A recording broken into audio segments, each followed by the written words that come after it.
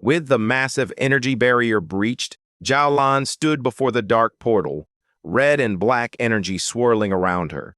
She declared that the pioneers could now enter but issued one final, crucial warning. The Shizhai flowers they were sent to retrieve had to be completely intact and untouched by human blood. She warned that if the flowers did not meet these criteria, there would be no reward. With that, she instructed them to begin. The sizable group of the pioneers complained to their leader, expressing frustration that Zhao Lan was sending them to their deaths while she remained behind. One of the arrogant pioneers' teammates urged him to be quiet, reminding him that if they perished, the government would provide substantial compensation to their families. As Fang Yi's group observed the others entering, Su Qingyang assessed the strength of the various teams for him. She identified the arrogant pioneer as a one-star spirit creation realm cultivator, on par with Fang Yi. She also noted several other powerful individuals concealing their auras, making them difficult to evaluate, while the remaining members were solid pioneers at either the 1-star or 3-star Ghost Axe realm. Ultimately, she concluded that the teams were roughly equal in strength. Fang Yi was taken aback to learn that the arrogant man was also at the spirit creation realm, as he hadn't detected a significant level of spiritual energy from him. He pondered that the mission must be quite challenging to have drawn so many elite teams. Outside, one of Zhao Lan's assistants delivered the final report from a tablet. She confirmed that a total of 37-star Ghost Axe pioneers, 7 1-star Ghost Axe pioneers, and 3 1-star Spirit Creation pioneers had entered. The mission involved monsters classified as B level to S level in terms of danger. Zhao Lan calmly instructed her assistant to prepare the monitoring equipment, assuring her that she was ready. Inside the portal, the pioneers emerged into a deserted, dark, and misty realm filled with Fang Yi's group, entered the extreme dark zone. They were instantly enveloped by shadowy black tendrils of energy.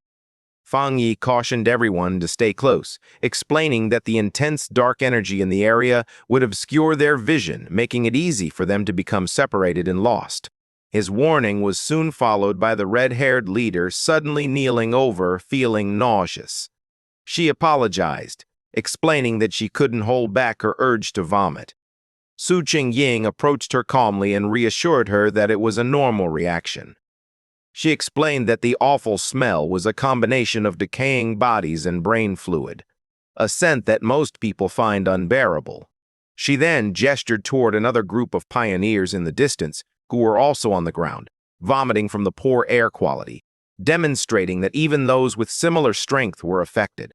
Su Qingyang went on to explain that the dark attribute naturally counters pioneers, serving as a form of pollution that diminishes their strength. She also cautioned that the monsters in this area were highly active. Fang Yi listened intently as she outlined the known threats and the official monster classifications. B-level monsters pose a threat to pioneers of the same rank, while A-level monsters are formidable enough to draw the attention of spirit creation realm cultivators, such as those found in the extreme dark zone. S-level monsters were classified as disaster-class threats, strong enough to challenge even those at the legendary Jinggong realm. However, she issued a final grim warning. The dark attribute in this zone enhanced the creature's power. A monster that would typically be a B-level threat could easily become an A-level threat within this area. The red-haired leader expressed her surprise at the new information. Concerned, Lin Yi asked Su Qingyang if she and her team were safe from the pollution. Su Qingyang chuckled, explaining that she and her team were accustomed to dealing with similar monsters and were not bothered by the smell. She also mentioned that she had recently advanced to the 3-star Ghost Axe realm and was diligently working to evolve her water attribute into an ice attribute. Lin Yi then turned to Su Qingyang, expressing her concern about the heavy suppression of their spiritual energy at this level, even more so than during past missions. Su Qingyang confirmed her fears and issued a serious warning. Many high-level masters, including 1-star spirit creation military elites, had perished in this zone, so they needed to exercise extreme caution. As they ventured further into the desolate landscape, Su Qingyang took the lead. Noticing that the group ahead had vanished from sight, she urged her team to pick up the pace. She then issued a crucial instruction. They should minimize conversation to conserve their physical strength and focus their spiritual energy, preventing the dense dark mist from exploiting any vulnerabilities. As Fang Yi walked, he reflected on his own condition. He was surprised to find that he didn't experience the same intense discomfort as the others. He concluded that it was likely due to his enhanced yang and thunder attributes, naturally countering the dark attribute. Or perhaps his spiritual power had simply strengthened after his breakthrough to the spirit creation realm. Elsewhere in the area, the arrogant pioneer and his team were engaged in a fierce battle. With a powerful swing of his glowing green sword, the leader effortlessly decapitated a monstrous beast. He laughed arrogantly, dismissing the dangers of the zone. His teammates cheered him on as he declared that they would be the ones to obtain the Shizai flower, vowing to demonstrate to the younger generation what true strength really looked like. Back with Fang Yi's group, Lin Yi continued to battle nausea, emitting soft gagging sounds. Fang Yi recognized her distress and reflected that, despite her strength, she was still just a child. He softly placed a hand on her back, sending a soothing wave of spiritual energy through her. The effect was immediate. Lin Yi felt the nausea and chilling cold dissipate, replaced by a comforting warmth reminiscent of the winter sun. She was in awe of the remarkable power of the spirit creation realm. She remarked on the soothing warmth of what she believed to be a rare high-grade fire attribute. She reflected on how her own wood attribute gradually absorbs energy and recalled Su Qingying mentioning her water attribute, transforming into the rare ice attribute. Feng Yi corrected her, clarifying that it was not a fire attribute, but rather a yang attribute. He apologized for not having explained it to her earlier.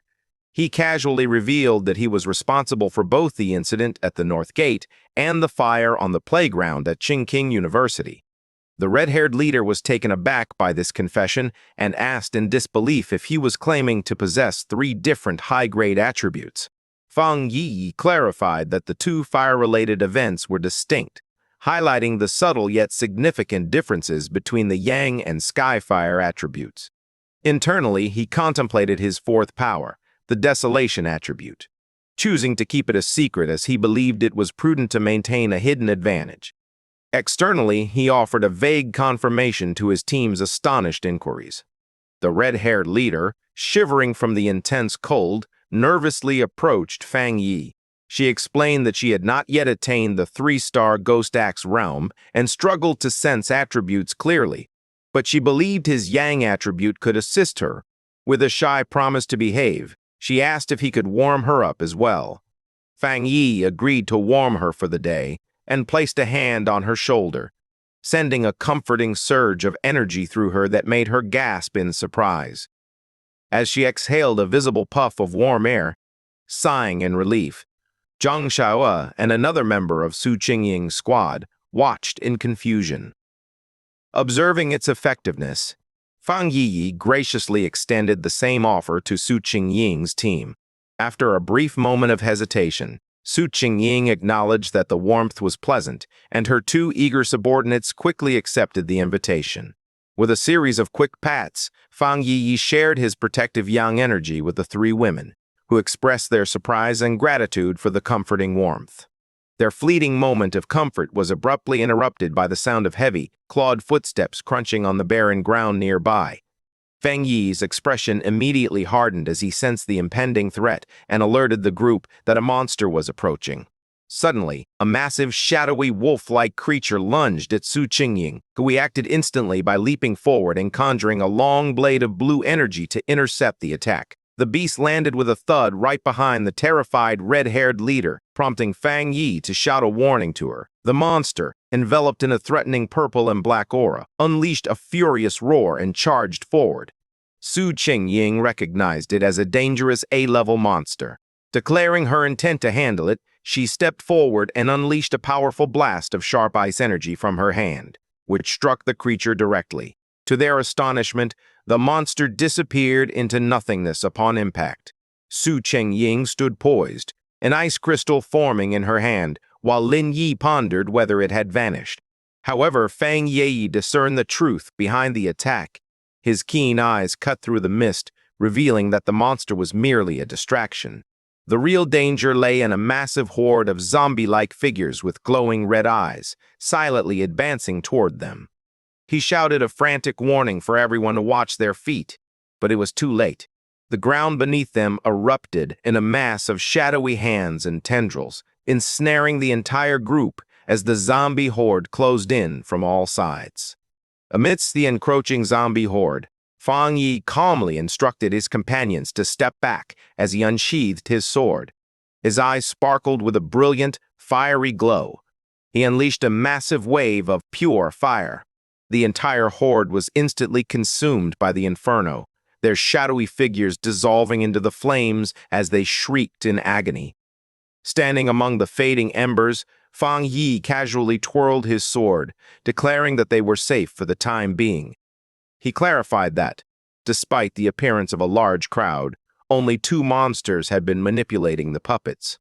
Su Qingying was taken aback, realizing that the monsters in this zone had evolved to the point of mimicking human language. Fang Yi grimly suggested this was likely due to the creatures having consumed many people and learned from their victims. The group was astonished by the power they had just witnessed. Su Qingying observed that the extreme dark zone was so perilous that even the weakest of these creatures posed A-level threats, making them impossible to confront directly for anyone below the spirit creation realm. In a different location, the enigmatic Zhao Lan observed the unfolding event. She was impressed to see that Fang Yi had defeated 2 A-level phantom beasts with a single strike. She acknowledged that even she would have required several rounds to achieve the same victory. Recognizing the heightened danger, Lin Yi asserted that if Su Qingying's claims were accurate, it was crucial for them to remain united. She cautioned that the monsters could disguise themselves and strike when they least expected it, urging the red-haired leader to rise from the ground. The red-haired leader, however, remained shaken not by the monsters, but by the sheer force of Fang Yi's attack. She expressed her discomfort with the oppressive aura, finding it far more suffocating than the zombies. She felt that even a mere brush from his flames could have been fatal. Suddenly, a deep rumble reverberated across the empty landscape. Lin Yi inquired whether the others could hear what resembled the sound of ocean waves. The ground shook violently, causing the entire group to stumble and lose their balance. In the distance, they spotted other pioneer teams fleeing in sheer terror. One man urgently shouted to his comrade to stop fighting and flee, insisting that the approaching threat was pure evil and that they were witnessing ghosts. Fang Yi, Su Qingying, and Lin Yi observed with grim expressions as chaos erupted around them. Before them loomed a massive swirling vortex of pure dark energy, teeming with monstrous shapes and glowing red eyes, devouring everything in its path. The arrogant pioneer and his team found themselves trapped in the midst of this disaster, known as the legendary Dark Tide. As the terrifying darkness engulfed the land, consuming pioneers who cried out for help, the arrogant pioneer merely scoffed. He dismissed the threat, confidently asserting that if the regular troops couldn't manage it, that didn't mean he couldn't. With a defiant roar, he summoned a massive barrier of green energy with his sword, declaring that everything within the zone was his to claim. He charged recklessly into the heart of the swirling red and black storm, only to have his confidence shattered instantly. As he entered the tide, he was engulfed by its suffocating dark tendrils. With horror, he realized that the monsters within were far more powerful than he had ever imagined, exceeding even A-level or S-level threats. Overwhelmed by terror, he understood he couldn't afford to be caught, but it was already too late. He and many other pioneers were engulfed by the suffocating darkness, their screams reverberating as they were dragged into the abyss. From a safe distance, Fang Yi's group observed the terrifying scene. The red-haired leader, shaken, pondered whether the others were all dead and if they had any hope of escape. Lin Yi turned to Su Qingying, asking her to clarify what the dark tide was. Su Qingying grimly characterized it as the ultimate manifestation of the dark attributed tide of pure corruption that consumed everything in its path, including other monsters. Confused and terrified, she explained that they had planned to avoid the Day of the Tide, fearing that all the pioneers who had ventured ahead were now lost. Lin Yi recalled reading about the dark tide on pioneer forums, where it was depicted as a force capable of annihilating an entire city. Frightened, she urged her cousin to retreat while they still had time. However, Fang Yi remained calm and reassured everyone not to panic. He formed a large protective barrier of golden energy, crackling was blue, surrounding the entire group.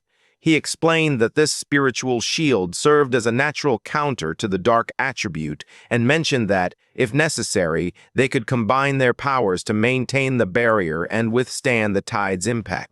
Su Qingying was taken aback by his plan and asked what he intended to do. She cautioned him that the dark tide represented a concentrated manifestation of dark energy, and their combined strength would be insufficient to halt it, especially considering that the formidable spirit pioneer had just been completely consumed. Fang Yi remained unfazed, with his sword blazing in golden flames and his other hand crackling with blue lightning. He confidently proclaimed his intention to go and destroy it. Before anyone could react, he leaped forward, a streak of pure fire and lightning racing toward the massive wave of darkness. His teammates could only watch in stunned disbelief, while Su Qingying questioned whether he truly intended to destroy the dark tide itself. He plunged into the heart of the storm, his light slicing through the swirling chaos. Within the eye of the tide, Fang Yi floated serenely, entirely unharmed within a protective golden aura, while the monstrous dark energy swirled around him. He gazed at the small, flame-like wisps of red energy within the storm and smirked, validating a suspicion he held. Amidst the depths of the dark tide, Fang Yi found himself enveloped by a grotesque swarm of countless monsters, their multi-eyed shapes writhing in the shadows. He assessed the true nature of the threat, understanding that these were not merely A-level monsters manipulated by dark energy. Instead, they were enhanced composites fused and evolved versions of numerous smaller monsters.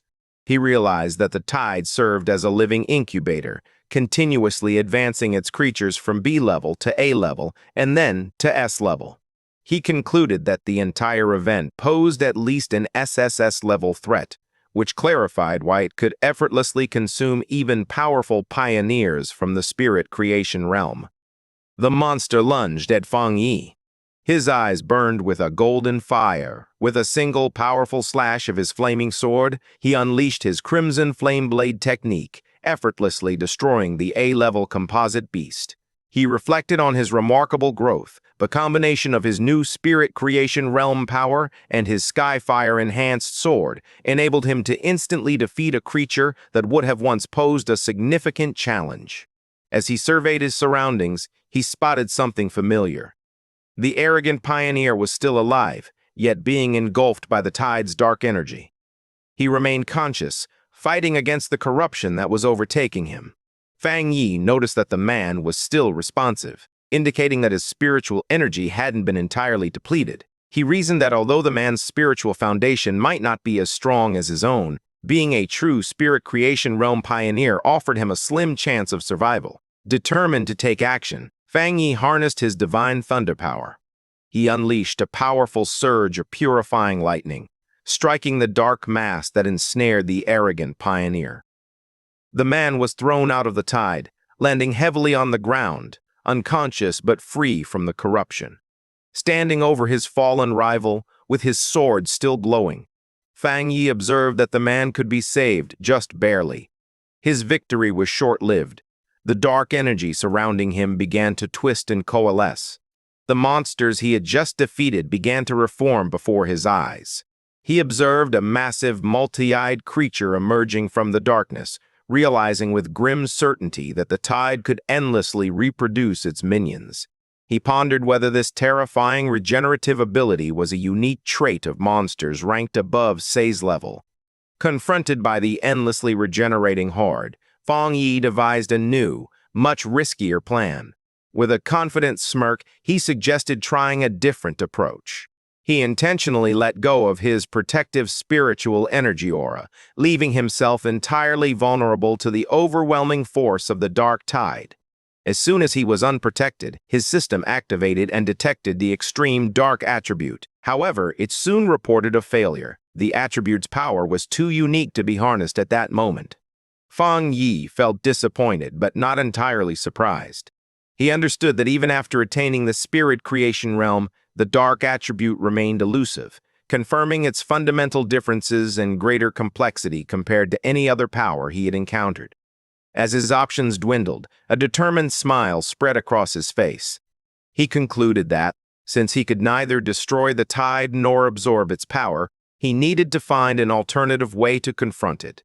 As the monsters closed in once more, he briefly regretted not bringing his little white flower, the Desolation Flower, aware that its life-draining power would have been an ideal counter. He pondered what other options remained. Suddenly, his eyes widened with realization. He recognized that a ready-made solution was right in front of him. Beyond the tide, the rest of the team observed from the safety of their golden barrier. The red-haired leader, still visibly shaken, asked Su Qingying if she had ever encountered such a situation before. Su Qingying could only respond that she had not. Suddenly, the chaotic swirling energy of the dark tide became unnervingly still, pressing silently against their protective shield. The eerie calm only heightened the tension. Lin Yi was filled with dread, realizing that even in the face of the monstrous desolation vine, she had never felt this anxious. Her concern for her cousin overwhelmed her, and she feared the worst. Su Qingying attempted to reassure her, noting that his protective barrier was still active, albeit flickering. She took Yi's hands and suggested they concentrate their spiritual energy to help reinforce the shield. With a touch of grim logic, she added that if a powerful pioneer like Fang Yi were to fall, their own fates would be sealed as well. Su Qingying continued to uplift their spirits, reminding them that Fang Yi was a cultivator in the spirit creation realm who wielded several powerful attributes. She suspected that his true strength was even greater than they realized. She emphasized that it was not the responsibility of pioneers at their level to concern themselves with rescuing someone so far beyond their reach. Surprisingly, Su Qingying's humorous and confident words managed to calm Lin Yi, who expressed her gratitude. Su Qingying smiled, acknowledging that her teammates often remarked on her seriousness, and she asked if Yi felt a bit better. Their tense weight dissipated as a massive column of pure fire erupted from the dark tide, pushing back the oppressive shadows. From the depths of the inferno, Fang Yi unleashed his ultimate technique, the Nine Dragons Skyfire Sealing Art. He emerged from the flames, his body radiating a blend of blue and golden energy. Outside, his teammates watched in sheer amazement. The red-haired leader eagerly pointed him out to a stunned Lin Yi, while Su Qingying gazed in disbelief at the immense power on display. The technique manifested as 9 massive fiery dragons that swirled and danced, their collective light utterly overpowering the dark tide. Meanwhile, the enigmatic Jialin, who had been observing the mission, found himself unsettled by the overwhelming spiritual pressure. She recognized the power as the legendary Skyfire attribute, and the technique as a formidable seal. In utter disbelief, she watched as the 9 dragons united, compressing the city-destroying dark tide into a single, unstable orb of fiery energy, wondering if he had truly succeeded in sealing the entire event. But Fang Yi was not done yet. After containing the tide, he concentrated his divine thunder power in his hands and unleashed it in a massive vortex of crackling blue energy that swirled around the sealed fiery sphere. With a powerful roar, he called upon the name of his combined technique, the 9 Dragons Edict. The two immense forces of fire and thunder collided, resulting in a massive explosion that reverberated through the very foundations of the extreme dark zone. With a final decisive command to seal, Fang Yi brought his hands together, compelling the chaotic energy to implode upon itself. The vortex of fire and lightning condensed into a smaller, more stable sphere, ultimately transforming into a small, brightly glowing orb of perfectly contained, pulsating energy. After Fang Yi's remarkable display of power, the arrogant pioneer lies unconscious on the ground. Fang Yi believes they are safe for the moment, and realizes he has unexpectedly rescued someone. Pondering what to do next, Lin Yi rushes to her cousin, feeling a wave of relief that he is safe. Meanwhile, Su Qingying, standing beside the fallen pioneer, offers to have her teen tend to the unconscious man. Later, Su Qingying approaches Fang Yi and asks why he doesn't appear happy after successfully sealing such a high-level dark attribute. In her mind, she is completely amazed, realizing he truly kept his promise to eliminate the dark tide and that he is an extraordinary person. Fang Yi informs the group that they need to act swiftly. He explains that the seal he applied is only temporary, and the overwhelming dark attribute energy in the area remains potent. They must locate the Shizai flower before the seal dissipates.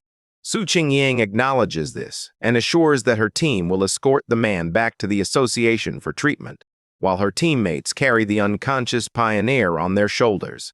The group halts at a cliff, gazing over the barren landscape. Su Qingying comes to the grim realization that none of the other pioneers who ventured ahead survived, sadly concluding that they were all consumed by the dark attribute, as not a single trace of them remains.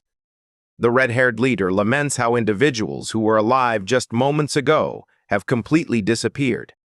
Meanwhile, Fang Yi reflects that he might be cold-blooded, but he feels a sense of relief that enough to witness their deaths. As they near the ominous dark pool, Fang Yi takes charge. He instructs Lin Yi and the others to proceed with Su Qingying's team, explaining that the pool poses the greatest danger and that it's safer for him to remain behind to protect them. The group agrees and continues forward. As Fang Yi stands alone on a rocky ledge, a system window appears, notifying him of a newly detected, strong fluctuation of the dark attribute. A powerful vortex of purple and black energy suddenly erupts from the ground around him. The system confirms the successful detection and announces that it is activating its ultimate computing power to develop a new technique. Fang Yi is lifted into the air. With his arms outstretched, massive pillars of pure dark energy rise around him. The system announces that the writing process has been successful, and Fang Yi's eyes snap open, now glowing with a menacing purple light infused with the essence of the power he has just mastered. A system window confirms his latest acquisition, the dark attribute technique known as Limitless Dark World. The system explains that this ability enables him to create a sealed space filled with dark mist, where spiritual energy is significantly weakened. Fang Yi contemplates his new power, recognizing the dark world as a unique domain under his control.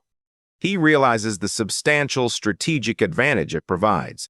The corrosive nature of this ability will deplete his enemy's spiritual energy and hinder their ability to replenish it. He envisions himself soaring above a sea of desperate hands. He understands that by merging this new ability with his other formidable traits, he will become even more powerful, confidently concluding that he could defeat a monster even stranger and more potent than the dark tide itself, should it return. As the last of the purple energy dissipates, Su Qingying, still in disbelief, asks Fang Yi if he senses the dark mist reforming around them. Her eyes widen in shock as she fully comprehends the immense spiritual fluctuation she is sensing. She watches as Fang Yi is enveloped by residual energy, puzzled by how he could be experiencing another breakthrough without the typical dramatic signs, such as a shift in the heavens and earth. The realization strikes her with overwhelming force. He hadn't merely sealed the S-class dark tide. He had absorbed its power. She considers the idea utterly ridiculous and unbelievable. In the early days of the spiritual revival, all pioneers recognized that the dark attribute was the most fearsome power, stemming from the negative emotions and deep-seated evils of all living beings. As a result, the government strictly prohibits the absorption of its power. A flashback reveals a failed official experiment in which researchers attempted to purify the dark attribute, suffering severe consequences that led to its classification as a uniquely dangerous monster. The power of these dark creatures ranges from D to S class, with even the weakest capable of overwhelming early pioneers. The absolute S-class threat of the dark tide can easily consume even spirit creation realm cultivators. Another flashback reveals the fate of a 3-star Ghost Axe pioneer who, prior to the ban, attempted to absorb energy from a mere sea-level monster. The backlash drove him mad, resulting in skin decay and a mental breakdown, and he remains in a psychiatric hospital to this day. In the present, the chaotic dark energy diminishes, retreating into Fang Yi as he exhales softly. He calmly calls out into the misty, empty landscape, inviting anyone who has been watching them for a long time to come forward.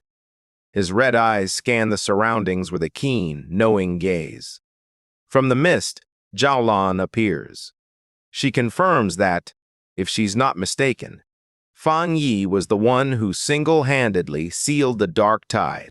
Su Qingying is taken aback by her sudden appearance, gasping her name in disbelief. Jiaolan descends gracefully, landing in front of Fang Yi and inquiring about his recent actions, specifically asking if he was absorbing the dark attribute. Fang Yi calmly confirms that he was. The assigned mission sends another wave of shock through Su Qingying. In a sudden and startling move, Jiaolan pulls out a pistol and it aims directly at Fang Yi's head. The red-haired leader calls out Jiaolan's name, demanding to know what she is doing, as she and a frightened Lin Yi can only watch in confusion and fear. Su Qingying swiftly intervenes, positioning herself between Jiaolan and Fang Yi to shield him with her arm.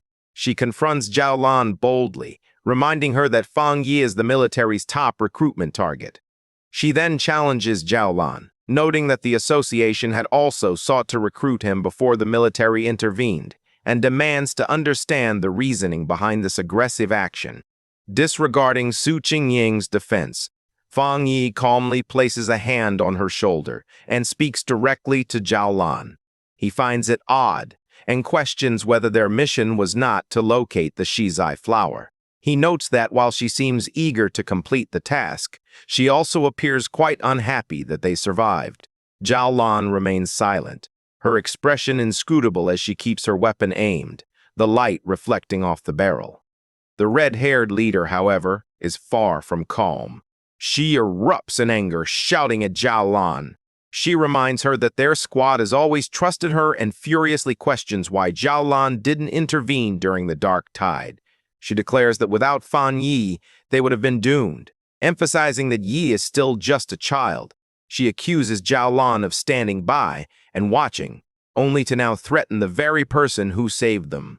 Jiaolan suddenly lowers her weapon, a smirk tugging at her lips. She brushes off the entire confrontation as a joke, noting that Fang Yi appears to be quite popular among his teammates. She then congratulates him, declaring that he has passed the test. The abrupt shift leaves the red-haired leader and Su Qingying utterly baffled by her words.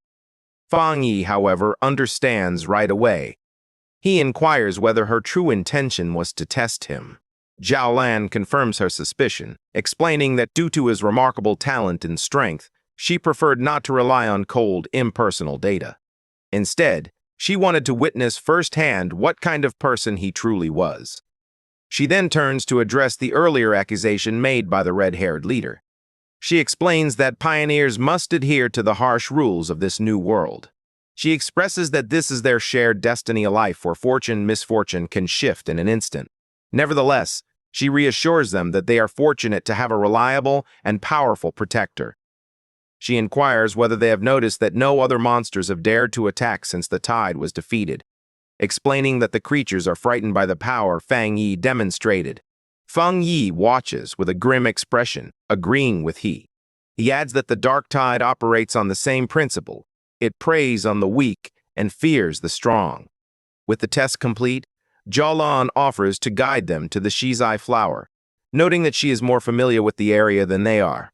As they walk, Su Qingying whispers to Fang Yi, sharing her concern that something seems mentally off with Jiaolan.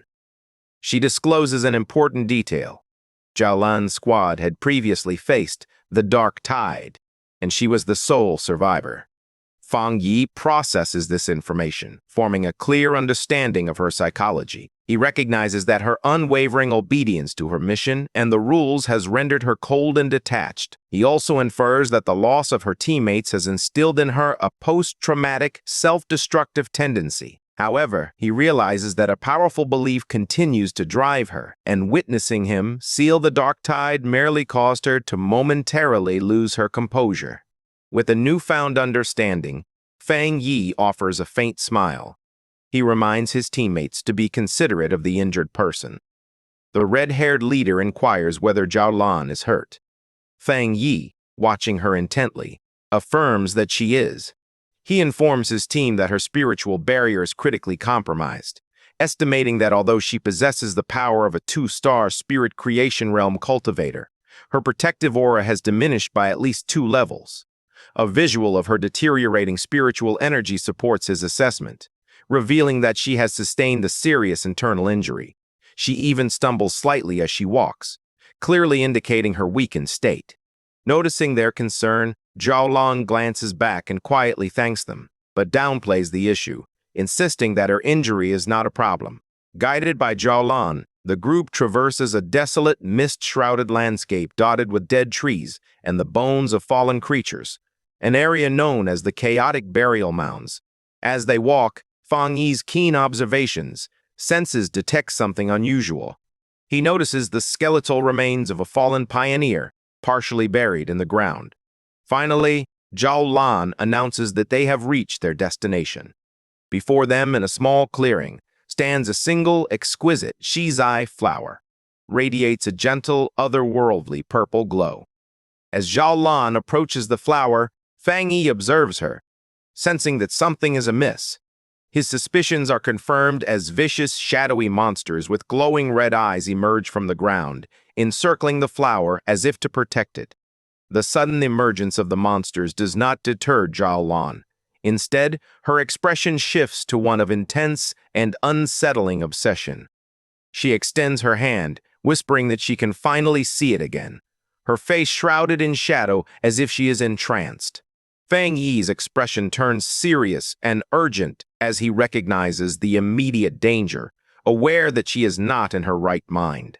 Reacting immediately, he conjures a ball of red flame in his hand, shouting a command to awaken her spirit. He then throws the fireball directly at the entranced Zhao Lan, aiming to bring her out of her perilous state. The fireball hurtles toward Zhao Lan. Just in time, she snaps out of her trance and identifies the attack as a rare and potent Yang attribute. With surprising speed, she deflects the blast with her arm, sending out a shockwave from the impact. She and Fang Yi now stand facing each other in tense silence, golden energy crackling around his hand. Now fully awake, Zhao Lan feels shaken. The sight of the flower has resurfaced a painful memory, and ghostly images of her fallen friends flash through her mind as she questions whether her preparations were truly sufficient. Noticing that she has regained her composure, Lin Yi and Su Qingying hurry to her side. Lin Yi asks if she is okay, while Su Qingying astutely observes that Zhao Lan is being adversely affected by the dark attribute and suggests it would be safer for them to stay together. Ignoring them, Fang Yi steps forward with confidence. He asserts that he can handle the shizai flower on his own.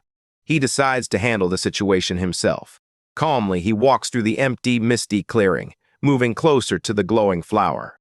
Suddenly, the ground starts to tremble. A massive, grotesque, wolf-like creature with glowing red eyes erupts from the ground, lunging ahead. Its mouth gapes wide, revealing a terrifying whirlwind of smaller, screaming faces and dark red energy as it roars in hunger. Unfazed, Fang Yi summons crackling blue energy to his fingertips and utters a single word, divine thunder.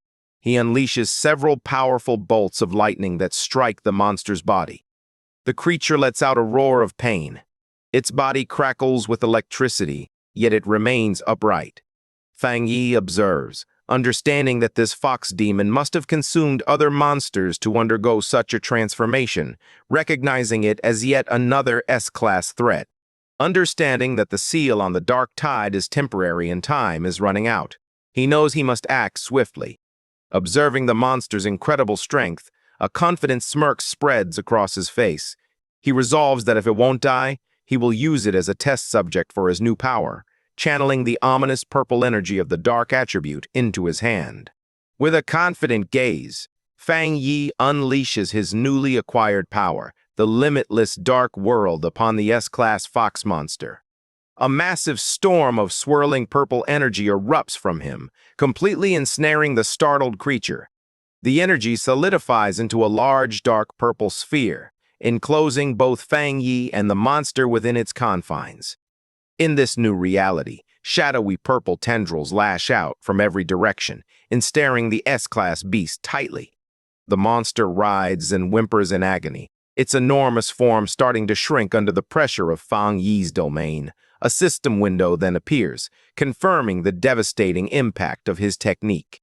Under the influence of the boundless dark world, the S-class anomaly has been forcibly downgraded by 2 full levels to a B-class threat. As Fang Yi stands before the now weakened creature, she observes that the S-class anomaly must have had a very fragile foundation to be downgraded so easily. With the monster now under control, his sword bursts into flames of golden red fire. He declares that the battle is finished and unleashes a single, powerful, fiery slash, utterly incinerating the creature in flames. Outside the sphere, Su Jingyang and Lin Yi observe the massive orb of dark energy. Su Jingyang finds it peculiar, noting that although it clearly possesses a dark attribute, it feels different from what she is accustomed to. Ling Yi concurs, stating that she doesn't sense the usual repulsive heaviness and coldness associated with it. Zhao Lan explains that they are observing Fang Yi's personal domain, a space he created independently after mastering the dark attribute without any guidance. Zhao Lan reflects on the significance of this achievement, noting that creating a domain is an exceptionally challenging skill. Prior to this moment, the only person she knew capable of forming a spatial domain with their spiritual power was her teacher. She estimates that, aside from him, there are at most 3 others in the entire world with this ability. A painful memory surfaces in her mind, revealing a vision of a catastrophic disaster that engulfed the entire city. She remembers how her teacher attempted to use his own abilities to prevent the calamity, but ultimately fell short. Their thoughts are interrupted when the purple sphere vanishes, revealing Fang Yi standing alone in the clearing. Zhao Lan and Su Qingying are astonished by how swiftly he concluded the battle. With a casual wave and a reassuring smile, Fang Yi declares that the burial mound should now be safe from any further trouble. With the area now secure, Fang Yi walks calmly toward the glowing shizai flower. He carefully cups his hands around the plant, gently pulling it from the ground to ensure its roots remain intact. Holding the glowing prize, he examines it briefly and concludes that it should suffice to complete their mission. Zhao Lan observes him with a tense and anxious expression as the mission approaches its critical moment. Fang Yi rejoins the group and hands the flower to Zhao Lan, who comments on its small size.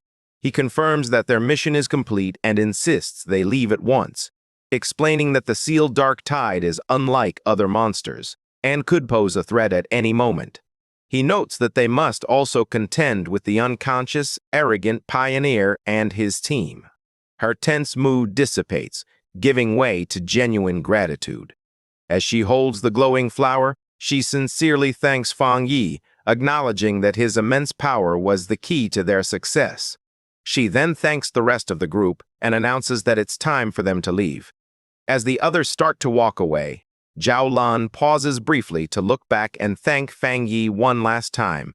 She then reveals the full significance of their mission, explaining that Elder Wu, the Xia Nation's sole Jingyang realm pioneer, is on the verge of death, and the shizai flower is the only medicine that can save him.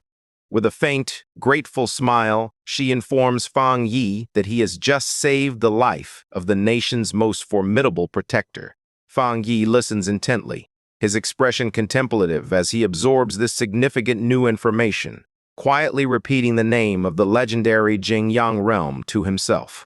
As the group steps out of the dark portal into the extreme dark zone, they are greeted by a sky filled with swirling red clouds. The red-haired leader raises her fists in triumph, shouting with immense relief that they can finally see the light and have made it out alive. Lin Yi nods in agreement, thankful to see daylight once more.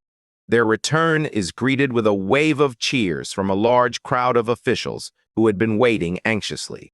They celebrate the successful retrieval of the Shizai flower, admitting they had initially doubted Zhao Lan's report. As the team navigates the path cleared by the crowd, the red-haired leader is taken aback by the number of people present. Someone in the crowd voices their curiosity about who was able to obtain the flower.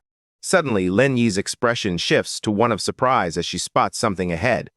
Blocking their path is a massive, heavily armored military vehicle, flanked by elite soldiers. The red-haired leader instantly recognizes the vehicle and the emblem of the legendary Star God War Zone, the most powerful and renowned military force in the entire Sha nation. A wave of realization and embarrassment washes over her as she realizes that Jalan is part of this elite unit, filling her with regret for having yelled at her earlier. The Star God War Zone is recognized as the top military district in the nation. Following the onset of the spiritual energy revival, its unique advantages enabled it to acquire the most resource-rich forbidden zones, transforming them into valuable cultivation grounds. As they approach, an official gently presents the Shizai flower, now securely stored in a glowing blue container, to a high-ranking officer. The officer, Major Han Li, takes the container with a subtle, satisfied smile. In a surprising display of respect, Major Han Li and his entire group of soldiers stand at attention and give Fang Yi a sharp, formal salute, catching him off guard. Major Han Li then turns to Zhao Lan, assuring her that he will promptly deliver the Shizai flower to the hospital, allowing her to rest easy. Zhao Lan agrees, stating that she will follow shortly. With its valuable cargo secured, the armored vehicle accelerates away. With the immediate crisis resolved, Zhao Lan turns to Fang Yi and directly asks if she hails from the Star God War Zone. She affirms this and mentions that news of his remarkable strength has already circulated throughout her entire military district. With a confident and knowing expression, she assures him that it won't be long before he becomes a prominent and significant figure. Zhao Lan continues her conversation with Fang Yi, candidly acknowledging that his individual strength is formidable enough to overpower even the most elite squads in her war zone. She then extends a formal recruitment offer, highlighting his seemingly limitless potential and inviting him to join the Star God War Zone, assuring him access to top-tier cultivation resources. She reassures him that the rewards for his team and Su Qingying's squad will be delivered soon. Fang Yi listens with a slight smile, though he appears to be weighing his options.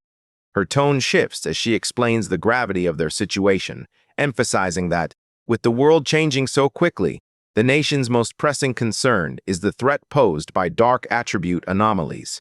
A vision of a city engulfed by a massive, ominous cloud of purple and black energy underscores her point. She warns that the number of these anomalies is increasing at an alarming rate. She explains that the influence of these dark zones will continue to spread like a deadly tumor, potentially leading to catastrophic consequences at any moment. Due to this significant danger, she states that they have no option but to create forbidden zones and have organizations like the Spiritual Energy Association enforce strict protection around them. She emphasizes that she is not trying to pressure him into joining. Rather, she believes that a remarkable and influential pioneer like him deserves to know the truth about the world's situation. Recognizing her sincerity, Fang Yi smiles and reassures her. He assures her that he understands and will not remain passive if he encounters any anomalies in the future. She can rest easy on that front. Upon hearing his promise, Zhao Lan's stern and weary expression finally softens into a genuine, relieved smile. She formally introduces herself. She expresses her pleasure in meeting him and presents him with a small, dark token. Fang Yi accepts the token, which displays a black tablet adorned with a dragon symbol and the characters for Star God War Zone. Zhao Lan explains that this token provides him unrestricted access to any forbidden zone for his cultivation, and the gates of the Star God War Zone will always remain open to him. She then makes one last, significant request, asking if he would like to visit Elder Wu. Fang Yi inquires if she is referring to the pioneer of the Jinggang realm. She clarifies that this individual is her teacher and believes Fang Yi should meet him. However, she adds that this is merely her personal wish, as she would like to be his friend. Fang Yi accepts her offer along with the token she handed him, placing it in his pocket. He agrees to accompany her, noting that it's always beneficial to have more friends. To commemorate their new friendship, he extends a hand crackling with blue lightning, telling her he has a gift for her. Zhao Lan feels confused, but Fang Yi reassures her that he believes he can eliminate the remaining dark attribute poison from her body. Before she can respond, he unleashes a surge of blue lightning that envelops her entirely, leaving her in shock. The energy courses through her, and she is astonished to discover that the thunder attribute has a healing effect. The cold, deep pain she once felt is replaced by a warm numbness, and she realizes that the discomfort has vanished entirely. Internally, her old wounds from the dark attribute start to heal as her body is cleansed by the energy. She feels as though she is being reborn as the rare and the powerful thunder attribute eliminates all toxins from her body. When it's over, Fang Yi asks Zhao Lan how she feels. Surrounded by lingering sparks of lightning, she replies that she feels great and that all the residual dark energy has been completely eliminated. Su Gangying observes the paramedics tending to the unconscious, arrogant pioneer. Doubting whether someone so severely injured can be saved, she turns around and is taken aback to find Fang Yi and Zhao Lan still present. However, she quickly realizes that her aura feels different, and her injuries seem to have vanished. Zhao Lan explains that Fang Yi utilized his rare, pure thunder attribute to completely cleanse her system of the dark attribute poison. Su Gangying is astonished, recognizing that this is the true essence of our boy's power. It can be wielded to both vanquish foes and save lives. She gestures toward Fang Yi in wonder, who simply asks her what she's staring at. An exciting idea strikes Su Gangying, and she eagerly waves over the paramedics. She approaches Fang Yi and proposes a partnership, explaining that by combining his spiritual power with their advanced medical equipment, they could save many more pioneers afflicted by dark attribute corruption. To demonstrate her sincerity, she bows deeply, pleading with him to showcase his power just one more time. Fang Yi remains silent, contemplating her request. Fang Yi nods in agreement and releases a controlled burst of blue lightning from his hand, inquiring if that suffices as a demonstration. One of the paramedics, witnessing the pure energy, enthusiastically confirms that it appears to be effective, and that such a powerful thunder attribute can indeed combat the dark attribute. Zhao Lan explains that when Fang Yi treated her, the energy was directed straight to her, eliminating the corruption within. Su Gangying proposes that all it would take is for Fang Yi and the patient to hold hands. However, the paramedic points out that not every cultivator, even those at the spirit creation realm, can manage such pure energy. He explains to a smiling Su Gangying that although Zhao Lan's injuries are serious, they are minor in comparison to those of the other patient. He estimates that healing the arrogant pioneer will require 10 times the amount of spiritual energy. He adds that merely saving the pioneer's life would be a significant achievement, and a full recovery is likely impossible. Fang Yi consents to the procedure and inquires with the paramedics about how to transfer his spiritual energy. They guide him toward the ambulance. A paramedic instructs him to place his hand into a special device and release his spiritual energy, to which Fang Yi agrees. From afar, Lin Yi observes, reflecting on how she never expected Zhao Lan to be a high-ranking member of the elite Star God Warzone. She is astonished by her cousin's power, realizing that even this legendary military unit seeks to befriend him.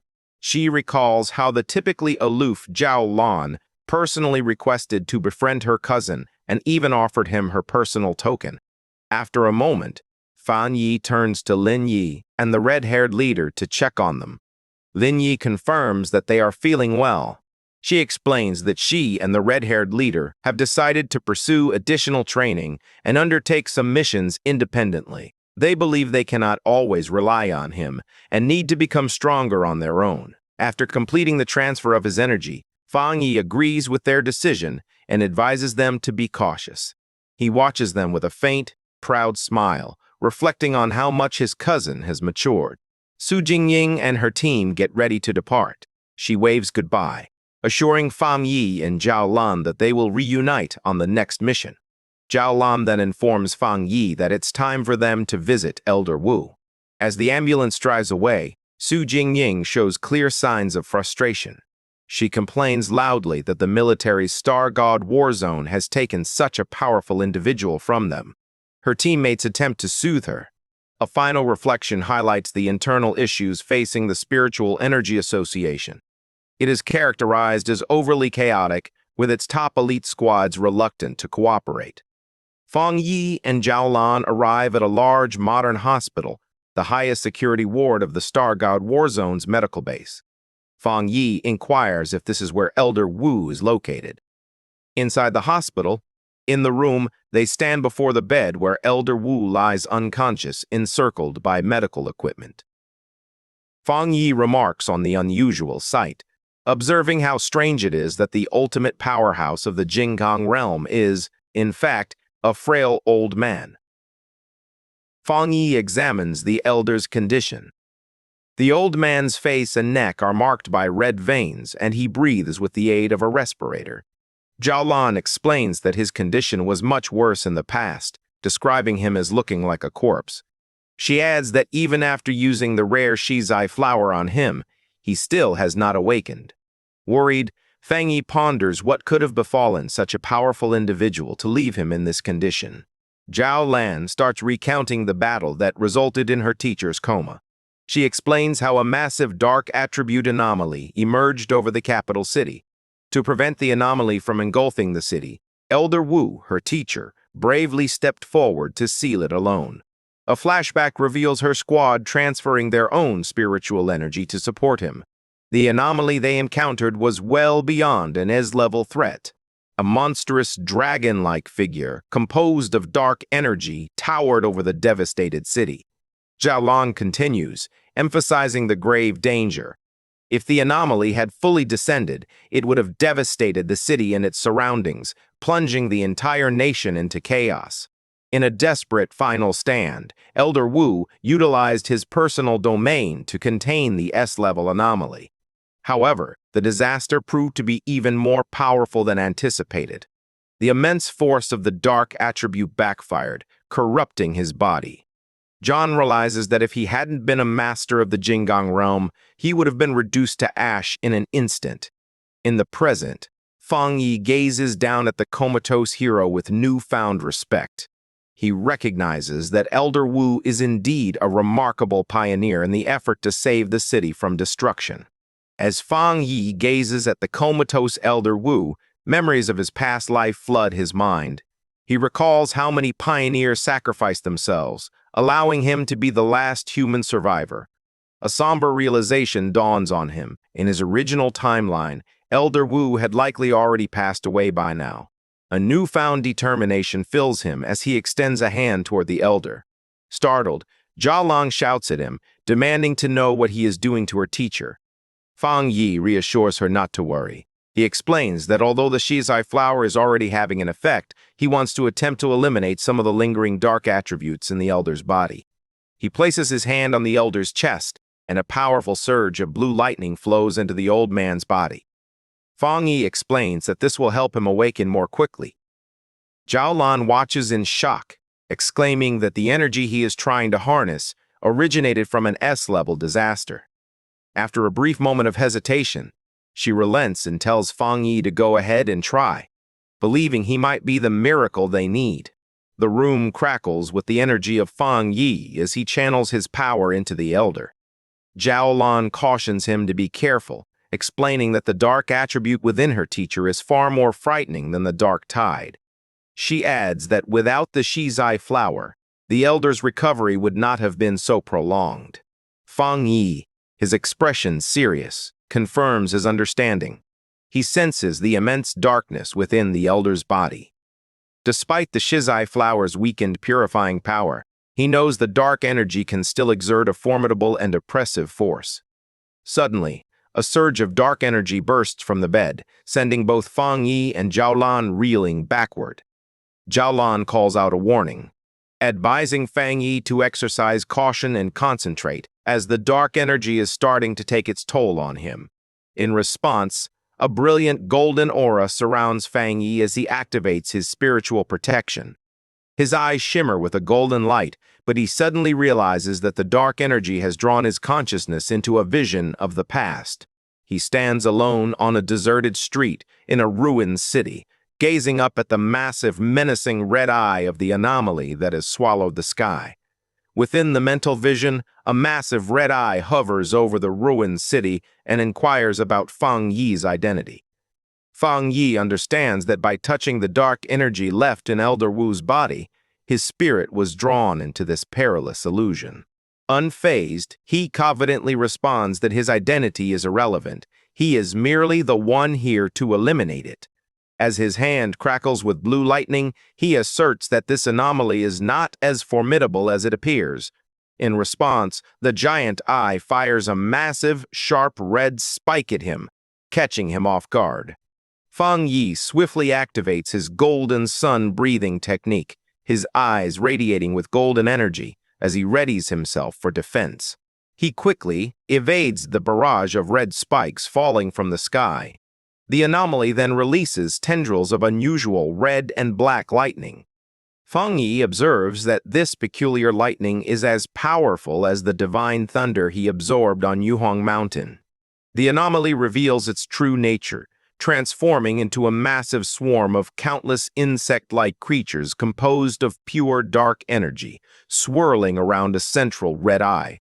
Fang Yi realizes that each of these beings is as powerful as the monsters from the Dark Tide, and he comprehends that there are tens of millions of them. The entire swarm descends upon him like a terrifying vortex. In response to the significant threat, Fang Yi calls forth his flaming sword. Confronted by the monstrous swarm, he declares that his only choice is to eliminate these pests. With a determined shout, he charges ahead and unleashes a powerful attack. A fiery slash carves a brilliant path through the center of the swarm. His powerful strike successfully slices the creature's central eye in half. He assesses the threat, recognizing it as an S-level collective anomaly. However, he suspects that its power has been significantly diminished, possibly due to it being an illusion or the purifying effects of the Shizai flower previously used on Elder Wu. The halves of the swarm descend upon the ruined city below, exploding upon impact. Fang Yi lands on a rooftop, surveying the devastation below. He estimates its current power to be around A level and marvels at the fact that this is the city-destroying disaster that Elder Wu confronted alone. Fang Yi recognizes that the threat is even more significant than he initially believed. Channeling dark, swirling energy into his hand, he unleashes his own dark attribute technique. The limitless dark world. A massive vortex of pure darkness erupts from him, beginning to absorb the insect-like anomaly. The creature is taken aback, realizing that its opponent is not human. With a confident smirk, Fang Yi replies, "I guess so." He shouts a command to open, and his dark vortex completely engulfs the remaining S-level anomaly.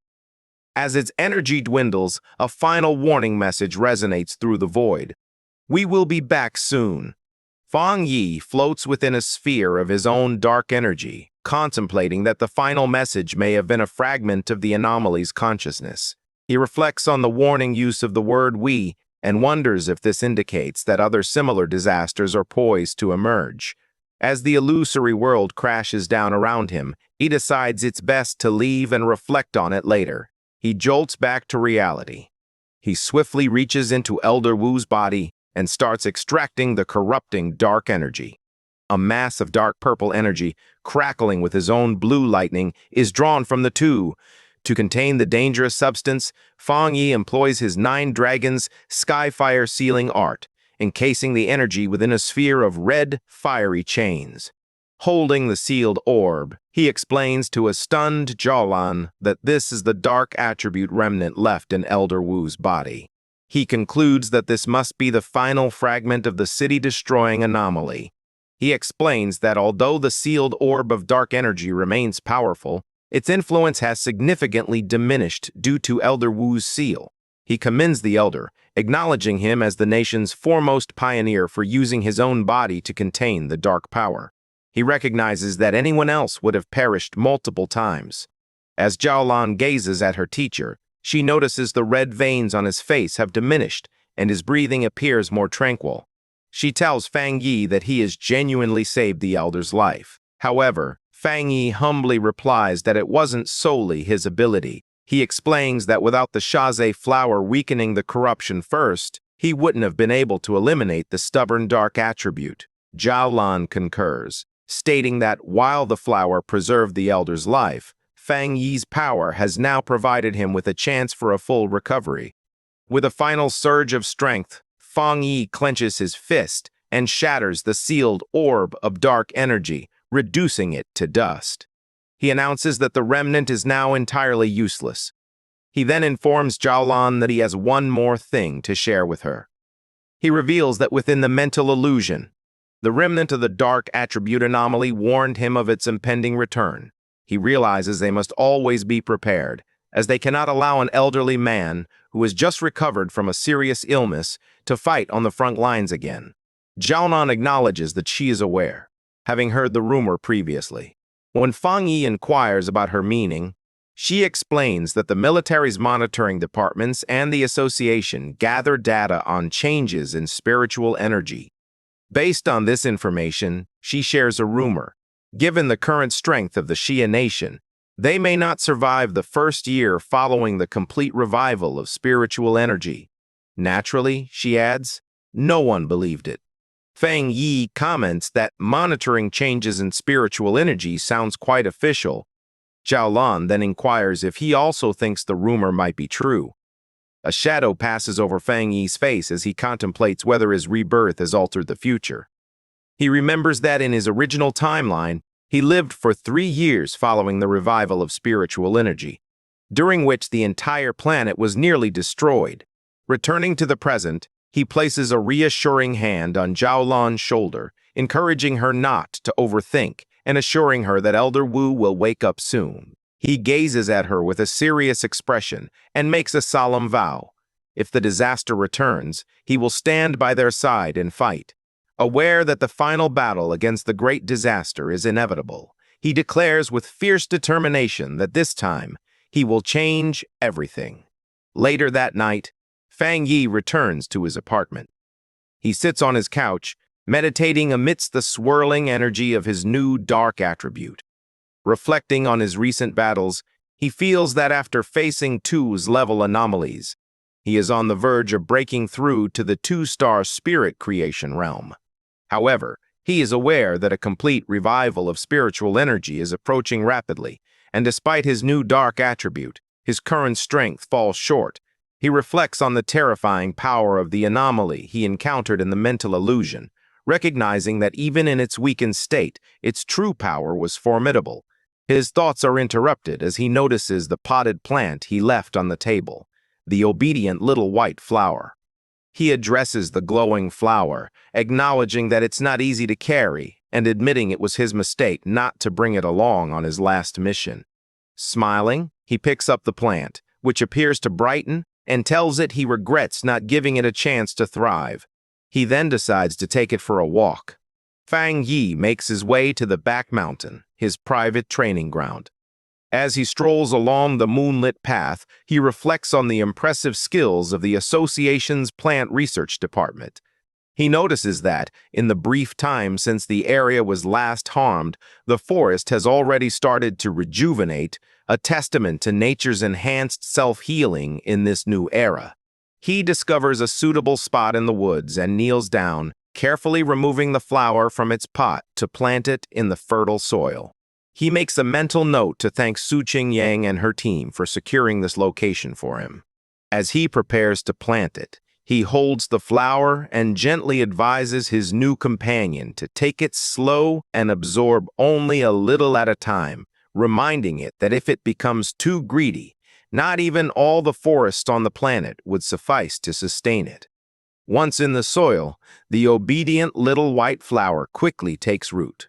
A massive vortex of green life-draining energy bursts from the plant, rapidly spreading through the forest and siphoning the life from all nearby trees. After a few moments, Fan Yi stands with his arms crossed in the now desolate section of the woods, concluding that the flower has absorbed enough for the time being. With a satisfied smile, he carefully uproots the brightly glowing flower and tells his companion that it's time to search for a new place to feed. He holds the plant, which appears to radiate new energy, and wonders how it might rank among all the evolved plant-type spirits. He concludes that, given its potent desolation attribute, it must be at least an A-level threat. As he walks along a dark ridge, he notices the profound silence of the forest and realizes that all the animals that once inhabited the area must have fled in terror from the flower's power. His thoughts are abruptly interrupted by a fierce howl that reverberates through the night. Fan Yi's expression brightens as he identifies the sound as the howl of a wolf. On a nearby cliff beneath a blood-red moon, a pack of monstrous wolves with glowing red eyes gathers, their shapes shifting and expanding. Fan Yi suddenly realizes with alarm that the wolves are undergoing a perilous evolution. Standing before the pack of monstrous wolves, Fan Yi recognizes the massive creature on the cliff as the Wolf King, observing that its evolution is nearly complete. With a fierce howl, the Wolf King completes its transformation, its body now radiating a menacing green energy. Fan Yi, clutching his potted flower, is taken aback by the overwhelming spiritual power emanating from the creature, realizing with alarm that it is on the verge of becoming an A-level anomaly. The newly evolved wolf pack swiftly surrounds him, blocking any chance of escape. Fan Yi realizes that the Wolf King has developed a new, potent poison attribute. This change likely resulted from the original wood attribute absorbing dark energy from the surrounding area. Despite the danger, Fan Yi stays composed, considering the threat to be merely A-level in strength. He gently removes his obedient little white flower from its pot, telling it that it's time for them to tackle the problem. He kneels and plants the flower in the ground, considering that although the anomaly is only A-level, the significant number of wolves poses a serious issue. More importantly, the city lies just down the mountain, and allowing them to reach it could lead to a major disaster.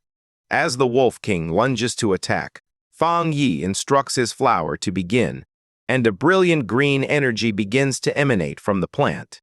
He decides to test the flower's power, eager to discover how much damage it can inflict on its own. A massive beam of green, life-draining energy shoots into the night sky, visible from far down the mountain where another group of pioneers observes.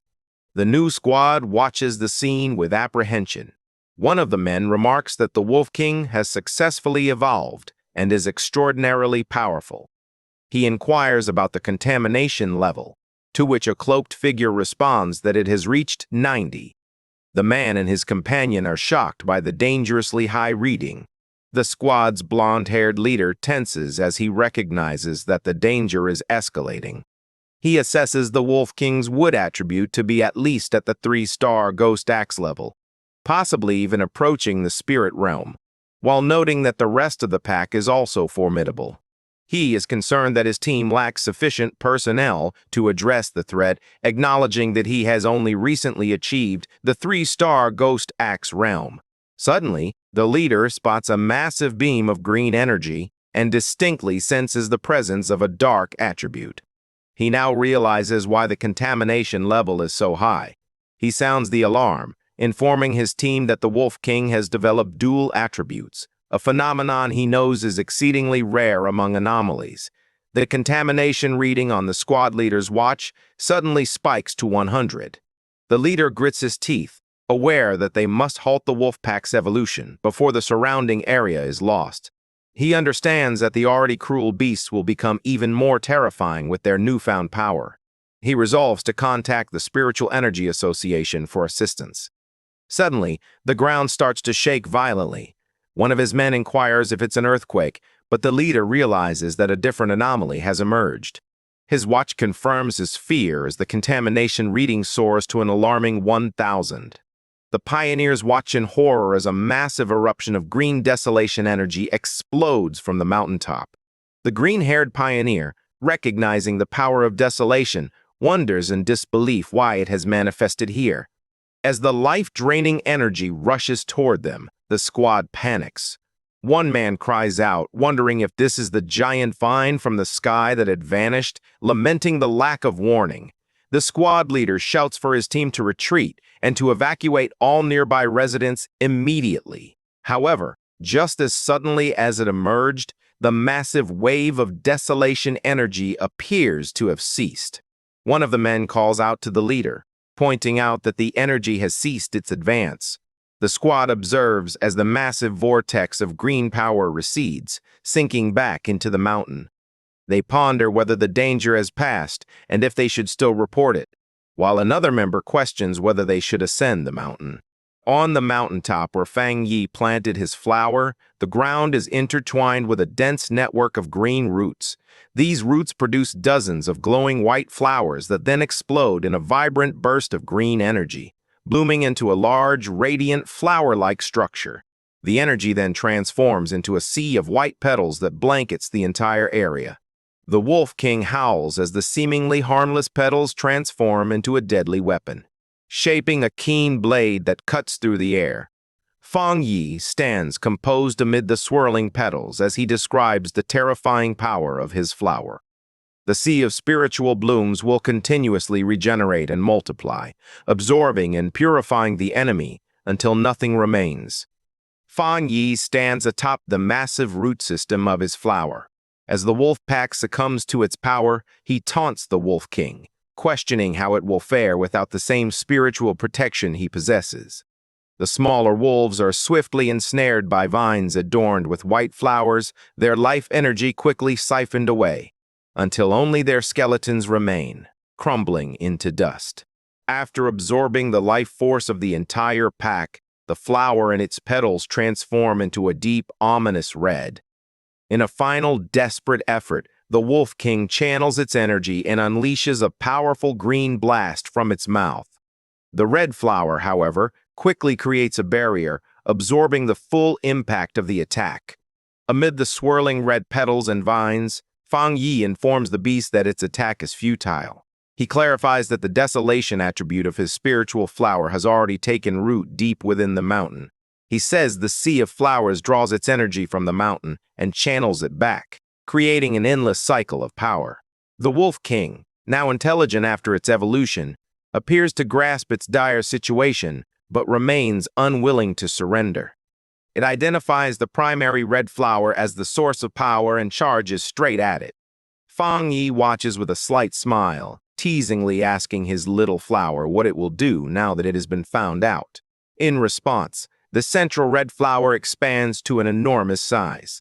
She lunges forward to confront the charging Wolf King. It unfurls its enormous petals, ensnaring the beast within its grasp. The Wolf King howls in agony as the potent desolation attribute drains away its life. The enormous red flower continues to consume the Wolf King, its green energy being devoured by the desolation attribute. Fang Yi observes with a serious expression, surprised that his flower is permitting the dark attribute to invade it.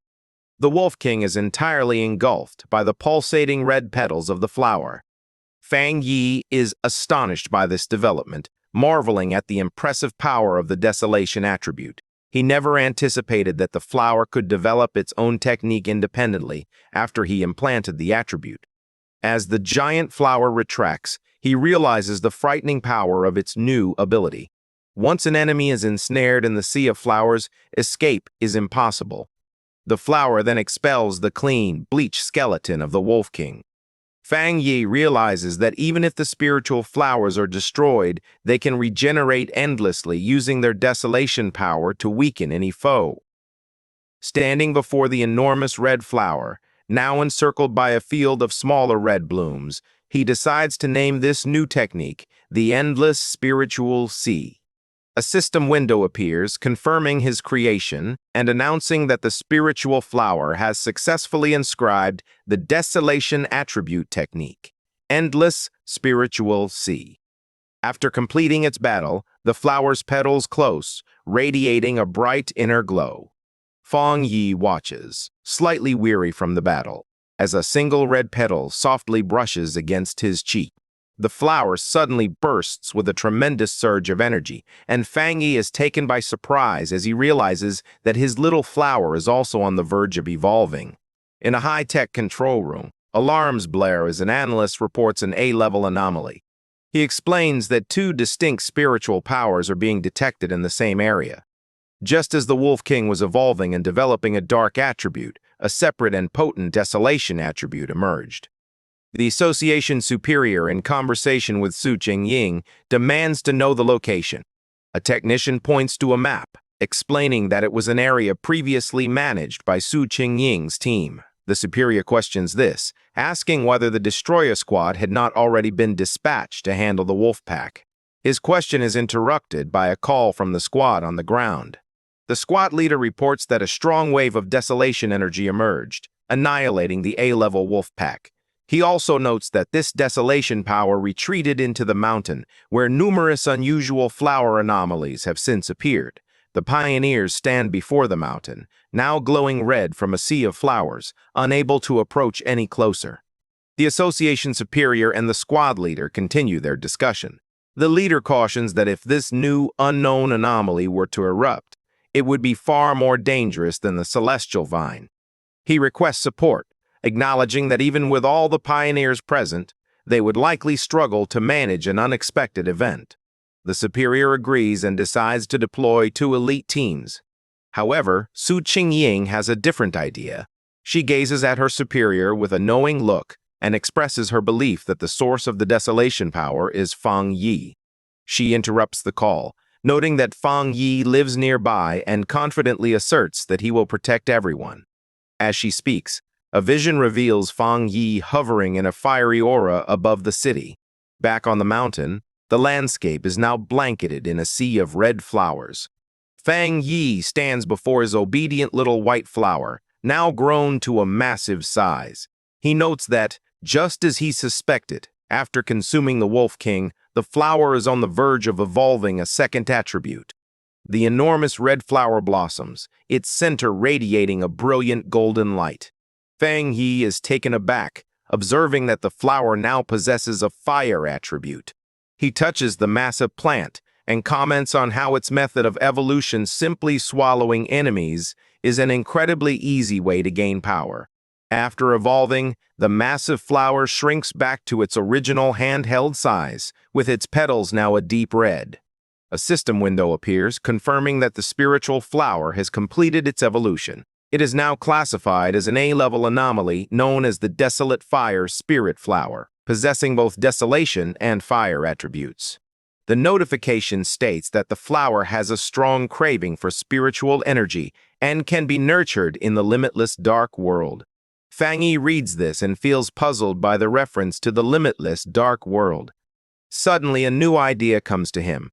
He realizes he can place the flower within his personal dark domain, which is filled with numerous dark attribute anomalies and provides a suitable environment. He believes that if the spiritual flower absorbs the energy within, it could potentially develop a third dark attribute. As he clutches the orb of his dark domain, a massive storm starts to brew in the sky. His eyes shimmer with a golden light as he realizes he is on the verge of another breakthrough, this time into the 2-star spirit creation realm. He sits down to meditate, and a massive pillar of golden divine energy descends from the heavens, enveloping him. As he meditates, he senses his power becoming easier to control, with the world's spiritual energy merging with his body as if they were one. In another part of the mountains, a muscular man with spiky hair detects the overwhelming energy of the breakthrough. He follows the light and is astonished to discover the source of the power. He is thrilled to recognize the legendary Heavenly Fire Blade and realizes he has encountered a 2-star spirit creation realm cultivator. In a video of Feng Yi's past battle, He is enveloped in his own fiery aura. He proclaims that he will defeat this new attribute pioneer to demonstrate to everyone that he is the best. Back at his cultivation spot, Fang Yi's keen senses detect a new presence. He calls out, inquiring who is there. The mysterious man hurls a massive fireball at him, asking if he is a pioneer of the fire attribute. Unfazed, Fang Yi harnesses his dark energy. He effortlessly absorbs the powerful attack with his own vortex, smiling with satisfaction as he realizes he has finally drawn out this hidden enemy. Fang Yi remembers sensing the man hiding nearby for some time, who made no effort to conceal his spiritual energy. He recognizes the newcomer as a wild pioneer, an independent individual who thrives on challenging others and has recently entered the spirit creation realm. The muscular man, now fully visible and enveloped in a fierce fiery aura, lands in front of Fang Yi. He remarks that Fang Yi is intriguing and that he senses a strong spiritual pressure emanating from him. Introducing himself as Zhang Lu, he aggressively inquires how Fang Yi managed to evade his fiery attack earlier. Fang Yi stays quiet, watching his new opponent closely. With a confident grin, Zhang Lu admits he forgot to introduce himself properly. He states his name is Zhang Lu and assures that Fang Yi will remember it soon enough. With that, he charges ahead, his body engulfed in flames and poised to strike. In response, Fang Yi calmly raises a hand, points 2 fingers toward the sky, and utters the words, "Divine Thunder." A massive bolt of brilliant blue lightning strikes down from the heavens, targeting the charging Zhang Lu. Zhang Lu is taken completely by surprise. I'm curious about what this new power entails. The divine thunder hits him directly with tremendous force. He coughs painfully, smoke escaping from his mouth after the forceful impact. He struggles to his feet, his body crackling with blue electricity and marked by scorch marks. He wonders what happened, questioning how his opponent could wield a thunder attribute when he was supposed to be a fire pioneer. He grits his teeth, his body still trembling from the intense electrical shock. Fang Yi looms over the defeated Zhang Lu, who is on his hands and knees, utterly immobilized. Fang Yi grabs him by the hair and brutally slams his head into the ground, causing the rock to shatter. Surrounded by crackling blue lightning, Fang Yi mockingly asks his opponent to repeat his name, claiming he didn't hear it the first time. Zhang Lu can only stare in silent shock, his face pressed against the shattered ground. He is overwhelmed with disbelief. He wondered how he could have been so easily defeated. Having just reached the 1-star spirit creation realm, he had always considered himself the fastest cultivator he knew. He couldn't comprehend his loss, especially since he hadn't even had the opportunity to use his ultimate move. His mind drifts back to a time when he was celebrated by his peers, his rare and powerful fire attribute marking him as a true powerhouse. He had thought that eventually, everyone would have to submit to him. A small, dismissive sound slips from Fang Yi's lips as he sends another jolt of electricity through Zhang Lu's body, making him scream in agony. Zhang Lu is puzzled by how his opponent can possess a thunder attribute when he was supposed to be a fire user. Fang Yi, his eyes glowing with blue energy, looks down in disappointment, commenting that he had anticipated a much stronger opponent. With a condescending smile, Fang Yi ridicules the younger generation's overconfidence while pinning Zhang Lu to the ground with his electrical power. Zhang Lu grits his teeth in pain and frustration, his mind racing. He realizes that although his opponent is clearly at the 2-star spirit creation realm, the spiritual pressure emanating from him feels at least 2 realms higher than his own. A final, chilling realization washes over him. It feels as though he is caught between 3 distinct realms. Convinced that death is imminent, Zhang Lu reflects that his time has come, and that he, the great Zhang Lu, is truly destined to die here. Trembling on the ground, Zhang Lu pleads with Fang Yi not to take his life. With a cold, silent gaze, Fang Yi releases him but issues a warning. A pioneer's power should not be wielded carelessly against others. Instead, If he has ample free time, he should concentrate on addressing some of the new anomalies. After a final disdainful glance, Fang Yi walks away, leaving a bewildered Zhang Lu behind. As Zhang Lu watches him go, he contemplates Fang Yi's immense spiritual power, and whether the gap between them arises from Fang Yi's genius or his own shortcomings. Later, in a luxurious apartment, a dejected Zhang Lu enters a room where two men are waiting for him. One of the men greets him upon his return and remarks on his new hairstyle. Meanwhile, the red-haired man immediately scolds him, reminding him that he had warned him not to pick fights. The red-haired man continues to reprimand Zhang Lu, warning him that his aggressive attitude is too risky, especially since the energy revival hasn't officially begun, and that it would only lead to trouble for him. To his friend's surprise, instead of becoming angry, Zhang Lu collapses onto the sofa, utterly defeated. His strange behavior leaves those around him confused. One of the men asks what happened and whether he is still the same fight-ready Zhang Lu they remember. The red-haired man asks Zhang Lu what happened, reminding him that he had gone to confront the Heavenly Fireblade user. Still feeling down, Zhang Lu quietly admits that it was all over in an instant.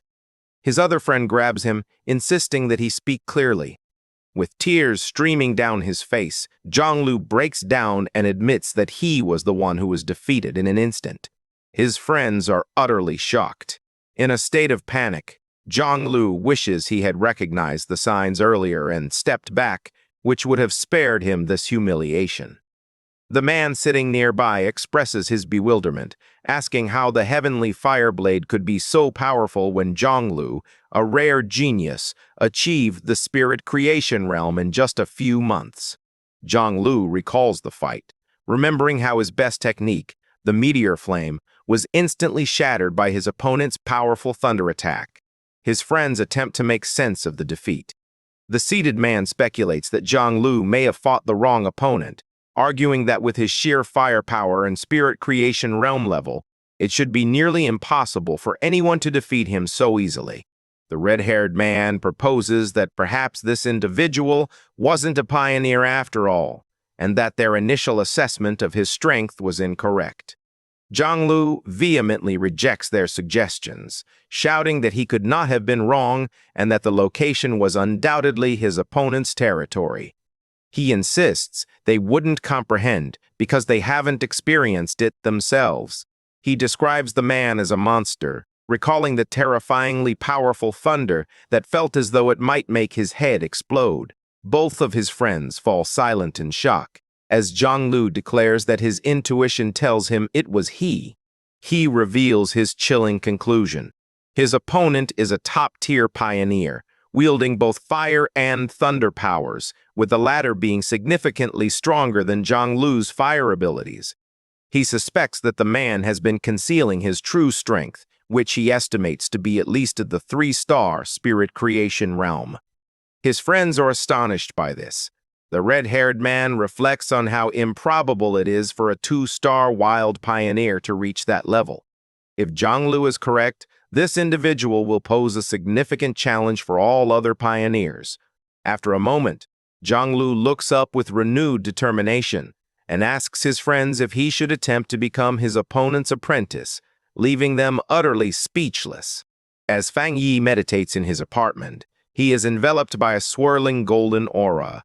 He finds it odd that the sensation of being on the brink of a breakthrough to the 2-star spirit creation realm has suddenly vanished. He opens his glowing screen, convinced that the issue lies not with him, but with some external factor. He recognizes that the spiritual energy in the air has become unstable, preventing him from gathering it and making progress. This validates his fears. Recalling the covert government surveillance of spiritual energy and the whispers of an impending disaster, he questions whether something truly catastrophic is on the horizon.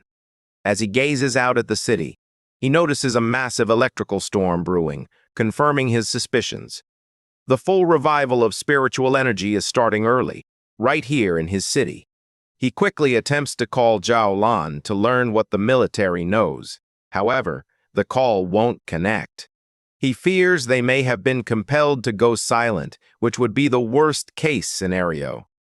At that moment, his phone rang with a call from Su Qingying. He responds to the crackling static as a frantic Su Qingying informs him that the situation has changed and requests his assistance. As Fang Yi wonders whether the poor signal is caused by monsters appearing in the city, a monstrous bat emerges. A creature with glowing red eyes suddenly crashes into his window, cracking the glass. Amid the static, Su Qingying realizes the problem is significant and that she is in the city. With a final crash, the creature enveloped in dark energy shatters the window and charges forward. He turns toward the still-seated Fang Yi and, unimpressed, calmly remarks that the creature is overestimating its own strength. Reacting immediately, Fang Yi conjures a blade of pure blue electrical energy from his hand. He leaps into the air and hurls it at the charging beast, piercing it entirely and obliterating it in a burst of light. The noise prompts Lin Yi to rush from her room, shouting a warning to her cousin about the bat-like monster that has just appeared. She halts, staring in disbelief at the shattered window and her cousin, who stands composed among the remnants of lightning. She asks him what happened. Peering through the shattered window, Fang Yi notes that while monsters typically emerge at random, it's concerning that they are now appearing directly in their home and in greater numbers. He believes the situation is still under control for now. As they gaze at the massive electrical storm looming over the city, Fang Yi remarks that this could signal the onset of a major disaster. He finds the situation quite unusual, observing that a 2-star Ghost Axe realm monster would typically conceal itself in the shadows rather than daringly assault a pioneer's home in the heart of the city. Recognizing that a tough battle is approaching, he instructs Lin Yi to reach out to every pioneer she knows and have them assemble at the apartment. She agrees immediately. Fang Yi then steps onto the ledge of the shattered window. He tells his cousin that, since she is on the verge of her own breakthrough, he trusts her with the safety of their home. He asks her to watch over the window while he is away. Meanwhile, in another part of the chaotic city, Su Qingying and her squad are on a rooftop, their communications already disrupted by the fierce storm. One of her teammates, Zhang Shaya, questions whether their equipment might simply be malfunctioning. Su Qingying solemnly remarks that if a real disaster occurs, they will have to manage it themselves. She gazes up at a massive swirling vortex in the sky, hoping it's merely a false alarm. As captain, she uses her communicator to check patrol statuses and instructs all units to remain on high alert. Her command is abruptly interrupted as she, Zhang Xiao, and the other group members look up with expressions of sheer shock and terror. A massive swarm of dark, bat-like monsters begins to descend from the vortex, and a warning is shouted that a group of anomalies has emerged, signaling the onset of an invasion. A red alert has been issued across the city, warning of the largest rainstorm in 50 years and advising all citizens to remain indoors. The streets are filled with fear and confusion as people gaze at the dark sky, questioning whether this is the end of the world. Meanwhile, Zhang Lu and his red-haired friend race through the rain-soaked streets on their motorcycles. The friend shouts to Zhang Lu that something feels off and asks whether they should stay or leave, but Zhang Lu remains silent and somber. Suddenly, a monstrous bat-like creature made of dark red energy swoops down at them from the sky. Zhang Lu, filled with rage, shouts that the creature is seeking its own demise as he conjures a fireball. He unleashes a powerful fire blast at the monster, while his friend questions why it would attack them, given that it typically avoids pioneers as strong as Zhang Lu. To their astonishment, the creature emerged from the flames with a screech, completely unharmed. Zhang Lu felt a surge of panic as he realized that it wasn't merely unburned, it had revived instantly. Feeling overwhelmed by the monster's power in the city, he decides they need to return home immediately. The scene shifts back several hours to a high-tech control room at the Spiritual Energy Association. Su Qingying and her superior are in a meeting where an official proposes that they need their top personnel to communicate with Fang Yi. Just as the superior begins to speak with Su Qingying, an alarm interrupts them. A special warning flashes on the main screen, indicating that an A-level anomaly will reach the city center within 24 hours, while numerous bat-like anomalies are already congregating in the suburbs. The association's leader questions whether it is truly an A-level anomaly, while a concerned Su Qingying insists they must send a team right away, stating that she will join them as well. The scene shifts back to the present, where the leader of the destroyer squad gazes up in horror at a version of the bat monster descending toward him. He urgently shouts into his communicator, amending his earlier report and warning that the anomaly is not A-level, but S-level. The creature's massive, shadowy figure expands, its glowing red eyes observing as it readies itself to annihilate everything. The scene transitions to a serene military district, featuring vacant, futuristic hallways. Outside, a fierce battle rages on. A massive swarm of glowing red bat-like anomalies assaults a military warship, which retaliates with a powerful blast of energy. In the midst of the swarm, Jiaolan fights fiercely, her body a whirlwind as she employs powerful purple energy whips slice through the waves of dark creatures. Jiaolan pauses, observing the continuous flow of monsters. She understands that her unique ability allows her to shape and enhance her spiritual power, yet the number of dark attribute bats continues to increase. It seems as though they are attempting to prevent her and her soldiers from accomplishing something significant.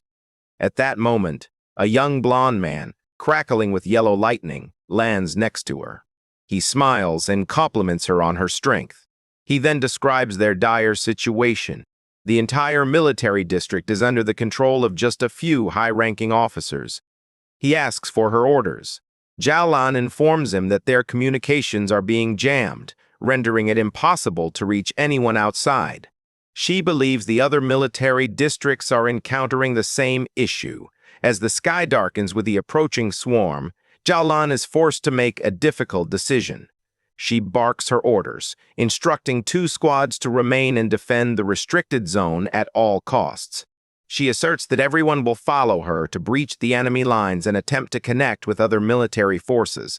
With her command issued, she, the blonde lightning user, and their soldiers leap into battle, prepared to fight for their freedom.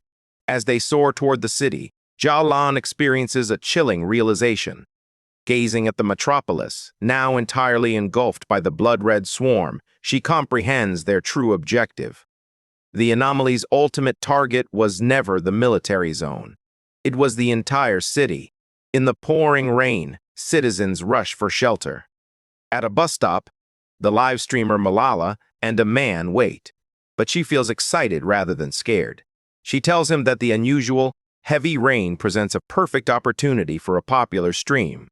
With a determined smile, she remarks that sometimes you need to take risks to capture incredible footage. Her excitement swiftly transforms into horror. In the next instant, a shadowy, bat-like creature lunges from the darkness and devours the man as Malala screams in horror. Chaos erupts in the air as a massive swarm of creatures descends upon the street. Malala runs for her life, hearing the terrified cries that the bats are drinking their blood. One of the creatures catches up to her and attacks, prompting her to scream in the belief that her end has arrived. Just as the monster is about to attack, a bright blue blade of energy cuts through the air, slaying the creature and saving her. A figure enveloped in blue lightning lands gracefully behind her. The rescuer, Su Qingying, stands alongside 2 of her cloaked squad members. She extends a hand to the frightened Malala, assuring her that her teammates will safely take her home. As the 2 squad members assist the shaken girl, one cautions Su Qingying that the number of sea-level bat anomalies is increasing and appears to be evolving. With a fierce expression, Su Qingying insists that if they understand the creatures evolved by consuming humans, they must act quickly to relocate all civilians to safety. She then issues her final command, instructing her team to return to this spot later, as it is where the most anomalies are concentrated. Her teammates agree and lead Malala away, leaving Su Qingying alone to confront the expanding blood-red swarm. High above the city, Feng Yi leaps and lands gracefully on a rooftop, confronting a massive, multi-eyed version of the bat anomaly.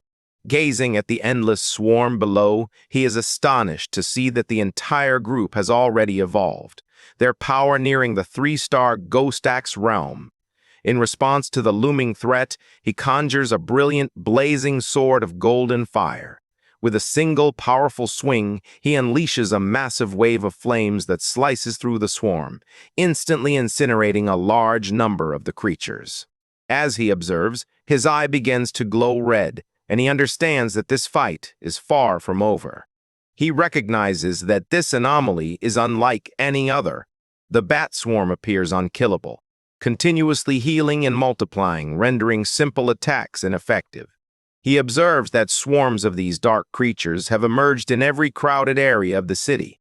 It feels as though countless identical disaster zones have materialized simultaneously, and he realizes that locating the association members amidst the chaos will require too much time. Gazing out at the city, now shrouded in a swirling dark mist, he realizes he has no choice but to confront the swarms. As he formulates a new strategy, Fang Yi raises his hand and unleashes his ultimate technique, the limitless dark world. A colossal, swirling vortex of dark green energy bursts forth from him, and he proclaims that the anomalies will serve as nourishment for his spiritual flower. As his vortex starts to absorb the swarm, he thinks of his allies. A vision of the pioneers he gathered at his home Lin Yi, Su Qingying, Zhang Xiaoya, and others fills his mind. He knows he must act swiftly. With his cousin's abilities and the protection of the other pioneers, he believes his home should be safe for the time being. However, he also realizes that if the disaster escalates, the nightmare will become a reality, making survival nearly impossible for everyone.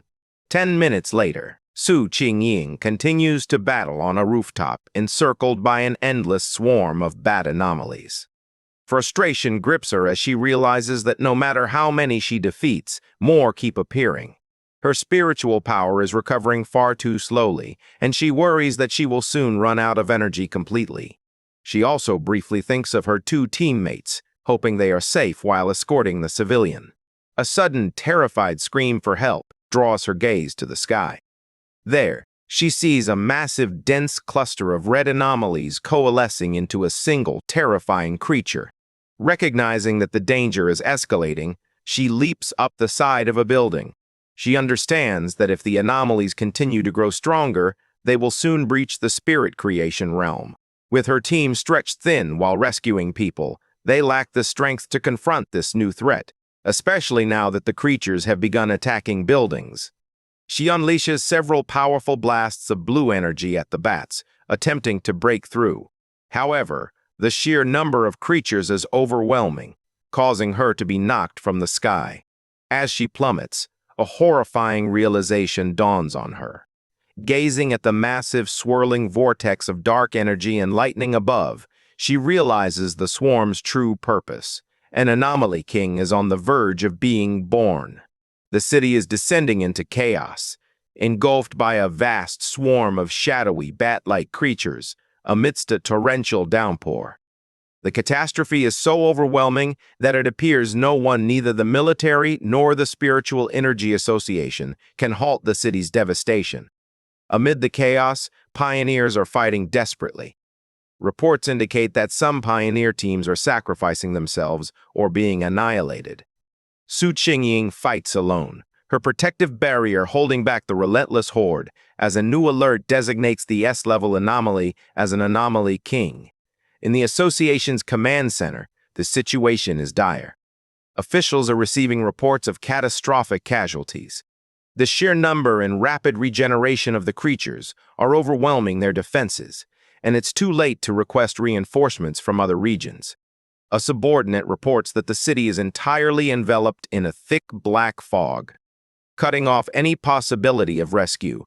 They come to the horrifying realization that they have become an isolated city. As the city approaches its final moments, the association's leader stands with his men, declaring that as pioneers, they will rise or fall with the city.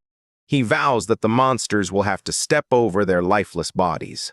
With grim determination, he issues a final order to send one last code to headquarters. If they cannot avert the disaster, headquarters must promptly initiate a strike to prevent the dark attribute from spreading. Meanwhile, Su Qingying's battle rages on. Her protective barrier starts to crack under the relentless assault of the swarm, and she senses that her spiritual power is nearly depleted. Summoning her remaining strength, she focuses her attention. Energy surges as a final, massive blast is unleashed at the swirling vortex of monsters. However, her attack is easily thwarted. The evolved creature, now more visible, emits a terrifying shriek as it unveils its true power, which Su Qingying is shocked to discover is at the level of a 3-star spirit creation realm.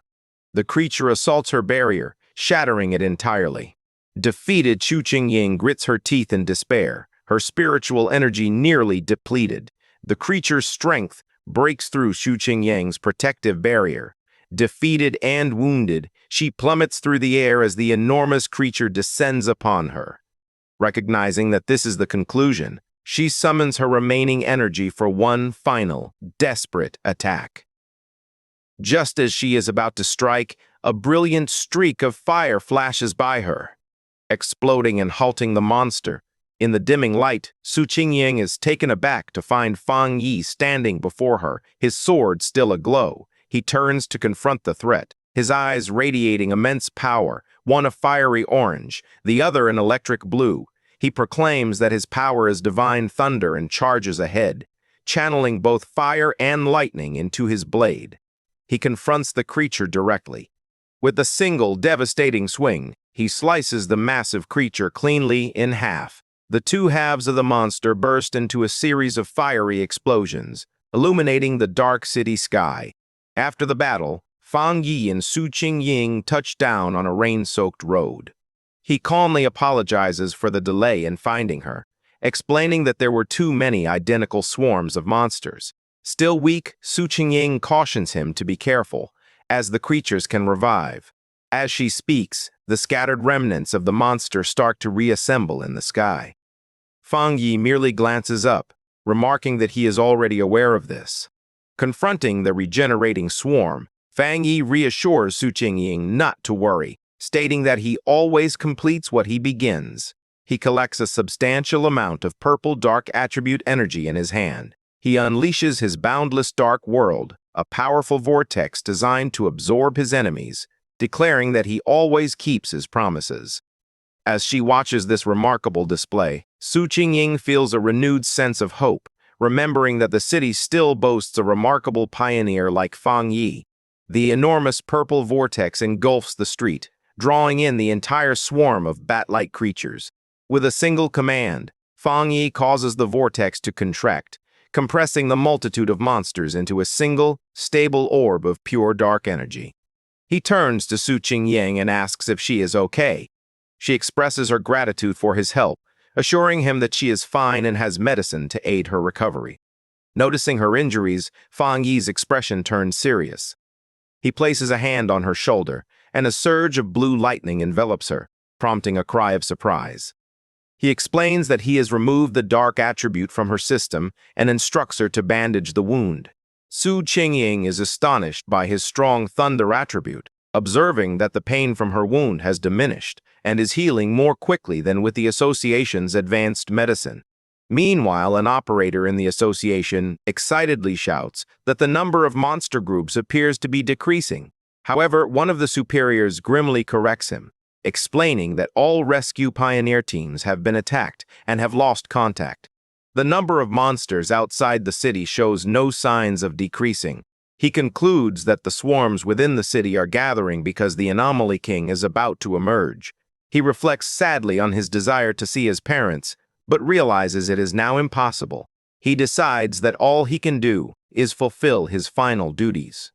As they both gaze at the enormous green vortex in the sky, Fang Yi asks Su Qingying if she has any concrete information about what they are up against. She explains that it is a Super S-class anomaly intending to consume the entire city, with a power level comparable to the monster that the Star God Warzone had to seal. With a serious expression, she informs him that such an event is referred to as a cataclysm. The swarms of monsters serve as a warning of the true disaster ahead. She explains that within the swarm, a terrifyingly powerful spirit is emerging, and if it succeeds, the entire city will be obliterated. Su Qingying then shares the insights gained by the association. Unlike monsters of the same type that often consume one another to evolve, dark attribute anomalies behave differently. A fully evolved entity known as the Anomaly King possesses the power to compel all other anomalies of its kind to obey it. She turns to Fang Yi, concern etched on her face. Although his power is remarkable, she notes that he hasn't yet attained the legendary Jingyang realm. She reminds him that the nation's strongest pioneer was left bedridden after sealing a similar disaster. Desperately, she pleads with him, insisting they cannot afford to lose another genius. She urges him to escape, break through the monster's blockade, and inform the military to abandon the city.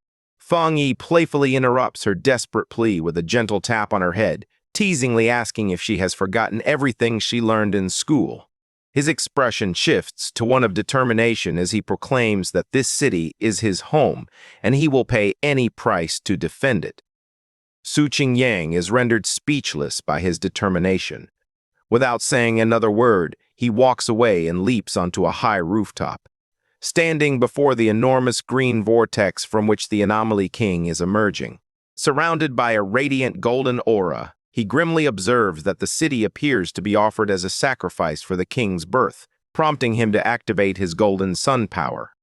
He turns to Su Qingyang, who has followed him, and asks to borrow her wrist device, explaining that he needs it to detect anomalies and contact the association. She hands it over, holding the device in one hand and his blazing sword in the other. Fang Yi asserts that he must ascend and eliminate the creature before it fully materializes. He stands poised as the monstrous Anomaly King continues to emerge from the swirling vortex high above the city. Back at the association's command center, the tense atmosphere shifts when an operator exclaims that they've re-established contact with a lost pioneer's signal. It's Captain Su. The operators are stunned to see her tracker racing at an astonishing speed, heading straight for the storm's center, the most perilous zone. They shout for her to return, fully aware that going in alone is a suicide mission. An official grabs a communicator and urgently attempts to contact her, commanding her to stop immediately and wait for backup from headquarters and the military. On the rooftop, Fang Yi grips Su Qingyang's wrist device, which buzzes with static. Having finally learned how to use it, he speaks into the communicator, asking if they can hear him. The official on the other end is taken aback, demanding to know his identity and the whereabouts of Su Qingyang. Fang Yi disregards the questions and asserts control, informing the official that he needs everyone in the command center to cooperate, as he plans to eliminate the Anomaly King at the heart of the storm. As Fang Yi soars toward the massive vortex, he reiterates his demand, telling the stunned official that if they wish to avoid the city's destruction, they must cooperate. He insists that all their communication equipment and information be utilized to assist him. After a brief moment of stunned silence, the official reaches a decision. He angrily instructs everyone to halt their activities and immediately establish communication with the unknown pioneer. He directs his teams to utilize all available satellite radar for information and designates an operator as his primary contact. The operator promptly starts his report. Satellite images reveal a vast number of anomalies surrounding the king, swirling like a typhoon. He notes that the number of anomalies along the northern route is lower, proposing it as a potential entry point, and suggests approaching from the southeast to steer clear of the densest swarms. As new information arrives, Fang Yi presses on into the storm. Suddenly, the operator shouts a warning. Fang Yi has been detected by two formidable anomalies ranked A and S, both estimated to possess the strength of the two-star spirit creation realm. He urgently urges Fang Yi to escape. The official watches the monitors with a grim expression, aware that it is too late to turn back. In that instant, a powerful shockwave strikes the command center, plunging the staff into chaos as they scream in terror. High in the sky, Fang Yi effortlessly slices through one of the formidable bat-like anomalies with his flaming sword. His operators stand in stunned disbelief. The main official exclaims that the source of the anomaly has vanished, realizing with shock that the pioneer eliminated a dark attribute, S-level anomaly in a single strike. His subordinate eagerly confirms that it must be the legendary pioneer known as the Tyrant. The entire command center erupts in cheers, relieved that they have been saved. In the meantime, Fang Yi assesses the situation. He understands that by enchanting his sword, its flames can now counter the dark attribute, significantly hindering the anomaly's regeneration. However, as the creature he just defeated begins to reform from the dark energy, he realizes his current power isn't sufficient to halt their regeneration entirely. He concludes that if he had advanced to the next level sooner, a single hit would have sufficed. Realizing he needs a new strategy, Fang Yi clenches his fists, harnessing both his fire and thunder energy. Concluding that speed and rapid attacks are his only options, he unleashes a flurry of rapid slashes that tear the reforming monster to shreds, though he notes with irritation that their endless numbers pose a challenge. Suddenly, a mysterious, swirling green orb of energy materializes in the sky, drawing the attention of the dark creatures to begin to fly down toward it. On the ground, a group of cloaked pioneers observes in confusion. One of them questions what is happening as the bat-like creatures have abruptly ceased their attack. The superior of the association, present with them, grimly remarks that he knows there is only one reason the swarms would cease. They are being summoned back by the Anomaly King, indicating that its arrival is imminent. The remaining military and pioneer forces observe as the swarms coalesce into a massive, blood-red cloud over the city, realizing that their only chance lies in stopping the swarms before they can be fully recalled. Outside the besieged city, the battle rages on. From a high vantage point, Jialan unleashes a powerful blast of energy into the swarms of dark creatures. Her subordinate, the blonde lightning user, approaches her with a serious report.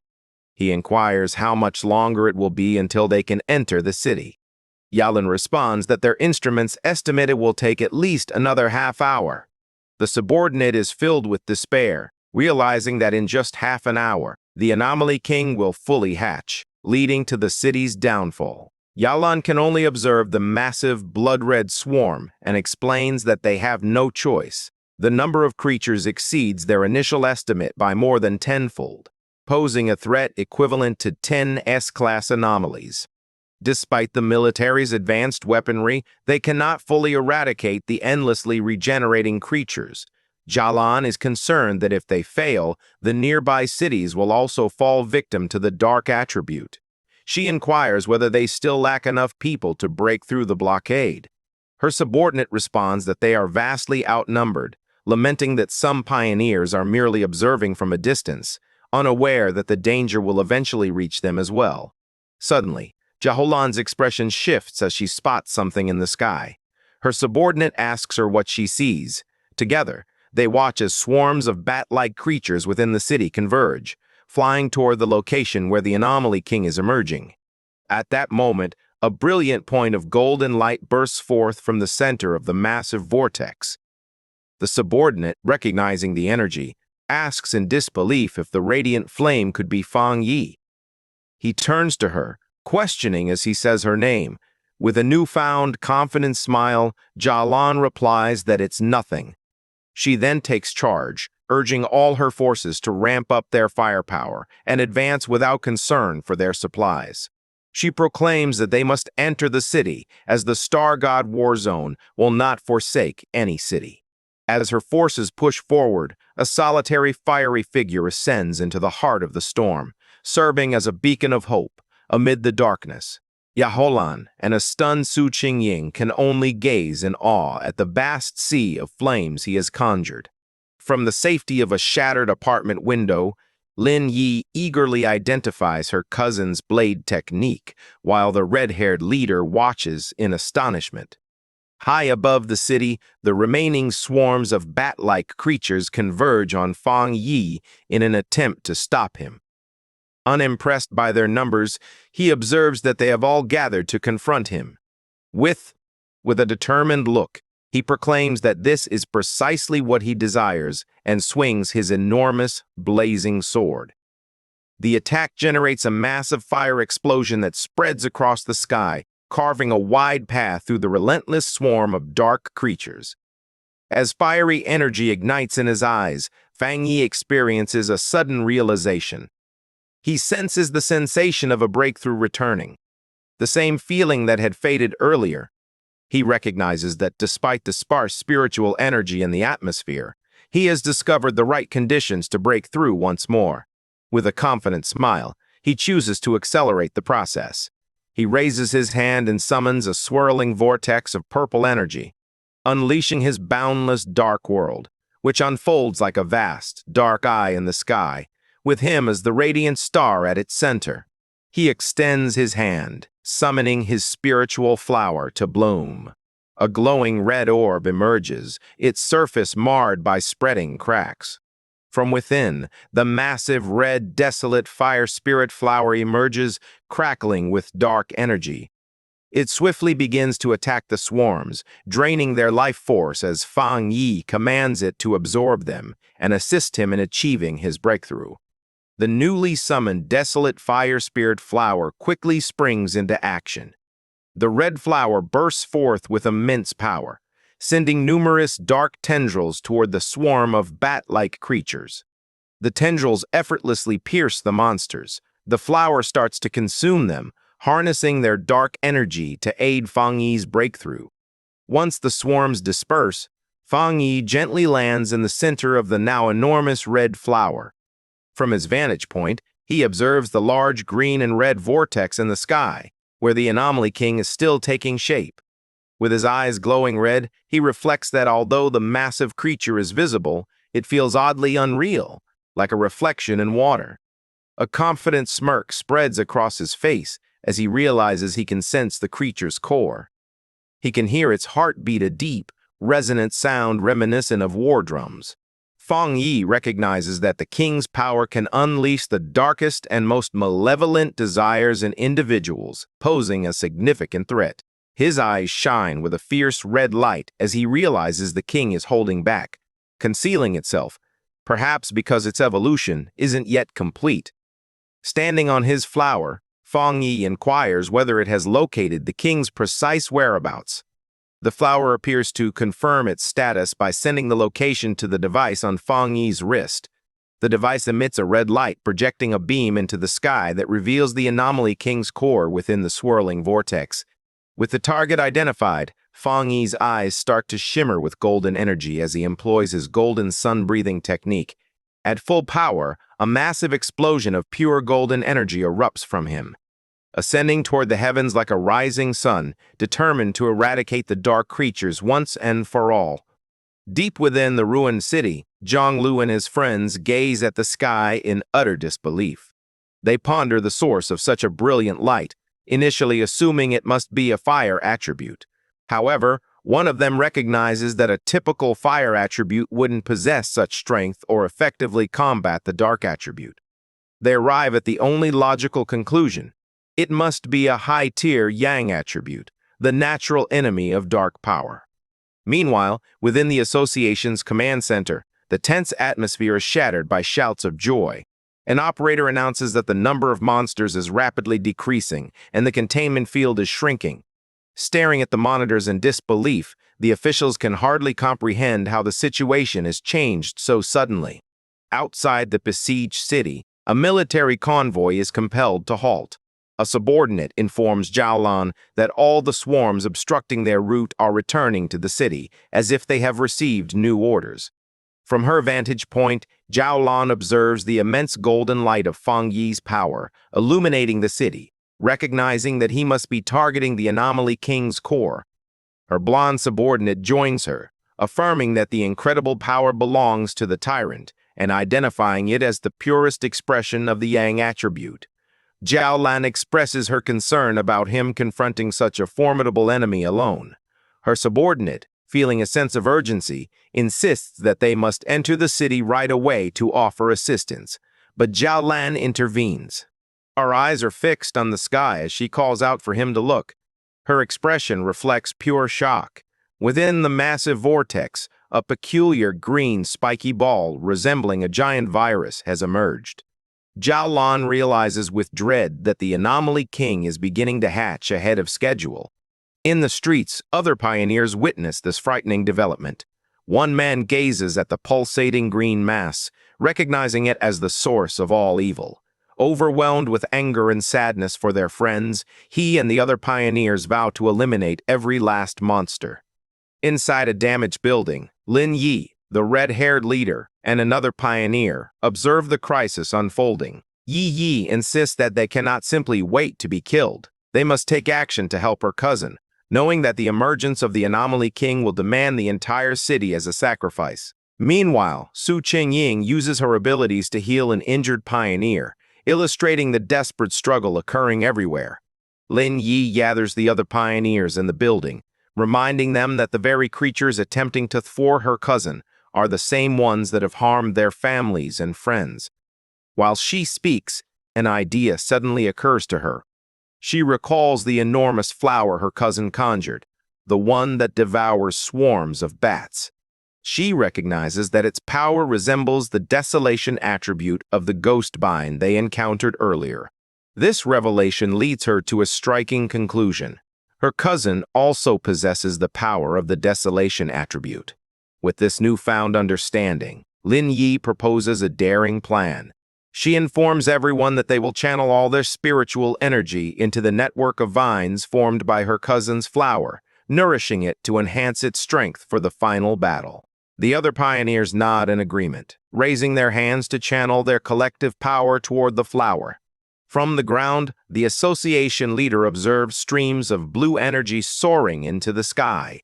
Initially, he considers whether other pioneers are amassing their strength to confront the monster directly, but he quickly dismisses the thought, realizing they lack the power to strike it from such a distance. He then realizes their true plan. They are channeling their spiritual energy into the plant summoned by Fang Yi. Inspired by their bravery, the superior declares that he will also lend his assistance. He releases a powerful surge of his own blue energy, sending it soaring into the sky. Throughout the city, the remaining pioneers follow his example. They concentrate their wills and unleash a massive wave of energy that soars toward the heavens to aid in the battle. While assisting an injured pioneer, Su Qingying suddenly feels a significant shift in power. As she looks up, she sees Fang Yi's spiritual flower, now radiating with the combined energy of every pioneer in the city. Recognizing that this is humanity's final stand, she channels her remaining strength and sends it to join the others, supercharging the flower for a final, powerful strike against the core. The monster emits a final anguish scream as the attack strikes its target. This was followed by Fang Yi delivering a swift, decisive slash that sliced through its body. After the intense battle, Fang Yi hovers in the air, wiping blood from his face. An urgent voice from the communicator warns him that all the bat swarms from outside the city are now heading toward his location. The numbers are staggering. Tens of thousands of B-level, A-level, and even S-level monsters surge toward him, creating what appears to be an endless wave of red and black. Unfazed, Fang Yi gazes up at the pulsating green cocoon of the Anomaly King and declares that no matter how many minions it sends, he will eliminate them all. He mocks the creature, questioning whether it is hatching early out of fear of him. Provoked, the Anomaly King finally starts to emerge. A monstrous, shadowy green claw rips through the cocoon, revealing its full form. With his hand engulfed in golden flames, Fang Yi observes intently as his true enemy emerges. The fully formed Anomaly King is a terrifying creature with a menacing green eye emits a final, horrifying scream, poised for the ultimate battle. The fully formed Anomaly King swirls in the sky, a menacing vortex of dark green energy and shadow, with a glowing green orb of power at its core. Its immense power instantly shakes the city. The ground cracks and splits as a violent earthquake rattles the streets, sending the remaining pioneers fleeing in terror. They cry out in despair, understanding that the king can annihilate them all simply by showing up. From outside the city, Zhao Lan and her subordinate observe with grim expressions, their hopes solely resting on Fang Yi. Deep within the city's ruins, Su Qingying gazes at the sky, her expression a blend of worry and hope as she silently prays for his success.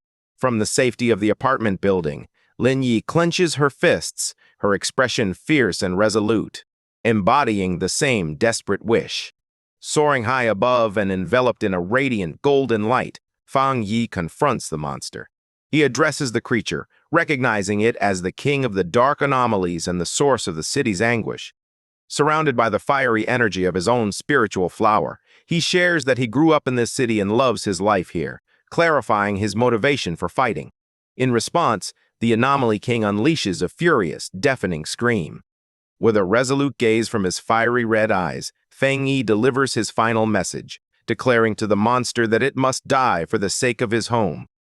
The two immense powers clash in a massive explosion of red, green, and golden light, with the fate of the entire city hanging in the balance.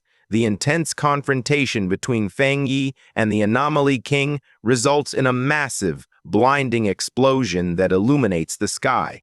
As the light dims, Fang Yi finds himself suspended in a strange, dark void, confronted by the enormous green eye of the Anomaly King. The creature gazes at him, its voice resonating in his mind as it taunts him for having the audacity to challenge it, while still at the one-star spirit creation realm. Before Fang Yi can respond, the Anomaly King opens its massive, shadowy mouth, generating a powerful vortex. Fang Yi immediately senses the danger, but cannot resist the force that starts to pull him in. As he is drawn into the monster's mouth, he realizes that the Anomaly King is unlike any creature he has encountered before. Even after sustaining damage from his full-power attack, it remains powerful enough to swallow him whole. He lands within the monster's grotesque interior, a cavern of pink flesh and thick, slimy purple digestive fluids. He realizes that the liquid is not only highly corrosive, but also contains a significant amount of the dark attribute. He believes that any ordinary pioneer would be instantly dissolved. He finds it odd that such an evolved and intelligent creature would make the mistake of swallowing him alive. With a resolute expression, he recognizes that the monster has made a grave error. He contemplates whether it is unafraid of an internal assault, aware that a creature's interior is often its most vulnerable point. To test his idea, he gathers fire in his hand. He slams his fist into the soft floor. The beast's inner walls sizzle and burn. Fang Yi assesses the situation and realizes that although the corrosive liquid diminishes his powers, he is still capable of significant action. He concludes that as long as his attacks remain effective, he can overcome this challenge. With newfound confidence, he summons his desolate fire spirit flower for assistance. To his surprise, he discovers that the Anomaly King's attack has not only consumed him, but has also drawn his spiritual flower inside with him. As he holds the vibrant red flower, he notices it seems to hesitate. He asks it what's wrong, curious if it dislikes the Anomaly King's dark attribute. To his surprise, the Desolation attribute flower, typically nourished by dark energy, appears to be repelled by the Anomaly King's unique power. Fang Yi finds this unexpected, as his initial plan was to harness the flower's life-draining ability to deplete the monster from within. Realizing he needs to alter his plan, he grips the flower in one hand and once again pounds his other fist into the monster's fleshy stomach. After the battle, the Anomaly King's form disintegrates, but it quickly begins to reassemble in the sky, swirling into a massive vortex that summons all the remaining bat-like swarms. On the ground, Lin Yi and the red-haired leader watch in confusion and fear. The leader inquires about what is happening, but Yi can only respond that she doesn't know, her primary concern being the whereabouts of her cousin. Meanwhile, Su Qingying courageously leads the evacuation of civilians, urging them to move in an orderly fashion and assuring them that the pioneers will do everything possible to protect them. When asked about Feng Yi's whereabouts, she responds with a look of sheer panic, explaining that he is still battling the Anomaly King from within its body. The military, commanded by Zhao Lan, arrives with a significant force.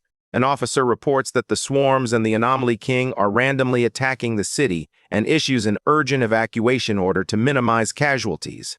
Zhao Lan stands atop a military vehicle, issuing firm commands to her soldiers, but she can't help but gaze at the terrifying creature in the sky, filled with dread. The Anomaly King starts to absorb all the swarms, drawing them into its swirling shape to regain its power. Inside the monster's stomach, Feng Yi is taken aback, realizing that the creature is far from defeated. As the monster starts to digest him, its potent, corrosive energy envelops him. He senses his own strength fading and his body deteriorating. He observes the dark energy dissipating around him.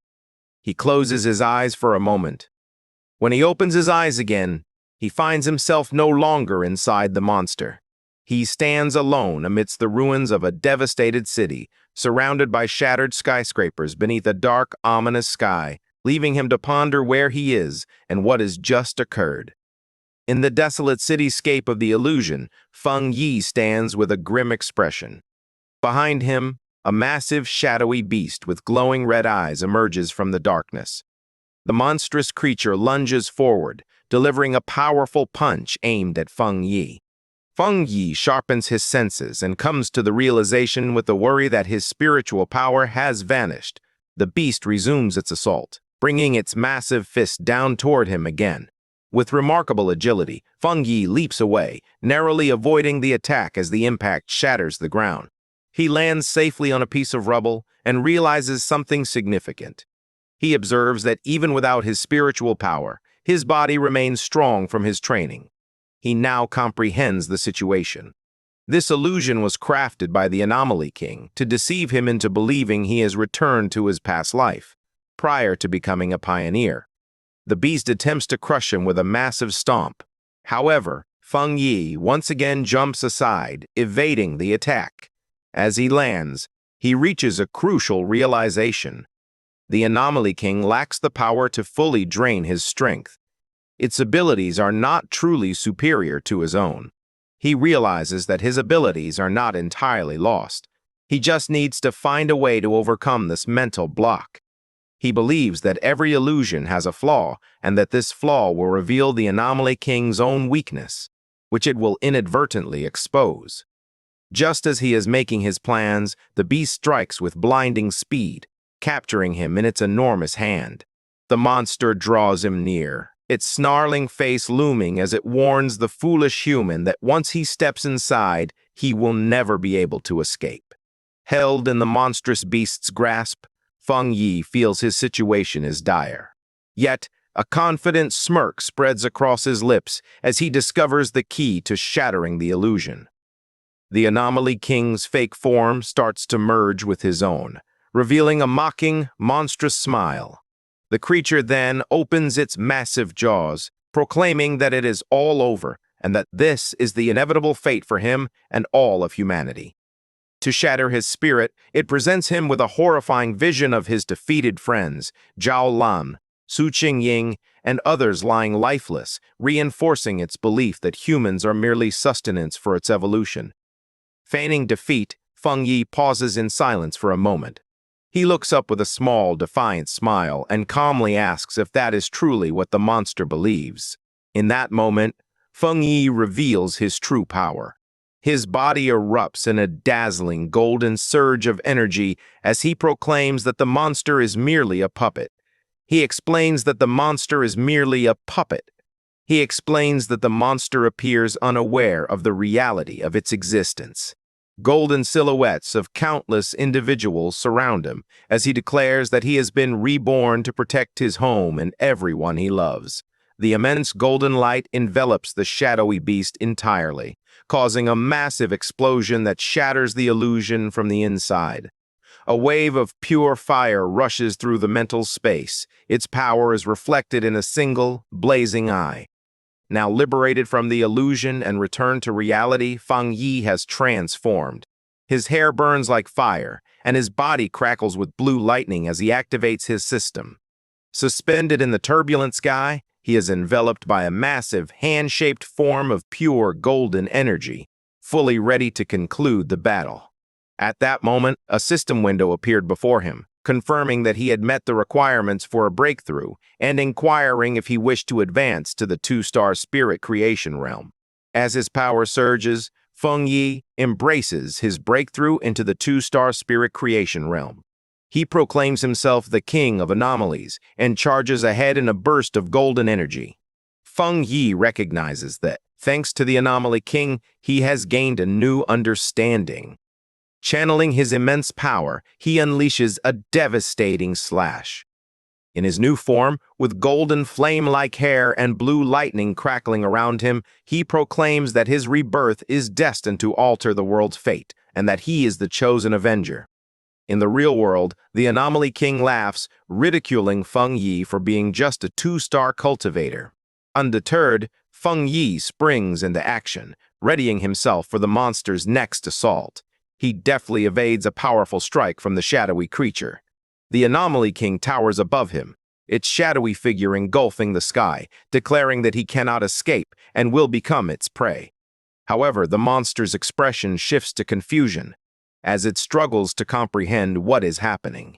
In contrast, Feng Yi wears a confident smirk, aware that his plan is succeeding. Suddenly, blue thunder energy erupts from within the Anomaly King. The creature writhes in agony, shouting at the foul human for inflicting this pain and questioning the nature of its strange body.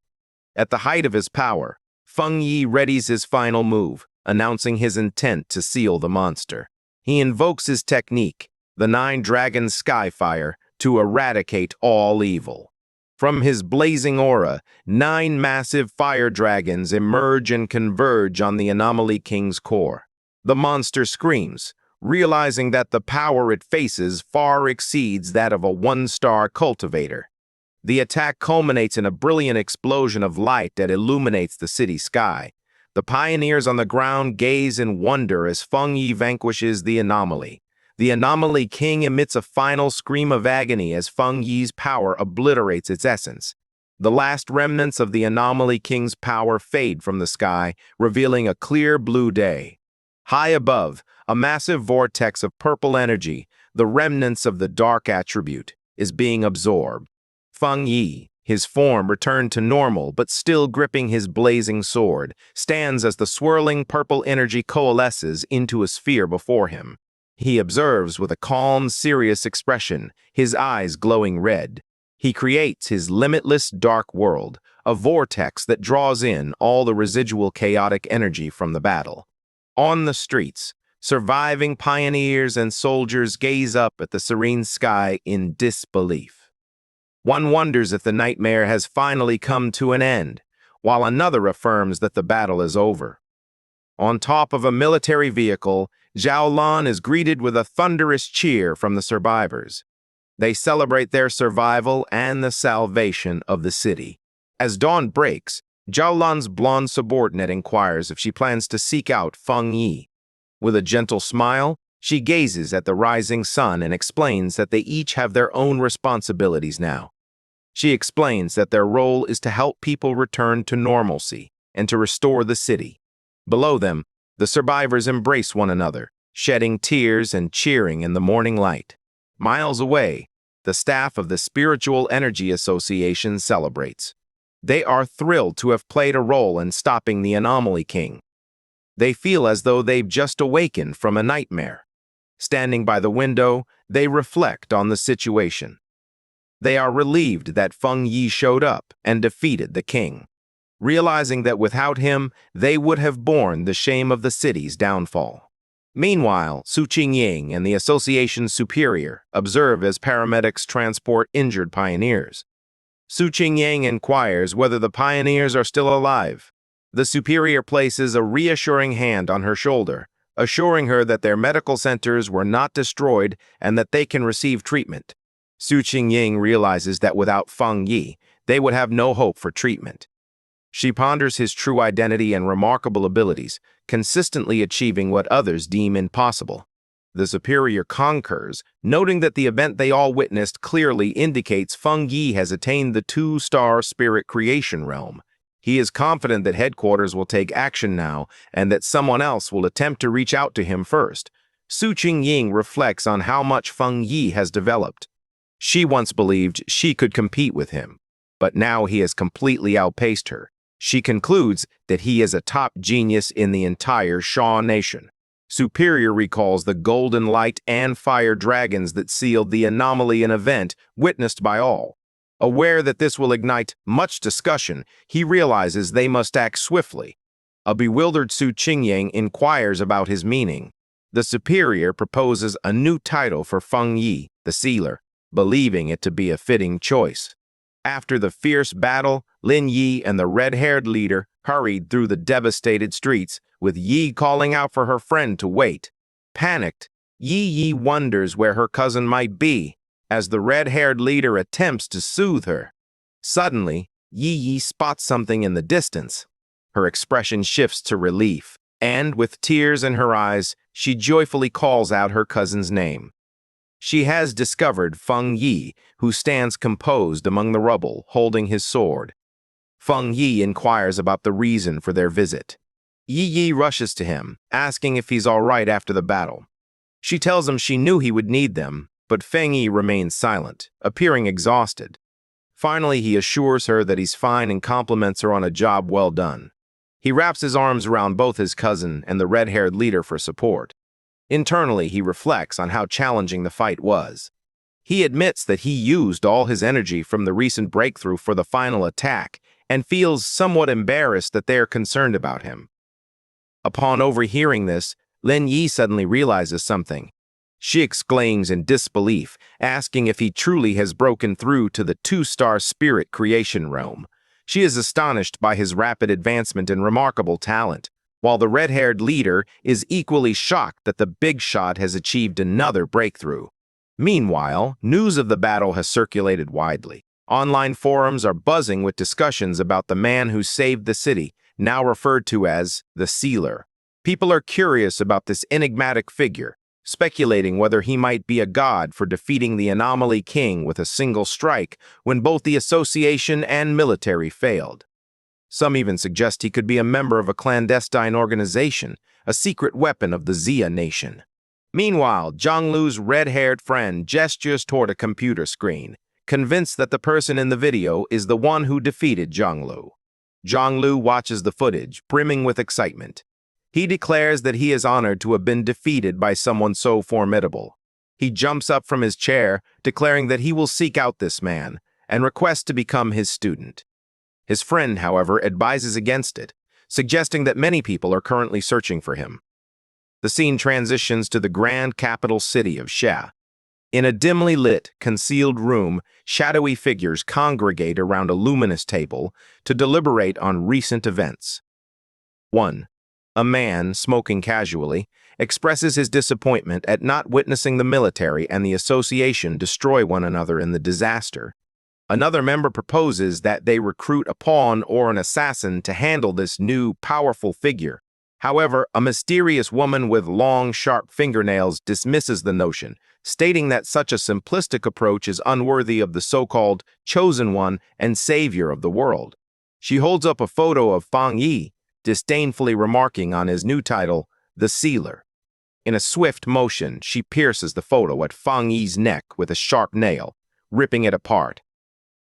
She calmly states that there's no need to rush, as the photo in her hand ignites into a purple flame. She proclaims that anyone who obstructs them will be annihilated. As she speaks, the purple flames take on the shape of menacing eyes, underscoring their threat. As Feng Yi and Lin Yi relax in their apartment following the intense battle, a sudden knock at the door startles them. Feng Yi opens it. To locate Su Qingyang and the association's superior, Su Qingyang is seen carrying several large gift boxes. The superior expresses heartfelt gratitude on behalf of the Spiritual Energy Association, explaining that they made a serious error during the S-class anomaly invasion. He emphasizes that it was only due to Feng Yi that they were able to avert disastrous outcomes. Su Qingyang eagerly views him as a significant figure. Feng Yi assures them it's no trouble and invites them in. After Feng Yi serves them water, the group sits down at the table and Lin Yi joins them as well. The association's leader contemplates that they should find a better home for Feng Yi. He then addresses the group directly, stating that there is another matter to discuss. He reveals their plan to publicly promote the title of the Sealer. Intrigued, Feng Yi asks for further explanation. The superior displays a map highlighting influential pioneers who have emerged in every major city, noting their recognition. He contrasts this with the recent S-class anomaly, which he describes as the most terrifying disaster to date. He explains that they intend to use the name the Sealer to position their city, Tai, as a key strategic hub. Fang Yi listens to their proposal as the superior clarifies that, following the disaster, they have determined their city requires a strong pioneer leader. Su Qingying notes that in the future, anomalies will occur more frequently, and they cannot afford to let their city become nearly abandoned again. When Fang Yi questions the term abandoned city, Su Qingying clarifies that without him, everyone in the city would have perished. Fang Yi tells his cousin that he now understands, acknowledging that his knowledge of the world is still limited. However, he reassures her that there's no need to be so negative. He realizes that by concentrating solely on his own training, he has overlooked the city's overall development.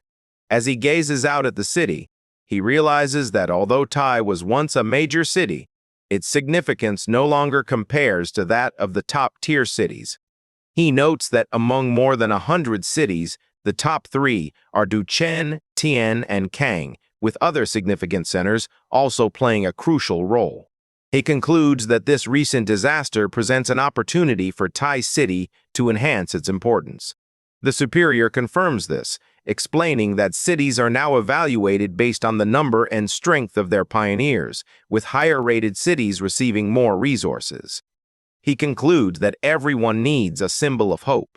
He suggests that the association will safeguard Fang Yi's identity while crafting a mysterious public persona for the Sealer, allowing others to contribute to his legend.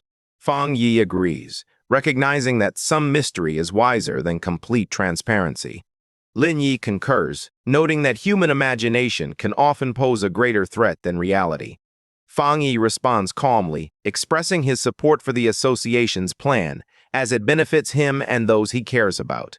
He looks forward to a fruitful partnership. He extends his hand to finalize the deal, surprising both the association's superior and Su Qingying. Fang Yi and the superior shake hands, solidifying their new partnership.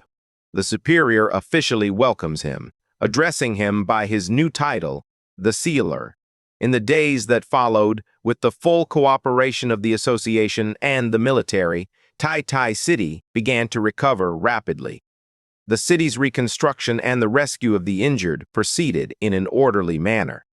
The significant disaster has accelerated the establishment of a new global order. The scene then transitions to the contemporary headquarters of the Spiritual Association in Duchenne City, where news of Fang Yi's actions has already reached them. Officials speculate whether the Sealer is the pioneer who resolved the S-class anomaly in Tai. In an office, several men review the reports. One points out that Fang Yi stands out as the most notable among the recent pioneers, while another mentions that his high-grade Yang attribute designates him as a chosen one and a natural adversary to the dark attribute. An official, gesturing toward a monitor displaying footage of Fang Yi, reveals that the data shows he possesses multiple high-grade attributes. He recalls the viral Skyfire/video, which highlighted his high-grade fire attribute, as well as the military's codename for him, the Tyrant, derived from his high-grade thunder attribute. His colleagues are astonished, but the man with glasses insists there is something even more extraordinary about him. Their conversation is interrupted by a woman with wavy blue hair and glasses, who inquires if they are discussing the Sealer. She confidently requests to see the data they have on him. The men quickly recognize her and comply, bringing up his file on the main screen. As she reviews the information, she considers that with more pioneers emerging and someone like Fang Yi at the forefront, many will inevitably challenge his authority. Her glasses shine with a resolute glimmer as she confesses her desire to witness his power firsthand, contemplating that she and the Sealer will likely cross paths soon. The scene transitions to a contemporary library in Kong City, where patrons are quietly engrossed in their reading.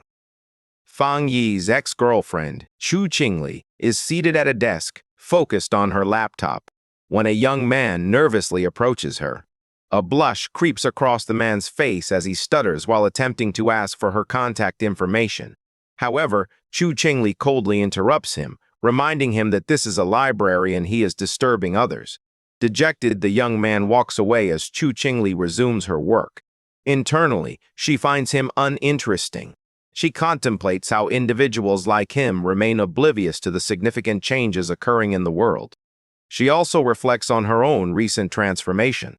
After an exam, she unexpectedly awakened her spiritual power and became a one-star Ghost Realm pioneer. She understands that becoming a pioneer is extremely rare, making her one of the chosen few. She smiles, convinced that her newfound power is the reason she managed to escape the recent disaster in Tai City. She scoffs at the notion of ordinary people attempting to combat anomalies. Her thoughts then drift to certain lesser men, pondering what they might accomplish in this perilous new era. The flashback brings to mind Fang Yi telling another girl that he and Chu Qingli were merely classmates. Chu Qingli grimaces, convinced that the old Fang Yi would have been swiftly killed by the monsters during the invasion. She wonders how she could have ever seen any similarity between a useless man like him and the exceptionally talented sealer. As she sits at her laptop, she reads an article about the sealer, convinced he is 10,000 times better than her ex-boyfriend. With a confident demeanor, she concludes that only a strong and handsome pioneer like him deserves to be her partner. Meanwhile, Fang Yi is examining a real estate brochure. He and his cousin Lin Yi, both dressed in fashionable new outfits, are prepared for a day out. Fang Yi announces that they will take a break from training to search for a new house. Lin Yi weakly inquires whether they are truly skipping training, but Fang Yi clarifies that they must balance training with rest. He notes that the association's recommendation to enhance their living standards was a wise decision. Yi realizes that the idea originated with Su Qingying, who had mentioned that their living conditions needed improvement and offered to help them search for a new home. Yi is excited. I was amazed that Captain Su had such resources and was casually offering to give them 2 high-end houses. As Fang Yi and Lin Yi enjoy their day off searching for a new home, a strange, foul-smelling green vapor starts to swirl around them. Yi asks her cousin if he can detect the foul odor, and Fang Yi agrees, likening it to the scent of a sewer. His expression suddenly hardens as he realizes the smell is no accident and that someone is following them. Both he and Lin Yi quickly turned around. From the green haze, a trio of menacing men emerges. Their leader, a large, muscular, bald man wielding a heavy metal pipe, mockingly identifies Fang Yi as the sealer and taunts them for only realizing they had walked into his trap. The leader dismisses Fang Yi as an overhyped pretty boy lacking real strength, while one of his companions releases more of the strange gas. Another scoffs that Tai City must be desperate to have chosen a young kid like him as their captain. The men rush forward, insisting that Fang Yi surrender all the benefits he has gained from the city. Lin Yi springs into action, unleashing a powerful blast of blue energy from her hands. The axe-wielding attacker effortlessly leaps over her assault. He then energizes his massive weapon using his own spiritual power. As Lin Yi brings the glowing axe down, he creates a protective barrier, grunting from the impact of the strike.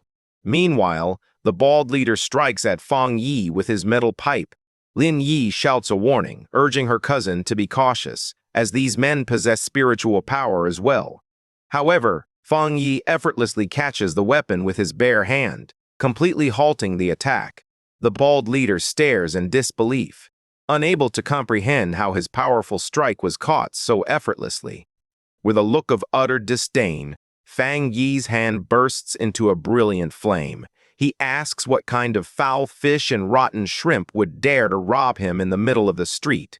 Without hesitation, Fang Yi punches the bald leader in the face, his fist engulfed in flames. The man flies backward, screaming in disbelief at how easily he was defeated. His friend, standing by the gas tank, watches in shock, puzzled as to why Fang Yi remains unaffected. He believes his special, universal, permeating potion should have paralyzed his opponent. Fang Yi simply stares back, his hand still flickering with flames. The green gas is described as a potion crafted from the sweat of a wooded tribute pioneer, intended to shatter an enemy's spiritual barrier, though it carries a dreadful, lingering odor. Fuming over his defeat, the bald leader rises, exclaiming that he was merely careless and that, since they are all at the spirit creation realm, they have nothing to fear. He charges forward once more, his body radiating a purple aura. Fang Yi smirks, recognizing his attacker's powers as mutated earth and wood attributes. He comments that their sneaky tactics align perfectly with their crooked style. He firmly believes that although a typical spiritual barrier may be vulnerable to such tricks, they are ineffective against him. Meanwhile, the man wielding the axe-like weapon leaps high to strike Lin Yi. However, she responds with incredible speed, delivering a swift kick to his groin that makes him cry out in pain. As Yi lands, Fang Yi observes, reflecting that although he doesn't want to create a scene, the interruption to his daily life is quite frustrating. He removes his sunglasses, his expression turning serious and his red eyes glowing with power. He tells his cousin to move. Fang Yi unleashes his true power as a massive surge of bright golden energy erupts from him. He stands at the center of a sun-like explosion of golden light that envelops the area, stunning his attackers and pushing them back.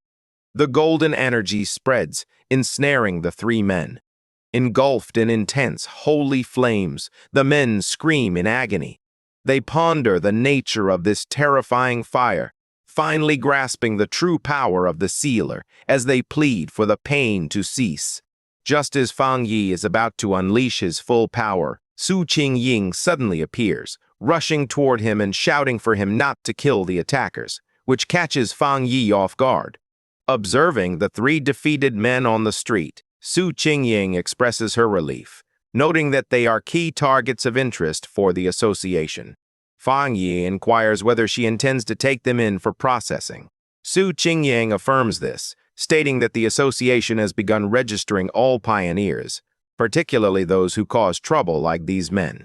Standing over the defeated men, Fang Yi coldly informs them that they are fortunate. He expresses his disdain for being disturbed and warns that if they bother him again, the consequences will be far more severe, earning an annoyed glance from Su Qingying. As paramedics load the injured men onto stretchers, Su Qingying angrily reprimands them, stating that if this had occurred 2 days earlier, the association wouldn't have intervened, and they would have deserved their fate. She reminds them that the sealer spared their lives for the association and warns them of the punishment that awaits. As the ambulance drives away, Su Qingying stands with her arms crossed, muttering about the fools who would dare to challenge the top pioneer. Lin Yi timidly inquires about the punishment the men will receive. Su Qingying explains that due to their criminal records, all three will face life in prison, despite being at the spirit creation realm.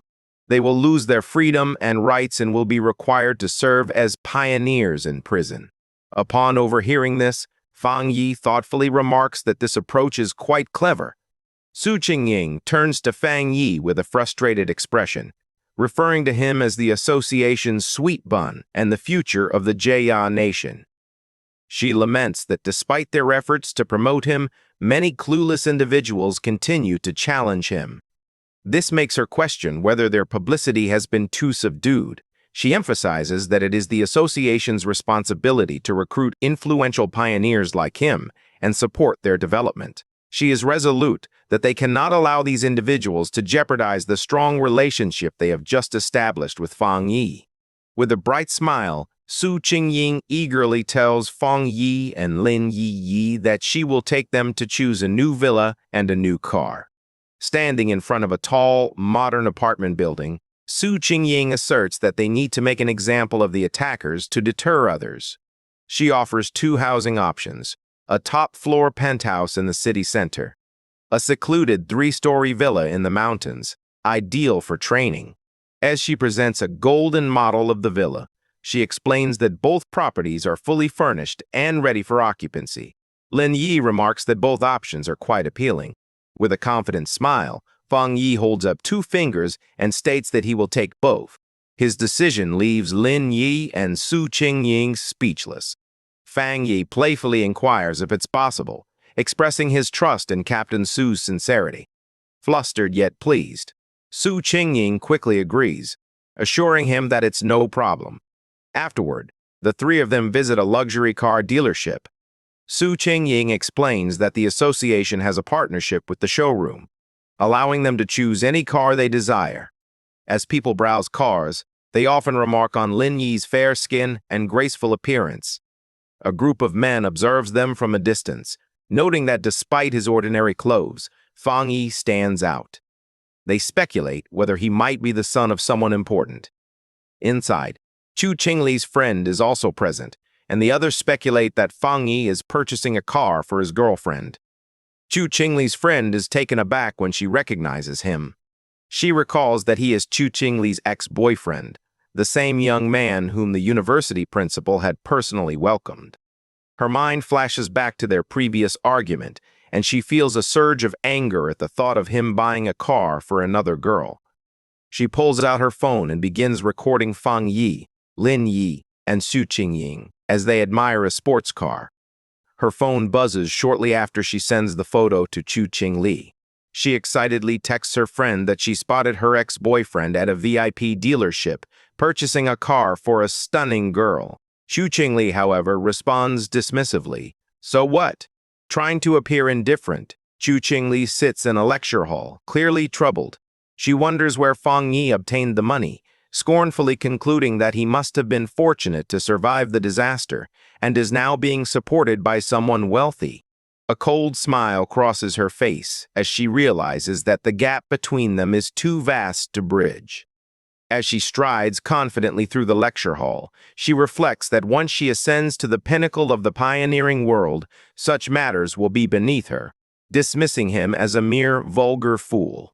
Having selected their new home, Fang Yi and Lin Yi arrive at the modern villa. Yi, filled with excitement, races up the stairs, exclaiming in disbelief that they actually have a real villa. In the elegant living room, she gazes around in wonder. Fang Yi, carrying their bags, teasingly tells her to wipe her drool, reminding her that they also have a penthouse in the city. Filled with excitement, Yi announces her intention to explore the upstairs and dashes up the grand staircase. Fang Yi watches her with a fond smile, reflecting on how childlike she seems. As he watches her leave, his thoughts grow more serious. He reflects on how she is finally acting her age. His mind drifts to a memory from his past life, a vision of a fallen pioneer, and he realizes that before his rebirth, he never saw his cousin again. He assumes she must have been a trusted pioneer who died in the line of duty. With quiet determination, he vows that this time he will not let her die again. His thoughts are interrupted by the ringing of his phone. The caller ID displays the name Zhao Lan. He answers the call, and Zhao Lan's voice congratulates him on his promotion to Captain Fang. She playfully mentions that she heard the association recently gifted him 2 houses. Lounging on the sofa, Fang Yi smirks and says he believes it's a good habit they should maintain. Zhao Lan tells him not to waste his time with flattery, aware that a powerful pioneer like him is indifferent to such gestures. However, she concedes that there is currently no better reward for improving one's living conditions. She adds that soon, when the first spirit fruits from the revival of spiritual energy are ready, she will send some his way. Zhao Lan's reflections reveal her understanding of the New World Order. She contemplates the significant divide between ordinary people and pioneers, a divide marked by power. She recognizes that an even greater distinction exists between regular pioneers and a top-tier individual like Fang Yi. Getting to the heart of her call, she places a hand on a top-secret folder and informs Fang Yi that she has an internal mission she hopes he will join. Fang Yi quickly comprehends and asks her to elaborate. Zhao Lan inquires if he is familiar with the Tianbao building in Kong City. Fang Yi remembers that it is the largest shopping mall in the area. Zhao Lan confirms the situation, but explains that the area was recently sealed off due to a monster invasion that resulted in numerous deaths, which has angered the citizens. She reveals that the building has now turned into a literal ghost building. Chang City has become the center of attention, with the impressive Tianbao building towering over the area. Once, it was the city's most famous landmark and busiest hub. Recently, due to frequent strange vibrations and occurrences, the building has turned into a place of terror. Enveloped in a dark, swirling mix of red and purple energy, the situation has become so perilous that the Kang City Spiritual Association has had to seal it off entirely. Fang Yi arrives in Kang City to assist with the mission. At the meeting point, he waves to a group waiting for him and introduces himself as the one who accepted the mission. The group consists of 4 other members. Fang Yi recalls Zhao Lan advising him not to disclose his true identity or power level just yet, so he chooses to maintain a low profile. Fang Yi quietly observes his temporary teammates. He notices that the team is a diverse group of individuals. He suspects that 2 of them are military personnel based on their attire. The other 2, a serious-looking man with gray hair and a woman with short purple hair, introduce themselves as members of the Kang City Spiritual Association. They mention that Officer Zhao Lan has already spoken with them and that they will be collaborating. The group climbs into an armored vehicle and drives through a torrential rainstorm toward the sealed building. Inside the car, tension fills the air. The brown-haired man is driving, while the blonde woman in the passenger seat appears anxious. She breaks the silence, proposing that since they are unfamiliar with each other's strengths, they should agree to assist one another once they enter the danger zone. In the back seat, the atmosphere is even more uncomfortable. Fang Yi sits casually beside the serious man and the short-haired woman, both of whom have their arms crossed and remain silent. Fang Yi rests his chin on his hand, contemplating the disarray of the team and the perceived low quality of the association members in Kang City. The stern man in the back glares at Fang Yi. Leaning in, he whispers to the short-haired woman, questioning whether this young man is truly the powerful expert that Sister Lan, Zhao Lan, promised to send. His doubt arises from Fang Yi's thin appearance, resembling that of a student. He observes that Fang Yi isn't wearing an official device, and his power remains entirely concealed. The short-haired woman gazes at Fang Yi in shock. Her mind races with thoughts of the rumors surrounding a legendary figure engulfed in flames. She wonders if this student could truly be the sealer, the godlike being who single-handedly halted a natural disaster. Yet, considering his youth, she struggles to believe it. The short-haired woman with purple hair gazes at Fang Yi with keen interest. As she pieces the information together, she recognizes that this young student fits the description of the legendary figure known for possessing 3 rare high-level powers and sealing the king of anomalies. She is now nearly convinced that he is the sealer. Meanwhile, at the Star God Warzone office, the phone starts ringing. Zhao Lan answers the call and receives devastating news. The Tianbao building has collapsed entirely. The voice on the other end reports that all contact with those inside has been lost. The anomaly level has surged to 12,000, and there are 53 confirmed fatalities. Zhao Lan appears stressed, recognizing that the situation is deteriorating more rapidly than anticipated. However, she assures that the person she sent, Fang Yi, will be all right. She concludes the call decisively, stating that since the mission has been assigned to them, no further questions should be raised. In Kang City, the Tianbao building is enveloped by a menacing swirl of red and purple energy. The armored vehicle arrives, and the team disembarks into a thick, unnatural rain that resembles blood. Fang Yi surveys the area with a serious expression, realizing that the situation is dire, and the creatures within appear far more powerful than any he has encountered before. The group gazes up at the towering skyscraper, its exterior marred by dark stains. Fang Yi highlights the marks, and the team soon realizes that the entire side of the building is splattered with large patches of blood. The short-haired woman informs Fang Yi that the building has 40 floors and is the tallest in the city. Although many have been evacuated, the narrow interior makes it difficult. Fang Yi realizes that some individuals did not cooperate before the lockdown, leaving many civilians still trapped inside.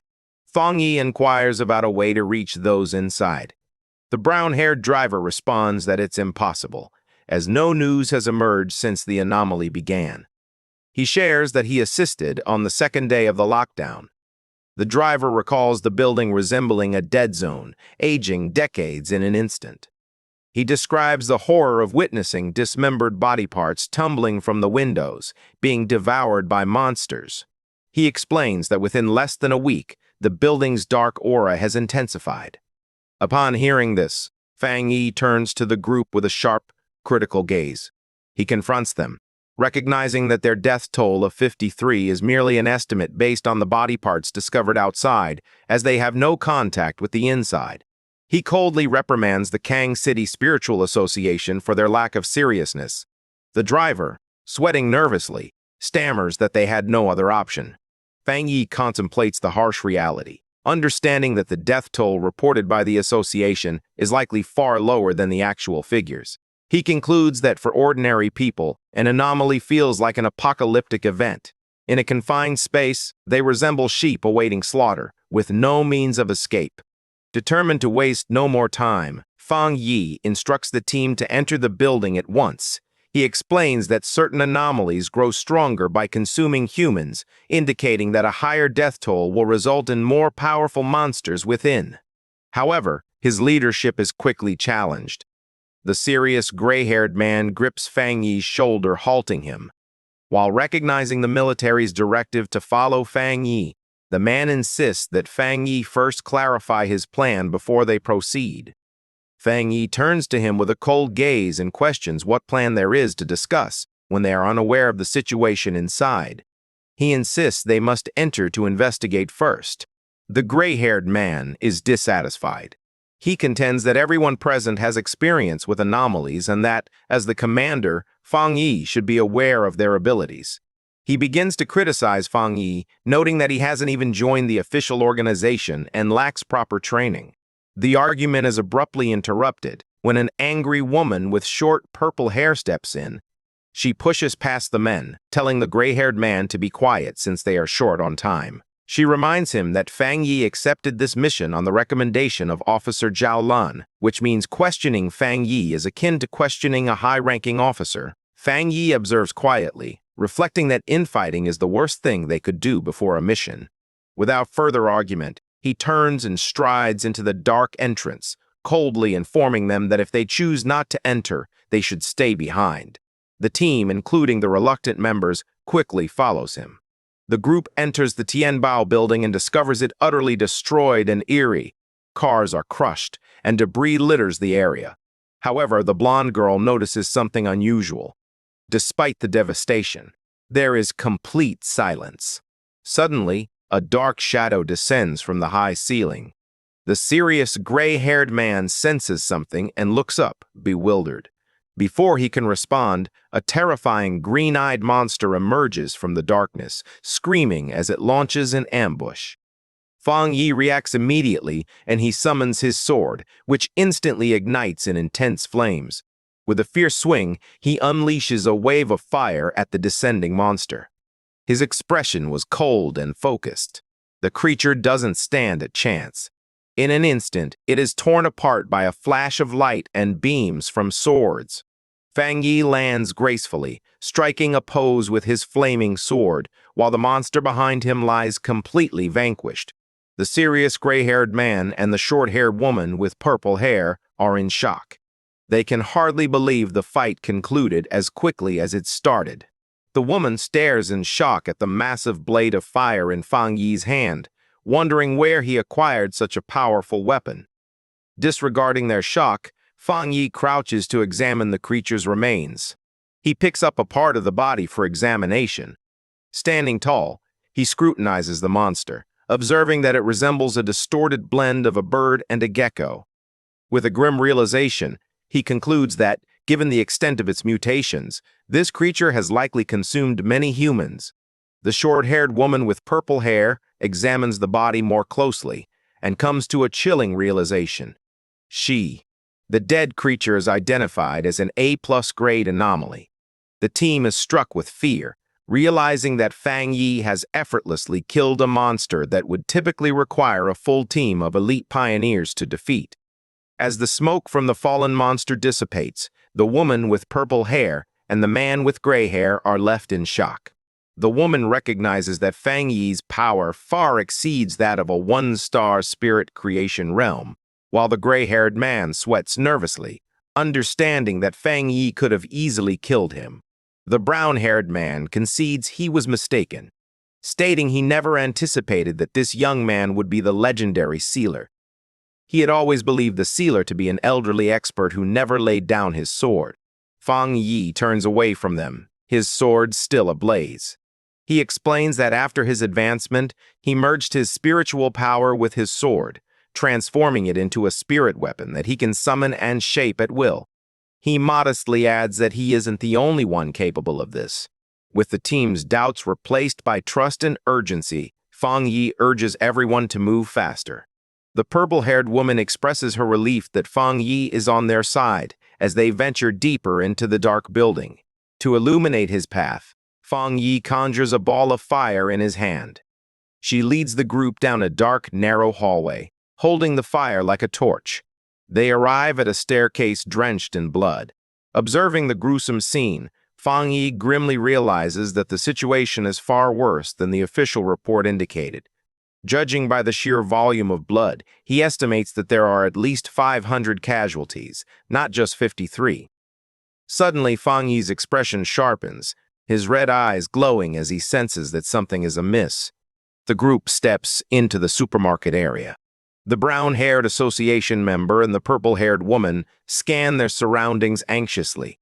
They observe that the floor is stained with blood and littered with trash, yet there are no bodies in sight. She wonders if the monsters devoured the victims so thoroughly that nothing remained. Unbeknownst to them, a terrifying shadow monster with glowing green eyes prepares to strike from the darkness. Fang Yi senses the impending attack and shouts for them to watch their backs. The purple-haired woman spins around in fear, screaming as she spots the monster leaping toward them. Reacting swiftly, Fang Yi hurls his flaming sword with incredible speed past his teammates. The sword strikes the shadow monster mid-air, severing its head in an explosion of black blood and flames. As the burning body of the monster collapses, the brown-haired association member stammers in fear, suddenly aware that another monster was lurking right beside them. Fang Yi stands calmly amid the flames, gazing at his teammates with a serious expression. He questions whether they truly didn't sense that something was amiss, highlighting the disparity in their awareness. Fang Yi examines his flaming hand and assesses the situation. He informs the gray-haired man that, despite the strength of the two monsters they just defeated, there weren't enough of them to have ambushed and killed the previous rescue team. A thought occurs to him, and he suggests that the place they are in may not be the actual Tianbao building. The team stands in the dimly lit, blood-stained hallway, appearing bewildered. The gray-haired man and the blonde girl ask him for clarification on what he means. Fang Yi notes that although the hallway is drenched in blood, the odor is off. He observes that the pungent scent originates from dark attributes and monsters, yet there is no trace of the smell of decaying bodies. He decides he needs to verify his hypothesis. The purple-haired woman watches nervously as Fang Yi readies a powerful technique. She concurs with his observation, remarking that the place feels desolate, as if no living creature has ever set foot there. Fang Yi suspects that this location is merely a basic, empty replica created by the monster. He extends his hand and unleashes a massive surge of purple energy. If he's correct, this place has become nothing more than an empty shell. He conjures a massive sphere of black energy, the limitless dark world, astonishing his teammates who identify it as the dark attribute. A system window appears, confirming his theory. It identifies a similar dark attribute known as the inner dark world and prompts him to decide whether he wants to view the data. The system explains that the inner dark world is a realm formed by separating the dark attribute, functioning like a nest that overtakes the original space. It reveals that to access the true inner dark world, one must locate the door that creates it. Fang Yi now understands. He informs the team that to access the real Tianbao building, they must locate this door, and the same rule applies to those who attempted to escape. He explains that those trapped inside were influenced by the dark attribute, leading them to hallucinate. They likely confuse windows with the door to safety. As Fang Yi controls the dark energy, he realizes this is why those who attempted to escape through the windows ended up dead. The purple-haired woman is horrified to realize that the victims were deceived by the dark attribute until their deaths. She turns to Fang Yi and asks if their next step is to locate the door. The situation quickly deteriorates as Fang Yi's system alerts him that the hostile dark inner world has been drawn to him and has fully manifested. Fang Yi is taken aback by its unexpected arrival. A massive surge of purple energy descends from above, overwhelming the team. The brown-haired association member and the blonde girl quickly succumb to the pressure, clutching their heads in agony. They scream that their spiritual defenses are crumbling. Fang Yi's eyes shimmer with intense power, one red, one golden as he stares fiercely at the energy. He quickly conjures a barrier, forming a strong dome of golden light to shield his teammates. Inside the barrier, the blonde girl and the brown-haired association member gasp for breath, relieved that the pain has finally ceased. They gaze up at Fang Yi in awe, recognizing that while they were nearly knocked out, the sealer remains completely unscathed. They acknowledge that dark energy nearly claimed their lives without even making direct contact. And without Fang Yi, they wouldn't have made it.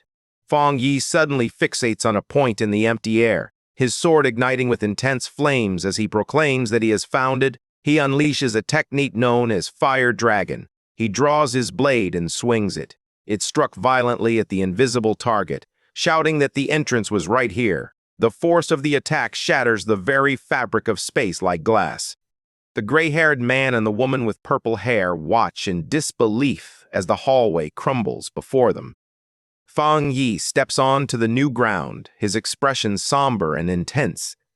The shattered illusion unveils a massive, ominous gateway swirling with dark green mist and shadows, the true entrance to the dark inner world. Fang Yi takes the lead, his sword ignited with flames to illuminate the path ahead. He orders everyone to follow him closely. As they venture deeper into the actual building, Fang Yi maintains a golden barrier to shield the team from the grotesque, red, fleshy veins that now adorn the walls. The blonde girl suddenly appears nauseous, covering her mouth as she remarks that she can smell something awful. Fang Yi gazes forward with a somber expression, identifying the odor as that of dead bodies and blood from their own kind. The group finally discovers a gruesome scene. The floor is strewn with the lifeless bodies of the previous pioneers who had gone missing, confirming that they were trapped and killed in this dark space. The group is suddenly ambushed as a swarm of shadowy, bat-like creatures swoops down from the ceiling, encircling them. Looking up, the team sees a terrifying swirl of monsters overhead, encircling them.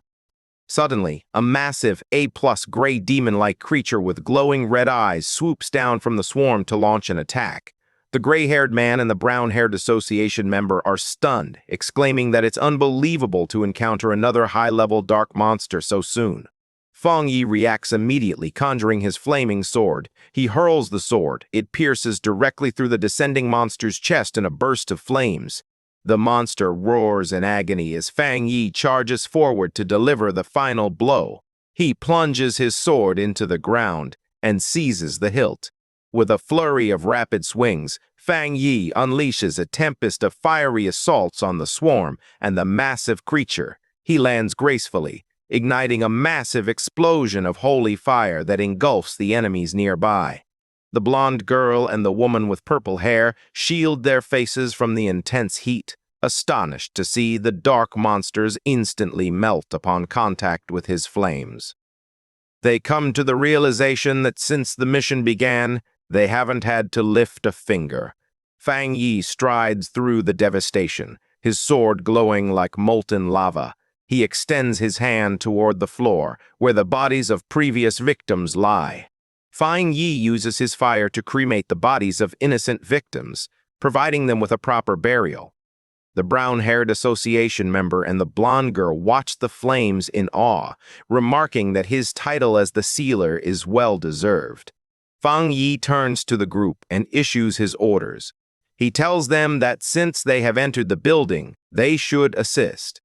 He instructs them to search the first floor for survivors, while he goes upstairs to deal with the remaining monsters. The team, comprising the gray-haired man and the purple-haired woman, stands prepared to follow his orders, their doubt now replaced by respect. Fang Yi continues to clear the building floor by floor. On the 10th floor, he confronts a swarm of flying shadow creatures, wielding his flaming sword to fend them off. He assesses the enemies and recognizes that they have evolved to at least the one-star spirit creation realm. However, he easily slices them in half, observing that their abilities haven't changed significantly. Fang Yi then guides the team up the escalator to the 15th floor, his sword trailing fire behind him. The air grows increasingly dense. The blonde girl expresses her concern that the cold, dark power is penetrating her protective barrier as they discover a hallway filled with bodies. The gray-haired man observes something unusual about the bodies. He cautions the others that something is stirring within the corpses and that they are corrosive, advising the team not to inhale the spores. A drop of liquid splashes into a puddle. A massive shadow spikes up behind Fang Yi and the brown-haired association member. The monster unveils itself as a terrifying, multi-eyed creature that gazes down at them. It roars, releasing a flurry of energy spikes. Rather than feeling scared, Fang Yi smiles and remarks that things have finally become interesting. Fang Yi spins his sword swiftly, generating a shield of fire that deflects the incoming energy spikes. The monster descends to launch a direct attack. However, Fang Yi is ready to counter, realizing that the creature is attempting to buy time to evolve further. He hurls his flaming sword with tremendous force, stunning the monster, resulting in a massive explosion. Fang Yi extends his hand in disappointment and tells the defeated monster that he overestimated it, anticipating a challenge at least at the 3-star spirit creation level. The gray-haired man is on high alert and turns abruptly at the sound of a noise. As Fang Yi inquires, "Who is there?" Peering inside, Fang Yi inquires if they are survivors. A young man cowering behind the door stutters in fear, asking if they are the forerunners sent to assist. The team finds 5 people alive in what appears to be a concealed storage room for a luxury brand. The survivors are huddled together in the darkness, visibly terrified. Fang Yi realizes they must have taken refuge here to evade the attack. Noticing their fear, Fang Yi smiles softly to reassure them. He tells them that everything is okay now and that they have come to rescue them. The brown-haired member of the association steps forward with a friendly smile, introducing the team as the Kong City Spirit Association. He informs the survivors that the monsters outside have been eliminated and urges them to come out quickly. The young male survivor gazes at Fang Yi in disbelief, stammering as he attempts to comprehend the situation. He shouts in disbelief, asking if it's true that Fang Yi defeated all those terrifying monsters with just a single slash. Meanwhile, outside the Tianbao building, a monitoring team observes the situation. The building is shrouded in a red, ominous energy, yet the monitors remain hopeful, noting that this time feels different. They monitor Fang Yi's spiritual energy, noting the glow of his spirit weapon on each floor. Suddenly, an analyst exclaims that the latest reading comes from the 40th floor. The analysts are taken aback, reporting that the sealer cleared the Tianbao building from bottom to top in just 9 minutes and 56 seconds. They understand that this news will astonish the entire Pioneer Circle in Kang City. However, the celebration is abruptly interrupted by a red alarm. The monitor alerts them that it's not over yet, as an S-class monster eruption has been detected at the highest level. On the top floor, Fang Yi stands among the rubble, gazing upward with a serious expression. He realizes he has located the main target. Towering above him is a massive, skeletal creature adorned with glowing green energy and black feathers. Fang Yi recognizes this terrifying monster as the anomaly king of the area, the Bone Bird. Fang Yi charges straight at the colossal anomaly king, the Bone Bird. Fang Yi charges straight at the colossal anomaly king, the Bone Bird. He leaps into the air, sword in hand. As he approaches, he examines the creature and realizes that the strange worms on it are not parasites, but rather integral parts of its body. With a powerful swing, Fang Yi delivers a golden strike. However, the bone bird deflects the attack with its sturdy cage-like bones. Fang Yi is momentarily taken aback as his attack is halted. The monster stares at him with its glowing green eyes. Below, his teammates watch in despair, fearing that even the formidable sealer may not be able to defeat this anomaly king. They feel helpless, realizing their own weakness prevents them from offering any assistance. Fang Yi lets out a sound of annoyance. Realizing he has spent enough time testing the creature, he decides it's time to end the fight and stops holding back. He summons the divine thunder, enveloping his sword in crackling blue lightning. Empowered by thunder, he swings again, effortlessly slicing through the bone defenses that had previously held him back. The bone bird lets out a roar of pain and fury. However, Fang Yi, enveloped in blue lightning, simply instructs it to quiet down. He unleashes a massive vertical slice of blue energy that slices cleanly through the monster's enormous body. Gazing coldly at the creature, Fang Yi observes that although this monster has transformed the building into a feeding ground, it is significantly weaker than the formidable anomaly king he faced previously. Fang Yi moves with astonishing speed, unleashing a rapid series of slashes at the monster before landing gracefully on the ground. The gray-haired man and the blonde girl watch in utter shock, realizing that Fang Yi is not only battling the monster, but completely dominating it on his own. The purple-haired woman observes intently, recognizing that each cut is meticulously calculated, dissecting the monster with chilling precision. Fang Yi realizes he doesn't even need to strike the bone bird's skull directly. As he evades its attacks, he recognizes that the creature is unable to retaliate due to the vast power disparity between them. He concludes that he has grown even stronger than the anomaly king. The monstrous bird emits a desperate, fractured roar as it struggles to regain its composure.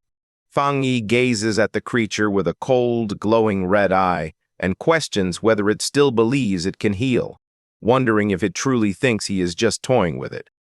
He starts to accumulate a vast amount of spiritual energy, generating bright blue lightning. With her energy fully charged, Fang Yi leaps high into the air. He unleashes the power directly into the Tianbao building, sending a massive pillar of lightning coursing through the structure that illuminates the dark red sky. The energy swirls into a vortex, dispelling the darkness from the surroundings. As the attack concludes, the dark clouds disperse, allowing the golden light of the setting sun to shine through, signaling the departure of darkness. Outside the building, the association's monitors watch in disbelief as the anomaly energy vanishes. They come to the realization that Fang Yi is a pioneer of an entirely different caliber, prompting them to question whether this is the true divide between them and a top-tier genius. They disclose that the S-class invasion has been classified as the King's Sacrifice Hell, with the specifics of its resolution kept in top-secret files. It is noted that Fang Yi's solution is unique and cannot be replicated by anyone else. Fang Yi safely lands on the rubble as the dust begins to settle. He turns to the purple-haired woman and the gray-haired man, informing them that the bone bird is dead and they can now reach out to the outside world. The purple-haired woman quickly activates her communicator, introducing herself as Song Yu. She reports that the incident has been successfully resolved and confirms that, thanks to the sealer, they completed the mission without any issues. As she talks, Fang Yi walks toward the exit. She expresses hope that the Kang City Spirit Association will collaborate and appreciate his assistance. The purple-haired woman suddenly appears shocked by what she hears on the communicator. She inquires about a newly elected Kang City captain, angrily questioning why he is arriving now that the mission is complete. A streak of light darts through the city toward them.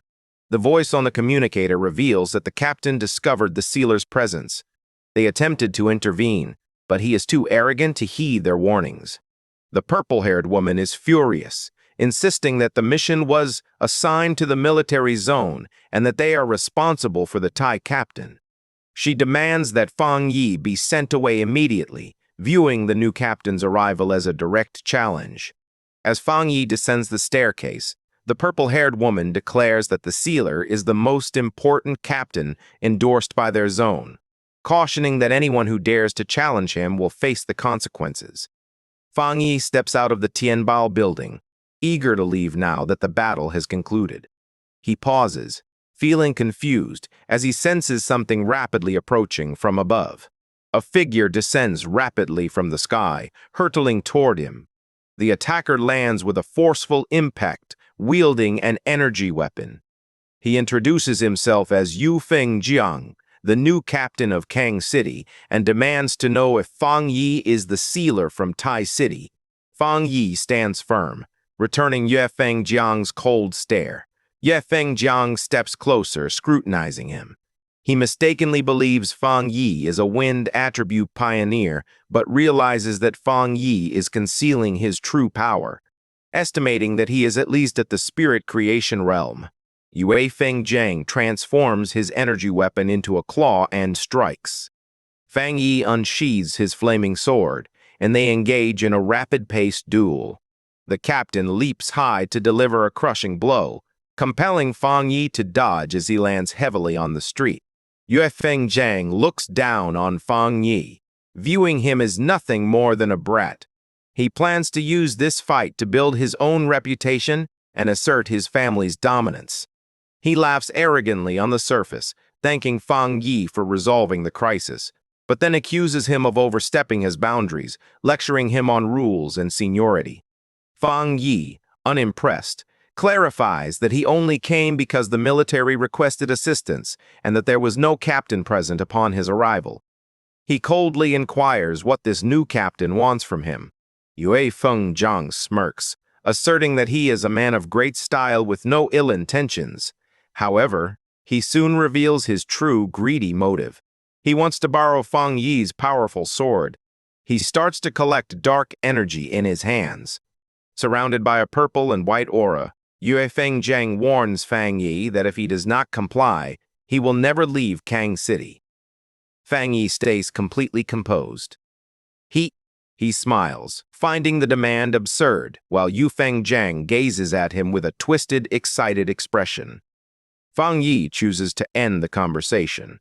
He channels his full power, drawing his sword as flames burst forth around him. Yu Fengjiang is taken aback by the sudden and significant surge in Fang Yi's power. With his eyes glowing and his aura flaring, Fang Yi mocks the captain's request to borrow his weapon, suggesting instead that he will take the captain's entire family, indicating he is about to deliver a severe beating. Fang Yi begins the battle with a fierce fire slash. "I'm sorry, but it seems like your request is incomplete. Could you please provide more context or text for me to edit?" Fengjiang evades the attack with remarkable speed. Rather than showing fear, he smiles and remarks that the fight is becoming intriguing. Nearby, the purple-haired woman, Song Yue, realizes that the fight has disrupted their signal once more. She urgently informs her team that they must leave immediately to alert the military and their superiors, as well as to ensure the survivors' safety. Fang Yi, engulfed in flames, issues a stern warning. He allows them 10 minutes to leave, suggesting that if they remain, they could witness a captain's death. A brown-haired association member attempts to warn him, but Song Yu swiftly covers his mouth. She exclaims that she understands and pulls him away to ensure their safety. As the group flees, Song Yue angrily complains that Yue Fengjiang is causing trouble right after his election. Her teammates concur that it might be beneficial for the sealer to teach their arrogant captain a lesson. With the others gone, Fang Yi glares at his opponent and extends his hand. He unleashes a powerful thunderbolt at Yue Fengjiang. Then, the captain deflects the lightning with his weapon, but the force is immense. Yue Fengjiang shouts a challenge to Fang Yi, urging him to stop holding back and unleash his full power if he truly wants to kill him. Fang Yi responds by delivering a powerful blow, an attack that sends shockwaves throughout the area. A massive explosion erupts behind Yue Fengjiang, obliterating the surrounding buildings. Yue Fengjiang slides backward to regain his balance, finding the sensation he just experienced to be terrifying. Sweat drips down his face as he gazes at Fang Yi, realizing that Fang Yi's yang power is exceptionally strong and explosive.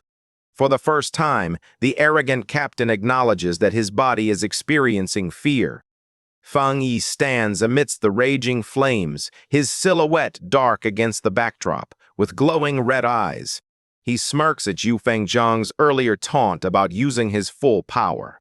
Calmly, he replies that if he were to unleash 100% of his strength, he doubts Yu Fengjiang would last even 10 minutes. Yu Fengjiang smiles with confidence. He laughs maniacally, convinced that the sword itself holds the power.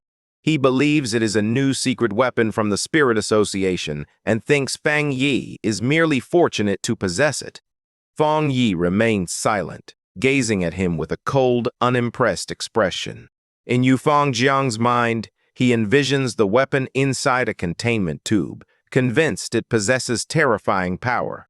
He feels envious that such a unique prototype has been entrusted to this kid. He clutches his chest, realizing that his trip to the city was worthwhile because he has discovered a treasure to steal. Driven by greed, Yu Fengjiang rips off his shirt, unleashing a surge of purple energy.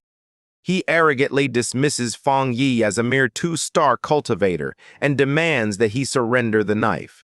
Threatening to kill him for it, he shouts that Fang Yi has yet to demonstrate enough power to impress him. Meanwhile, at the headquarters of the Thai Spirit Association, the atmosphere is charged with tension. The superior pounds his fists on the table, infuriated to discover that the Kang City captain has instigated a fight with their own captain, Fang Yi. Su Gangying appears concerned as her superior sweats, understanding the gravity of the situation. She notes that the sealer was summoned by the Star God War Zone, indicating that this conflict entails high-level military politics. The superior is puzzled when his assistant whispers an update, prompting him to ask for a repeat of the absurd news. The assistant explains that they reached out to Kang City, but received an arrogant response stating that if the fight isn't halted within 10 minutes, the situation will become irreversible, as they believe Fang Yi is the one in danger. The officials in Kang City are confident that, being the third-ranked city, their captain is superior and will not be defeated. The Thai officials are both shocked and insulted by Kang City's condescension. The superior slams his fist down once more, calling the Kang City officials fools. He recognizes that they believe sealing a top-level monster is simple and have severely underestimated Fang Yi. The assistant notes that the captain of Kang City is rumored to have recently attained a 3-star rank and is backed by a powerful family with abundant resources. Through the window, the superior scoffs at the mention of a 3-star rank. With a serious expression, he explains that the sealer possesses multiple top-tier powers, and his true fighting ability far exceeds what his visible rank suggests. He grimly concludes that, since Kang City did not endure the king's sacrifice hell, they fail to grasp the true significance of Fang Yi's title. He predicts that the Kang City captain will not only lose, but may even die. Back at the battle, Fang Yi readies a powerful punch, his red eye glowing fiercely. He lands a brutal punch on Yu Fengjiang's face, sending blood and teeth flying while shattering the arrogant captain's defense. The battle rages on in the sky above the city. Yu Fengjiang is perplexed, as his attacks seem ineffective against Fang Yi's flames, leaving him to question why the fire blade appears to be limitless. As they battle, Yu Fengjiang is horrified to discover that his spiritual power is vanishing upon contact, as if it is sinking into the sea. He feels overwhelmed by Fang Yi's relentless assaults. Yu Fengjian turns and is taken aback to find the Kang City Spirit Association building right beside them. Fang Yi towers over him, exuding a menacing aura. He informs the captain that, out of respect for the city and the military, he is offering him one final opportunity. Before Yu Fengjian can react, Fang Yi unleashes a powerful kick that sends the captain sprawling. Fang Yi continues his assault without hesitation. He unleashes a powerful barrage of fire/attacks at the building, shouting that he fears some people might be hiding inside, so he has chosen to make his presence known. Yue Fengjian is caught in the explosion, his face contorting in shock and agony. The resulting explosion is enormous, illuminating the city skyline. On the ground, people gaze upward in confusion, questioning whether a fire has erupted. The crowd starts to panic as the temperature suddenly spikes. A man with glasses shouts, pointing out that he can see two people battling in the sky. High above, Fang Yi, enveloped in his golden flames, readies himself for another confrontation with Yue Fengjian, who is shrouded in dark purple energy. Below, a civilian spots the fire from the news and eagerly informs others that the rumors of the spiritual energy revival are indeed true. Fang Yi gazes coldly at his opponent. Checking the time, he calmly informs Yue Fengjian that he has 5 minutes remaining. He then echoes the captain's own words, questioning whether he truly doesn't want to witness 100% of his power. Yue Fengjian, battered and enraged, can only growl. Fang Yi descends from the sky like a meteor, wielding his flaming sword.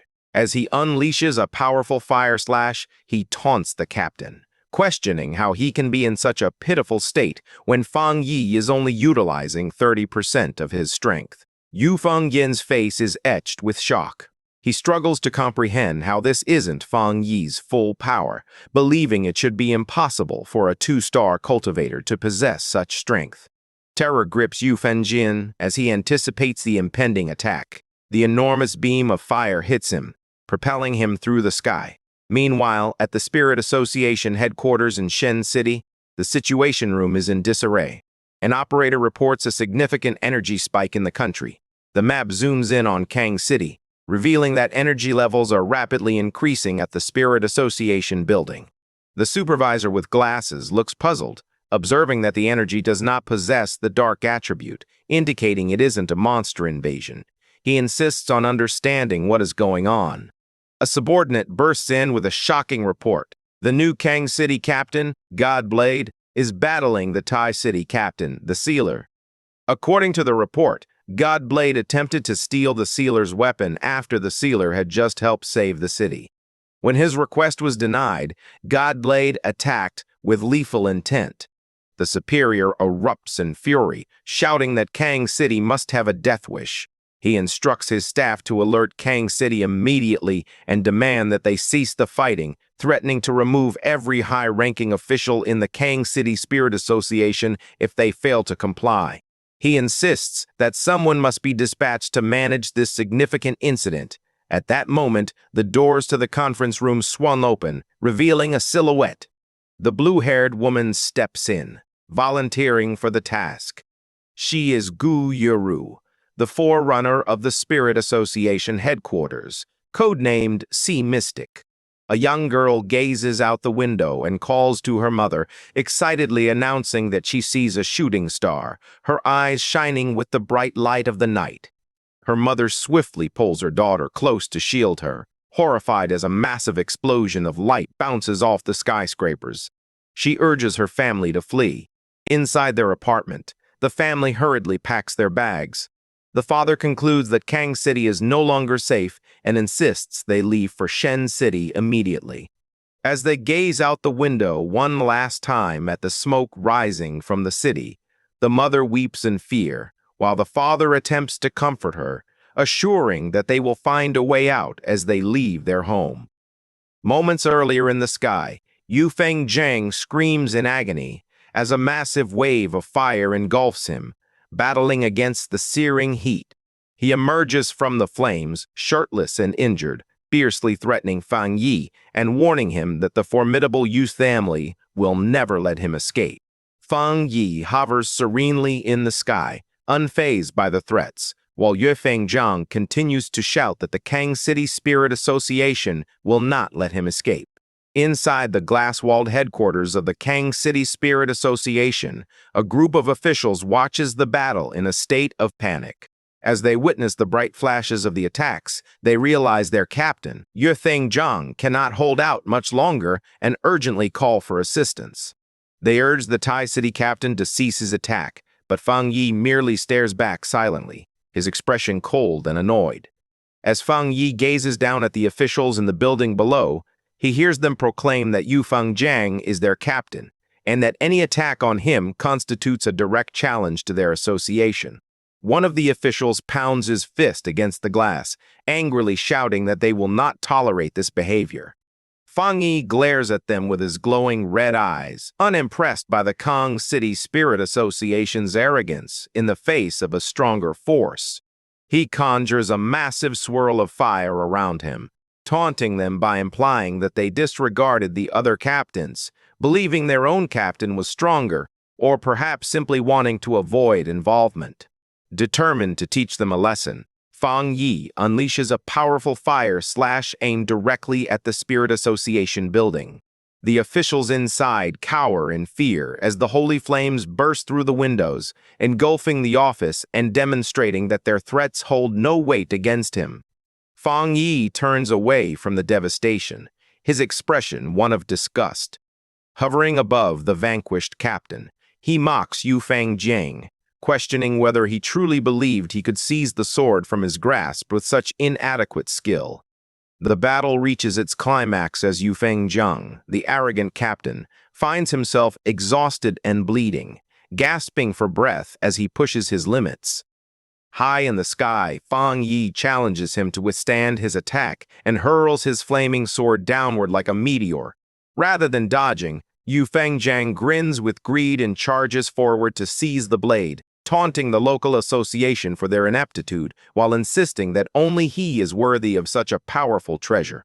His face contorts into a wild expression as he shouts that this treasure belongs solely to him.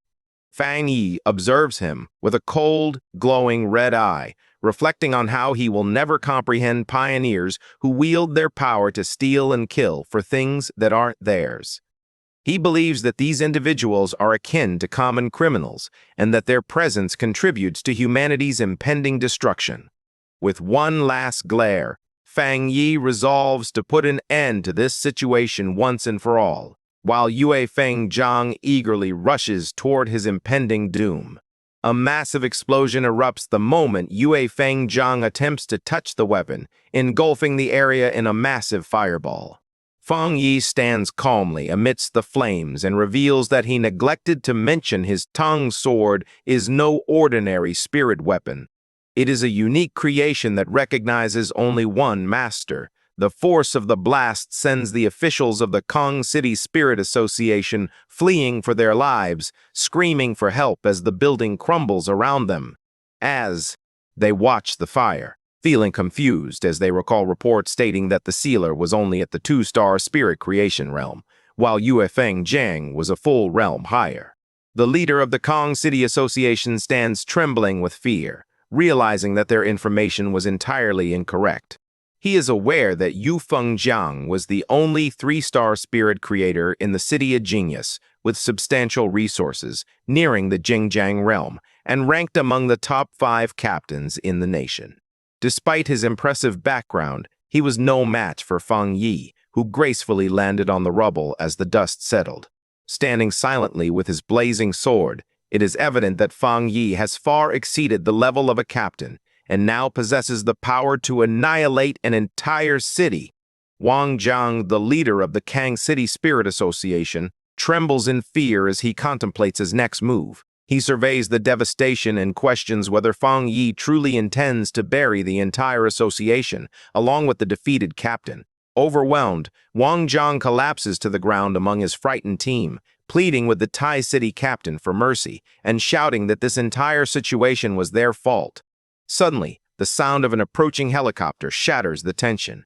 Inside the cockpit, the pilot informs his superior that a pure and intensely strong yang attribute lies ahead, but he observes that the flames near the Spirit Association appear to be diminishing. Guyo stands at the open door of the helicopter, gathering a vast amount of blue water energy in her hands, contemplating whether the fire is truly dying down. Worried that they have arrived too late, Guyiru unleashes her power, sending streams of blue energy cascading from the sky to extinguish the remaining fires. As she gazes at the devastation below, she acknowledges Fang Yi's strength. She finds it truly astonishing that he could nearly obliterate the 3rd largest city on his own. She concludes that his abilities are on par with those of a national-level pioneer. However, as the rain falls, she comes to a deeper realization. Her rain can only extinguish the fire because Fang Yi intentionally restrained his power. She understands that he showed mercy. Otherwise, her water would not have been sufficient to quell his flames. On the ground, Wang Jiang looks up with joy, shouting to Fang Yi that help from headquarters has arrived to save them. Fang Yi stands silently, gazing up at the newcomer in the sky. From the helicopter, Gu Yu gazes back at him. As a pioneer in water attributes herself, she perceives that Fang Yi's raw power far surpasses that of Yufeng Jiang, placing him among the top pioneers she has ever encountered. Suddenly, Gu Yuru's expression shifts to one of surprise as she notices something particular. She fixes her gaze on the flaming Tang sword in Fang Yi's hand. Assessing the weapon's raw power and level of fusion, she realizes from her research that the Tai City Spirit Association lacks the technology to create such an advanced spirit weapon. As Fang Yi calmly sheaths his sword, drawing the flames back into his body, Gu Yuru reaches the only logical conclusion. That spirit weapon was crafted by Fang Yi himself. Wang Jiang, emboldened by the arrival of the helicopter, points an accusing finger at Fang Yi. He questions whether the sealer truly needs to be so ruthless and asks how he intends to justify his actions, now that someone from headquarters is present. Fang Yi glares at him with a terrifying intensity. He coldly reminds the official that he had given them 10 minutes to resolve the situation, yet they failed to provide any explanation. Turning away, Fang Yi concludes that their silence indicates they agree their captain deserved to die. Suddenly, Fang Yi unleashes a powerful wave of fiery energy that envelops the terrified officials. He warns them that if they ever speak to him so disrespectfully again, he will kill them all along with their fallen captain. Then, Gu Yu descends from the sky, enveloped in swirling blue water energy. She calls out to the Tai City captain, urging him to cease his aggressive actions. Fang Yi silently turns his head to face the newcomer. Wang Jiang is thrilled, believing that Fang Yi is finally in trouble. He thinks that no matter how powerful the sealer is, they cannot simply kill a city captain without facing consequences. He believes that if this goes unpunished, captains everywhere will be at risk. Gu Yoru arrives and introduces herself. She sternly questions how they are expected to manage the spirit associations across various regions if this kind of chaos is permitted. Wang Jiang smirks mischievously, believing she is aligned with him. He eagerly anticipates her punishing Fang Yi for the destruction of their headquarters. However, to everyone's surprise, Gu Yu does not launch an attack. Instead, she stands respectfully before Fang Yi and acknowledges that this incident represents a failure of duty on the part of the Spirit Association. She bows her head in apology, assuring Fang Yi that headquarters will provide a proper explanation for what occurred. Fang Yi's expression softens into a gentle smile as he hums in agreement, accepting her apology. Wang Jiang stands frozen, his face a mask of shock and disbelief as he realizes that headquarters has sided with Fang Yi against him. Wang Jiang trembles, confused and unable to grasp what is happening. He observes Gu Yoru bowing to Fang Yi, understanding that this is the headquarters' respectful approach to addressing the sealer. She clarifies that their aim is to support and reward him in order to prevent further conflict. Wang Jiang is filled with dread, questioning whether this is the end. He reflects on how his captain was burned alive and can't comprehend why headquarters isn't taking this seriously or holding Fang Yi accountable. Fang Yi stands calmly, believing that the local association's opinion is irrelevant. He reflects on how Yufeng Jiang, the captain of Kong City, attempted to kill him for his weapon and showed ingratitude for his assistance. Thus, he feels that Jiang's death was warranted. Gu Yu approaches the frightened officials. She coldly inquires why they did not intervene to stop the fighting, labeling them arrogant fools. Then she asks who is in charge of the Kang City Spirit Association, and Wang Jiang nervously raises his hand. Wang Jiang forces a smile as Gu Yuru issues her orders. She informs them they have 3 days to soothe the public in Kang City and devise a convincing excuse to conceal the news of the battle. Her expression hardens as she delivers their punishment. She declares that after 3 days, they will all be fired, and headquarters will send new personnel to take over Kang City. The officials are taken aback. Gu Yu issues a final warning. If they fail, they will face the full consequences. Fang Yi observes from afar, taken aback. He acknowledges that he never anticipated the Spirit Association headquarters would dismiss the entire staff of Kang City, merely to appease him. Gu Yuru returns to Fang Yi, stating that headquarters needs to clarify their position. She warns that anyone who challenges the sealer will meet the same fate as the Kang City Spirit Association and Yufeng Jiang. She asks Fang Yi if he is satisfied with their handling of the situation, assuring him it won't happen again. Fang Yi, appearing relaxed, responds that anyone who challenges him is also challenging the headquarters. He expresses indifference toward the officials, focusing instead on how she intends to manage public opinion regarding the supernatural events. Gu Yuru comprehends his question and addresses the concern about whether the news of the spiritual energy revival can remain a secret in major cities. She explains that supernatural events are occurring frequently, and disasters caused by anomalies are continually emerging. She acknowledges that many people have already figured out the truth, but the government cannot disclose it yet because the timing isn't right. She cautions that if they revealed it now, the world would change immediately. Chaos would erupt within society, undermining the order they strive to maintain. She suggests that the situation is fragile, emphasizing that if Fang Yi hadn't intervened to save Tai City, the consequences would have been disastrous for the entire world. Fang Yi reflects on the outcomes of his recent battles and concludes that the era of spiritual energy recovery may have officially begun with the defeat of the Anomaly King. He realizes that, without the sacrifices of formidable individuals like Elder Wu, this new era could have arrived even sooner, leaving humanity unprepared.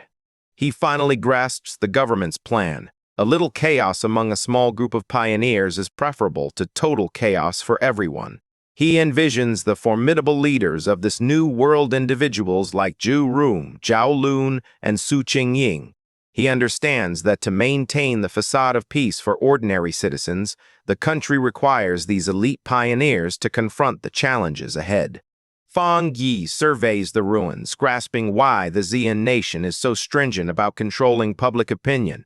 By managing information, they prevent weaker pioneers from causing unrest and curb the spread of panic, allowing ordinary citizens to adapt to the new era.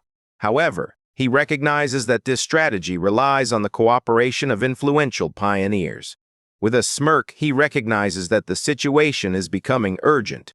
As Fang Yi prepares to leave, he acknowledges that although his current power enabled him to address the crisis in Tai City, it won't be sufficient for the challenges ahead. Gu Yu interrupts his thoughts, respectfully informing him that a special plane is ready to take him back to Tai City. However, she requests a moment to make a personal appeal. Adjusting her glasses with a smile, Gu Yoru expresses her sincere admiration. She tells him she envies Tai City for having such a young talent who possesses the ability to destroy a city and the character to manage that power. Fang Yi gazes at her with interest and advises her not to be so formal. Gu Yoru extends her hand toward him warmly and asks if he would like to join her As Gu Yoru, rather than as the sea mystic, she can be friends with him. Fang Yi is taken aback by her humble and sincere request. At the headquarters of the Star God Warzone, Zhao Lan listens as her blonde subordinate details the incident that occurred in Kang City. Zhao Lan pounds her fist on the desk in frustration, exclaiming that the situation is absurd and labeling the Kang City Spirit Association as fools. She examines a chart displaying the strategic rankings of cities and observes that Kang City, currently in third place, is losing its standing. She predicts that if this trend continues, Kang City will drop out of the rankings altogether. Consequently, she concludes that the Spirit Association headquarters must take control of Kang City without delay. Zhao Lan's blonde subordinate comments that the Spirit Association headquarters is dependable, particularly Sea Mystic, who may be attempting to win Fang Yi over to their side. Zhao Lan agrees, stating that their reward for the sealer should surpass that of the associations. She decides to double the original reward for his assistance in Kong City. The subordinate expresses admiration for Fang Yi's strength, noting that his balance of ruthlessness and control makes him well-suited to be a city leader. He then proposes a specific reward that he believes suits him best. He places a folder marked Top Secret Restricted Area on the desk. Zhao Lan falls silent, grasping the gravity of this suggestion. She notes that if she weren't aware of his admiration for Fang Yi, she would believe he was deliberately making things difficult for him. The subordinate smiles, asserting that crisis and opportunity are intertwined and that only Fang Yi is deserving of the chance to train there. He mentions that another talented individual from their war zone is already training there. He explains that in the future, even more terrifying challenges than the King's Sacrifice Hell will emerge, and they need Fang Yi to strengthen rapidly to confront the unknown. Zhao Lan agrees, pulling out the documents and considering that perhaps their restricted area is too simplistic for him. Suddenly, a staff member rushes into the room, calling out for Sister Lan. She delivers the shocking news to a stunned Zhao Lan, and her subordinate, Elder Wu, has awakened and wishes to speak with her. Several hours later, in Tai City, the sun shines down on Fang Yi's new luxury villa. Fang Yi sits on his couch, scrolling through his phone. He receives a bank notification for 10 million yuan, likely the reward promised by Zhao Lan.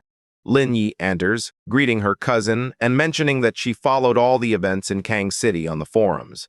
Fang Yi reassures Lin Yi, urging her not to worry. However, she remains anxious due to rampant rumors online claiming he brutally killed the captain of Kang City, known as Godblade. Fang Yi insists that these rumors are exaggerated. She flicks her forehead, urging her to stop reading forums and concentrate on her training. Fang Yi stands up and declares that he is going to train in hopes of achieving a breakthrough. Lin Yi watches him in shock. She asks in disbelief if he's moving too fast, considering he just advanced, yet he's already aiming for the 3-star spirit creation realm. Fang Yi laughs and replies that it's not certain yet. Left alone, Lin Yi clasps her hands together, wearing a worried expression. She senses that her cousin is burdened by something significant. Upstairs, Fang Yi sits on his bed, enveloped in swirling dark energy. He holds a ball of golden energy that contains the purest dark attribute from the Bone Bird, the Anomaly King he defeated. He decides to merge this energy into his boundless dark world to enhance its power. As he activates the energy, the spirit of the Bone Bird materializes. A system window prompts him to confirm whether he wants to embed the dark attribute. He agrees, and a golden spear of energy envelops him as the process commences. The system confirms that the fusion was successful, upgrading his limitless dark world. Now, when enemies are drawn into his dark domain, the Bone Bird and other anomalies within will launch their attacks. Fang Yi floats in meditation, his body radiating with power. Within his mind, he envisions the forms of the countless monsters he has absorbed. He wonders if this implies they can actively advocate for him. He understands that, like the Anomaly King, he can now command these anomalies. With this newfound understanding, Fang Yi unleashes his full power. A colossal, multi-armed golden avatar made of fire emerges in the sky, towering over the dark energy. Suddenly, a golden system notification pops up, indicating that he has met the requirements for another advancement. It asks if he wishes to break through to the 3-star spirit creation realm. The immense energy from Fang Yi's cultivation takes on a physical form above the city, creating a massive golden image of a fiery god in the sky. The onlookers gaze up in awe. A photographer, thrilled by the sight, points it out, identifying the figure as the immortal who saved them from the bat monsters, convinced that their savior has returned. Inside the villa, the energy becomes overwhelming, and a dazzling explosion of golden light erupts from Fang Yi's bed, illuminating the entire room. Inside Fang Yi's spiritual world, the scene shifts to a dark purple void. The spirits of the formidable monsters he has defeated and absorbed, including the massive Bone Bird and the giant serpent, emerge from the shadows, looming over him. Fang Yi gazes at the reborn monsters with confidence, believing, they have become akin to servants of a king. Their presence enhances the strength of his boundless dark world. He sits on a throne of dark energy, gazing down as the fearsome army of monster spirits bows before him, acknowledging him as their ruler. A system window confirms his progress, announcing that the boundless dark world has been upgraded and that he has acquired a new ability. The system describes a new skill known as anomaly warfare. It states that once Fang Yi draws enemies into his dark world, he can summon monsters to attack them. However, it cautions that the stronger the enemy, the more spiritual power will be required to maintain the summons. Fang Yi cradles a swirling orb of dark energy, containing the essence of the bone bird. He smirks, greeting the newcomer to his boundless dark realm. He commends the bird spirit for its remarkable purity, recognizing it as a significant enhancement to his own power. He instructs the spirits to put in their best effort for him, assuring them that he will treat them kindly. As he surveys his new army, he understands that he must enhance his spiritual energy to fully harness this new ability. In the real world, the energy buildup reaches its climax. A massive beam of golden light erupts from the city, piercing the clouds and illuminating the sky, signaling his success to all. Fang Yi floats in his room, enveloped in the golden aura. The system confirms that he has successfully advanced to the 3-star spirit creation realm. He reflects on this transformation, sensing that all his abilities have seamlessly integrated into his being, and his power feels refined and pure. His eyes opened, glowing with a sharp red light. He noticed a significant improvement. The discomfort he once felt when using the dark attribute had vanished completely. Fang Yi gets out of bed, his feet still shimmering with residual golden energy. Standing in his room, he conjures flames into his hand with a confident expression. He resolves to explore the full extent of his new powers through actual battles. Later, at the headquarters of the Star God War Zone, Elder Wu, now fully recovered, stands beside a large window with Zhao Lan gazing out at the city. They discuss Fang Yi's remarkable progress, highlighting his rapid advancement in rank. Elder Wu inquires about the time elapsed since Fang Yi obtained the Shizhai flower to save his life, and Zhao Lan confirms it has only been half a month. Zhao Lan reflects on how, in just over 10 days, Fang Yi has accomplished feats that would be considered a lifetime achievement for any other pioneer. The elder acknowledges that Fang Yi not only saved him but also secured the future of the Sha Nation's pioneers.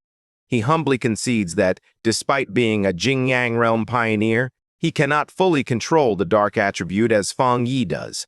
As he gazes at his reflection, Elder Wu recounts Fang Yi's accomplishments, defeating the anomaly kings in 2 cities, resolving disasters, and leveling up twice within just a few days.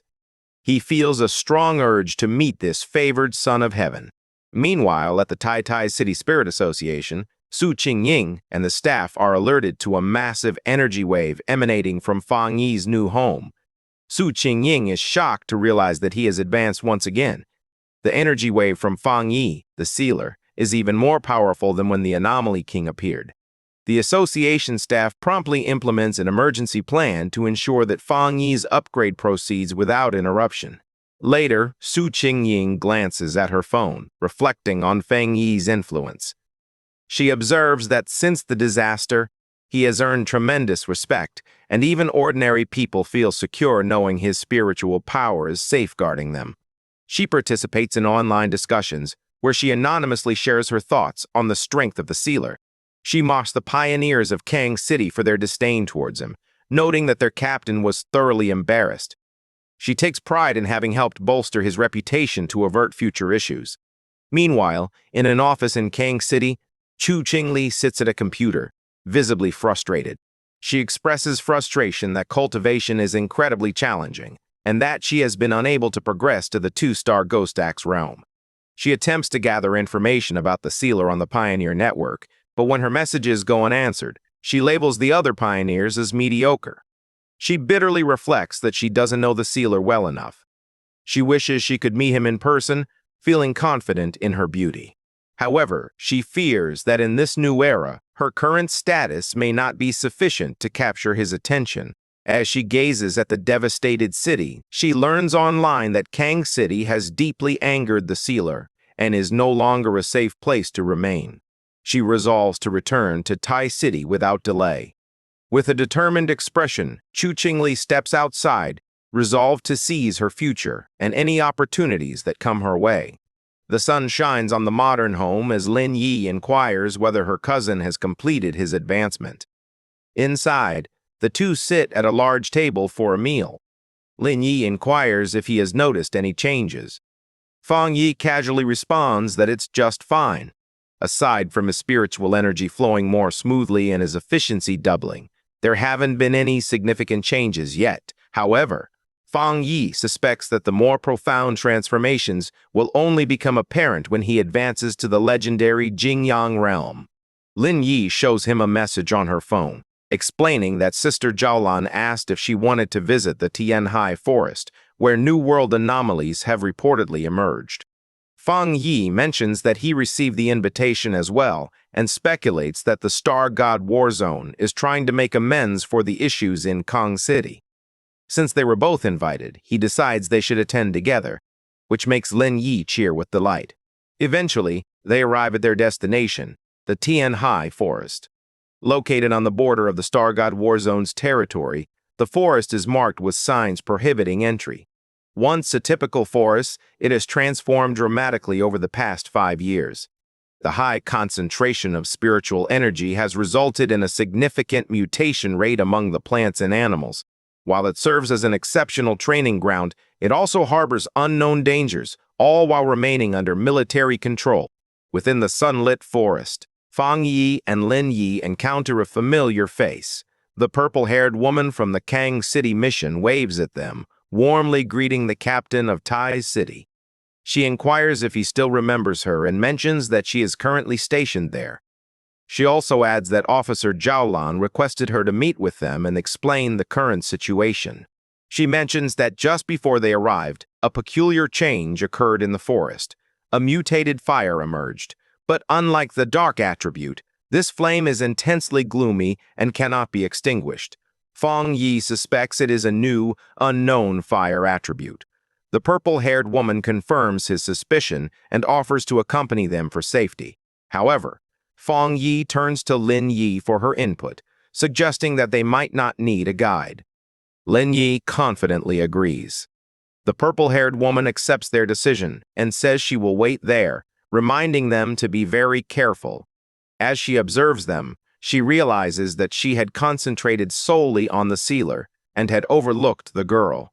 She is astonished to feel that the girl's spiritual energy is exceptionally strong, possibly even surpassing her own. As Fang Yi and Lin Yi venture deeper into the woods, she observes them with a smile, pondering what has contributed to their remarkable talents. The duo steps onto the scorched earth, the ground crunching beneath them as they enter the affected area. They stand before a terrifying sight, a forest ablaze with an unusual, raging fire that reaches toward the sky. Fang Yi asks if this is the right place. Fang Yi extends his hand to sense the energy and is taken aback by the overwhelming aura of death. He observes that the chilling, gloomy energy is as potent as the dark tide. He recalls the warning that this fire cannot be extinguished and only spreads. Suddenly, Fang Yi activates his golden sun breathing technique. A massive surge of golden energy erupts from him, and he urgently instructs Lin Yi to step back. The environment swiftly assaults them. Dark, shadowy tendrils whip out from the blazing forest, lunging toward them. As Fang Yi defends himself, he realizes that these flames are far more powerful than ordinary fire and possess an insatiable hunger for human spiritual energy. The dark energy opposes his power, and he realizes that even his supreme yang attribute is not having a significant impact. Fang Yi surrounds Lin Yi with a golden barrier for her protection. He informs her that the source of the black fire lies ahead and cautions her that, due to her wood attribute spiritual power, she is inherently vulnerable to fire. He insists that she must remain within his protective barrier. Lin Yi acknowledges her understanding. Fang Yi summons his spirit sword, its blade glowing as he readies himself to carve a path forward. With a single, powerful slash, he cleaves the dark, burning trees in two. Fang Yi and Lin Yi walk along the path he cleared, with the forest burning on either side, yet they proceed safely. As they delve deeper, the death energy grows increasingly oppressive. They arrive at a cliff and gaze down into a vast, dark pit, pulsating with glowing red veins of heat. Fang Yi spots something dripping from the rocks above. His eyes glowing red, he concentrates on it. He recognizes the dripping substance as magma. They realize they have reached the center of the anomaly, standing above a pit of flowing lava. A system window appears before Fang Yi, notifying him of a significant change in the heavens and earth. The system identifies the power as the Twilight Fire attribute and announces that it will automatically start gathering data to develop a new technique. Fang Yi reaches his hand into the flowing magma. Upon making contact with the mysterious energy source, a system window appears, announcing that he has acquired the Twilight God domain. The system explains that this power can absorb surrounding attribute energies to enhance his own Yang attribute. Suspended in the air and encircled by a blazing sphere, Fang Yi contemplates whether this power resembles the fire attribute of his Desolation Flower. The system states that this power is specifically intended to enhance his primary Yang energy. Suddenly, a terrifying red aura resembling a demonic face erupts around him. The system alerts him to a new ability called Death Brand, cautioning that it is both special and dangerous. Fang Yi appears confused as the system clarifies that this ability grants infinite death. If he is killed, the killer is marked with this brand, ensnaring them in a cycle of perpetual death, engulfed by yellow spring flames that burn eternally. Their body undergoes a death collapse while a hellish scene unfolds as malevolent spirits greet them at their grave. Fang Yi appears contemplative, realizing that although the ability is formidable, it may not be suitable for him at this time. The system is instructed to save the Death Brand ability, but the decision is made not to learn it at this time. With the dangerous ability contained, Fang Yi concentrates on absorbing the Twilight Fire. A swirling orb of red and black energy takes shape as he completes the process. Watching from a safe distance, Lin Yi is astonished that her cousin can manage such intense flames with such ease.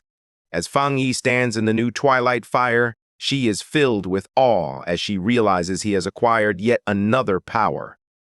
Suddenly, Fang Yi's expression shifts to a sharp smile. His eyes glow red as he warns Lin Yi not to get distracted, sensing something else nearby. A massive, shadowy creature with glowing red eyes emerges from the smoke behind Lin Yi. Terrified, she stammers, wondering if it's a dragon. Fang Yi swiftly descends between his cousin and the creature. His hand glows as he corrects her, stating that it's not a dragon, but rather a mutated lizard. The creature unveils itself as a massive demonic lizard with wings. Fang Yi gazes at it in disgust, mocking it as a slightly larger, four-legged insect. He concludes that this creature is the ideal target to test his new Twilight Fire domain. The enormous, demonic lizard opens its mouth and unleashes a torrent of molten lava at Fang Yi. He reacts immediately, his eyes glowing red as he leaps into the air to dodge, a blade of fire extending from his hand. With a powerful swing, his golden slash strikes the monster's dark energy, generating a massive shockwave. The intensity of their battle is so immense that the ground fractures, releasing bursts of red energy from the cracks. A blinding light bursts forth as the unstable energy in the volcanic pit detonates. A tremendous explosion tears through the forest, resembling a volcanic eruption. At the edge of the forest, the purple-haired woman, Song Yu, and her friend, Fang Yi, Wang Liang, are knocked back. In a panic, Wang Liang shouts that they need to call for backup immediately. Meanwhile, at a monitoring station, a red warning screen flashes, notifying the staff of a newly detected mutated life form in the Tianhai forest. The data indicates that spiritual energy has surged by 1,000%, categorizing the threat as level. At the Star God War Zone headquarters, Zhao Lan and Elder Wu receive some unsettling news. Zhao Lan notes it's peculiar that the energy in the forest, which had been stable, suddenly spiraled out of control when the sealer began training. In his combat armor, Elder Wu expresses his trust in Fang Yi's abilities, but suggests they should investigate to ensure everything is all right. Without hesitation, Elder Wu and Zhao Lan soar through the air at an astonishing speed. As they draw near, Wang Liang and Song Wei flee from the danger zone. They glance up and spot two streaks of light. They instantly recognize the newcomers, shouting with excitement and relief that it is Officer Zhao Lan and Elder Wu. Elder Wu descends like a meteor, striking the ground with such force that it fractures the earth. As the dust clears, Elder Wu stands tall, enveloped in a yellow aura, prepared to confront the S-level threat. Song Yu rushes forward, astonished by the speed of the man before her. She wonders if this is the true power of a Jingyang realm pioneer, comparing him to Fang Yi, noting that while the sealer produces bold, eye-catching effects, Elder Wu embodies a powerful yet restrained presence. Within moments, they reach the location. Zhao Lan lands gracefully, confirming that the target is right there. Elder Wu steps forward, his expression grave. He reaches out with his armored hand toward the solid rock barrier obstructing their path. With a swift motion of his arm, he releases a formidable force, causing the rock wall to shatter instantly. With the path clear, Elder Wu instructs the team to enter, followed by Zhao Lan, Song Yu, and the other soldiers. Deep within the pit, Lin Yi protects herself from the violent energy. She shouted to her cousin to check if he was okay. As the dust settles, Fang Yi stands calmly with his flaming sword in hand. Behind him lies the massive corpse of the mutated lizard. He reassures Lin Yi that he is okay. However, it appears that someone has come to find them. Fang Yi glances toward the entrance with his glowing red eye, sensing the powerful individuals approaching. He swiftly conceals some of his power, causing the dark energy surrounding him to dissipate. Elder Wu steps out of the tunnel, his yellow aura diminishing. He and Fang Yi stand opposite each other, two generations of elite powerhouses encountering one another for the first time. Elder Wu breaks the silence, acknowledging Fang Yi as his savior and referring to him as the sealer. Song Yue and the others catch up, their expressions a mix of shock and concern. Elder Wu disregards them, concentrating solely on Fang Yi. He gazes at the enormous carcass of the S-level mutated lizard and asks, clearly impressed, if the sealer truly achieved this level of power on his own. Elder Wu realizes that the mutated lizard was on the verge of a perfect evolution. He understands that once it transformed into a dragon, its power would rival that of the legendary Jingong realm. As he examines the body, he is astonished that Fang Yi was able to slay such a fearsome creature with a single strike. He then detects the twilight fire aura surrounding Fang Yi, recognizing it as akin to the half-dragon's power, but much more refined. He begins to question whether the warning signal they received was actually picking up on Fang Yi's power rather than that of the monster. Zhao Lan steps forward, gazing at the lifeless beast in disbelief. She asks him if he has solved the problem again, shocked that he took it down without waiting for backup. She realizes that if the half-dragon had managed to break through, it would have possessed Jingong realm abilities. The thought of what might have happened if the sealer hadn't been present sends a shiver down her spine. Fang Yi greets Elder Wu with a smile, expressing his joy at the senior hero's recovery.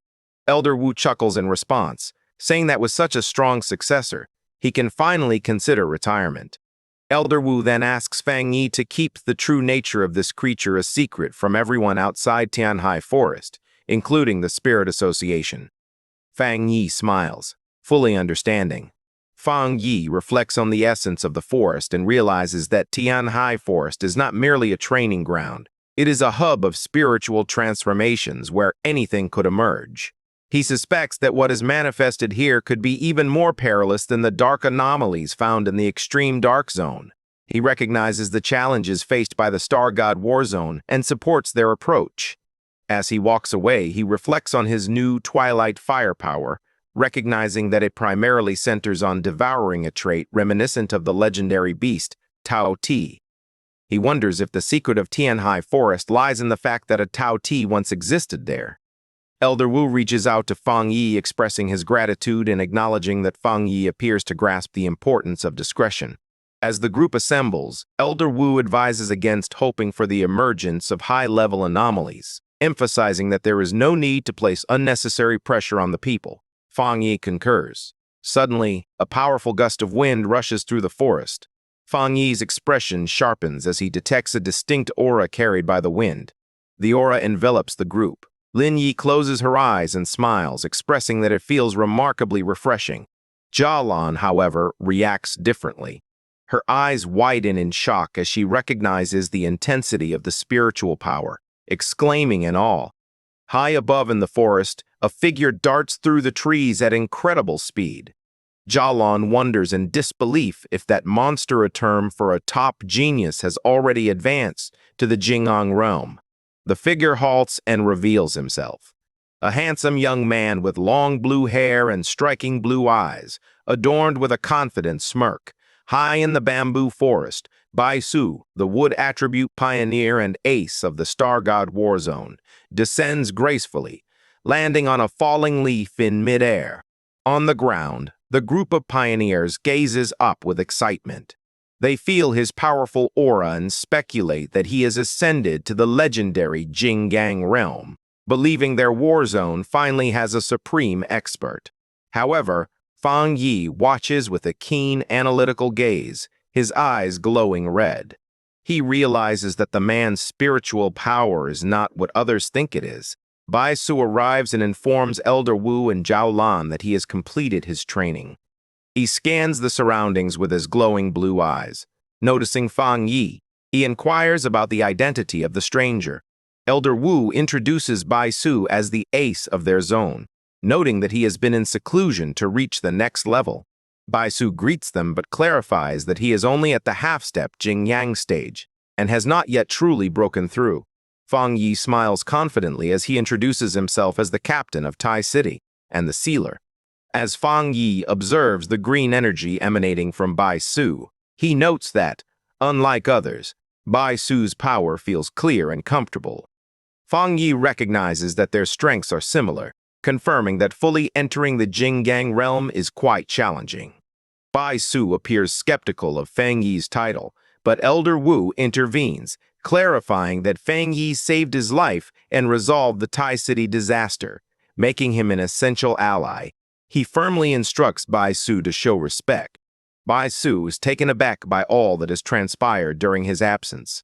Elder Wu informs Fang Yi that Bai Su, a prodigy who awakened early with the nation's finest resources, matched Fang Yi's pace of improvement. This is why he has been isolated and remains unaware of the outside world. Elder Wu describes the harsh reality of the New World, stating that human cultivation disrupts the natural order, resulting in humans evolving more slowly than the creatures they battle.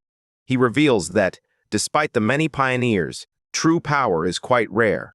Currently, only 5 individuals worldwide have attained the peak 3-star spirit creation level, known as the Jingyang realm.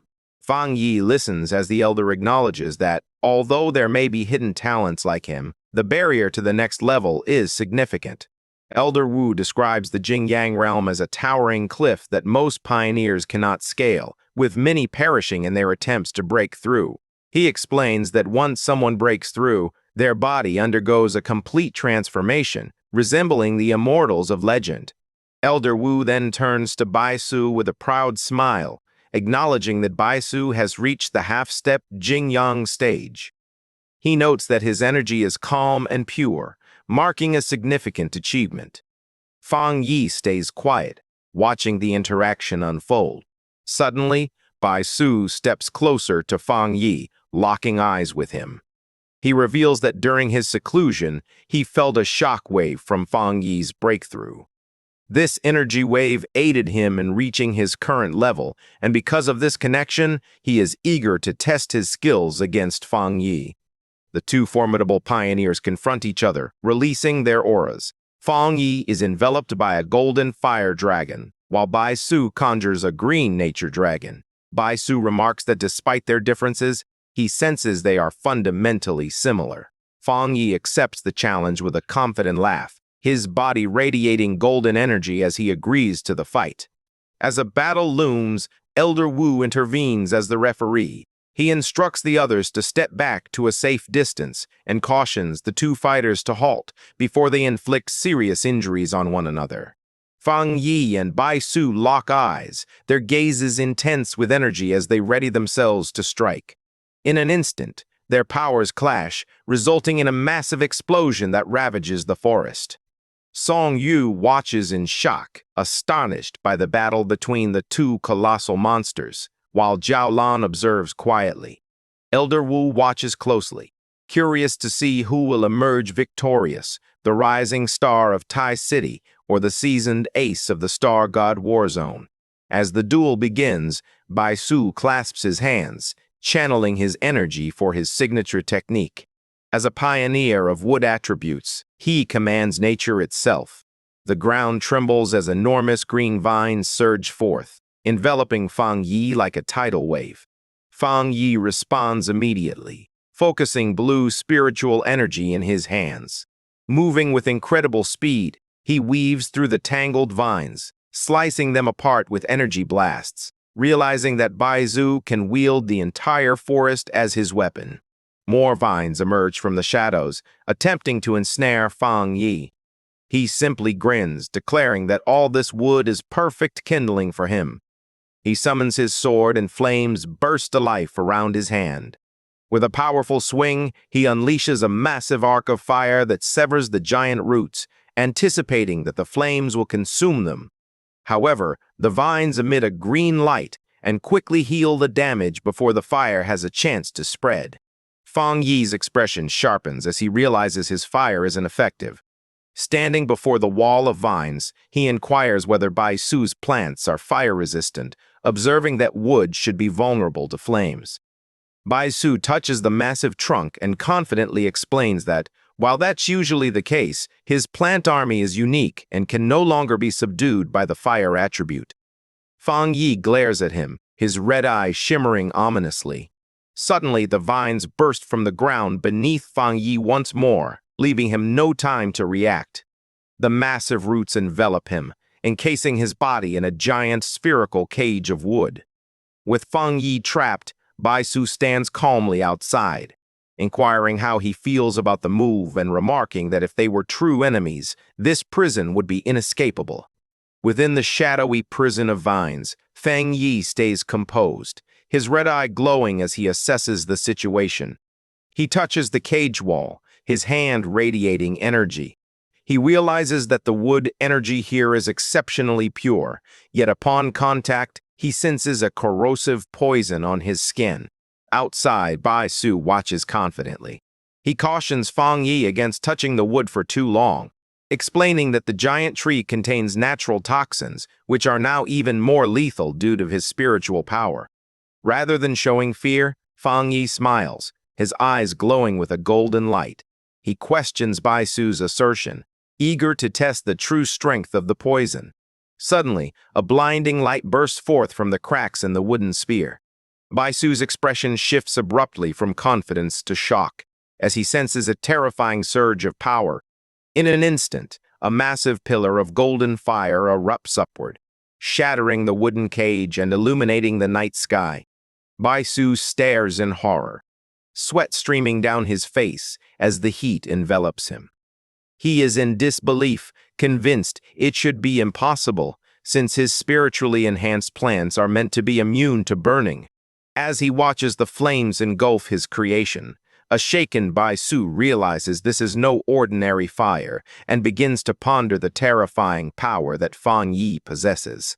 Fang Yi seizes the opportunity to launch a surprise attack from above, taunting his opponent for being distracted. Bai Su reacts just in time, his eyes widening as he leaps away in a blur of green energy, narrowly dodging the flaming sword. As Bai Su lands, he feels shaken. He grapples with the realization that Fang Yi, despite being only at the 3-star spirit creation realm, possesses abilities that rival his own. Fang Yi crashes down onto the scorched earth, encircled by fierce flames. As Bai Su surveys the burning landscape, he comprehends Fang Yi's strategy. He realizes that Fang Yi anticipated his attempt to harness the forest's energy once more and executed his retreat flawlessly. Amidst the devastation, Bai Su accuses Fang Yi of deliberately setting the forest ablaze to eliminate his advantage. Fang Yi smiles with a dangerous confidence, acknowledging that he did it intentionally. He explains that because Bai Su is so powerful, he needed to think ahead and eliminate any escape routes. He adds that if he hadn't intervened, Bai Su could have drawn limitless energy from the forest, making him more difficult to defeat. Bai Su looks down, trembling with anger as he reflects on his status as a genius and how he feels cornered in his own territory. However, his expression changes from anger to a frenzied determination.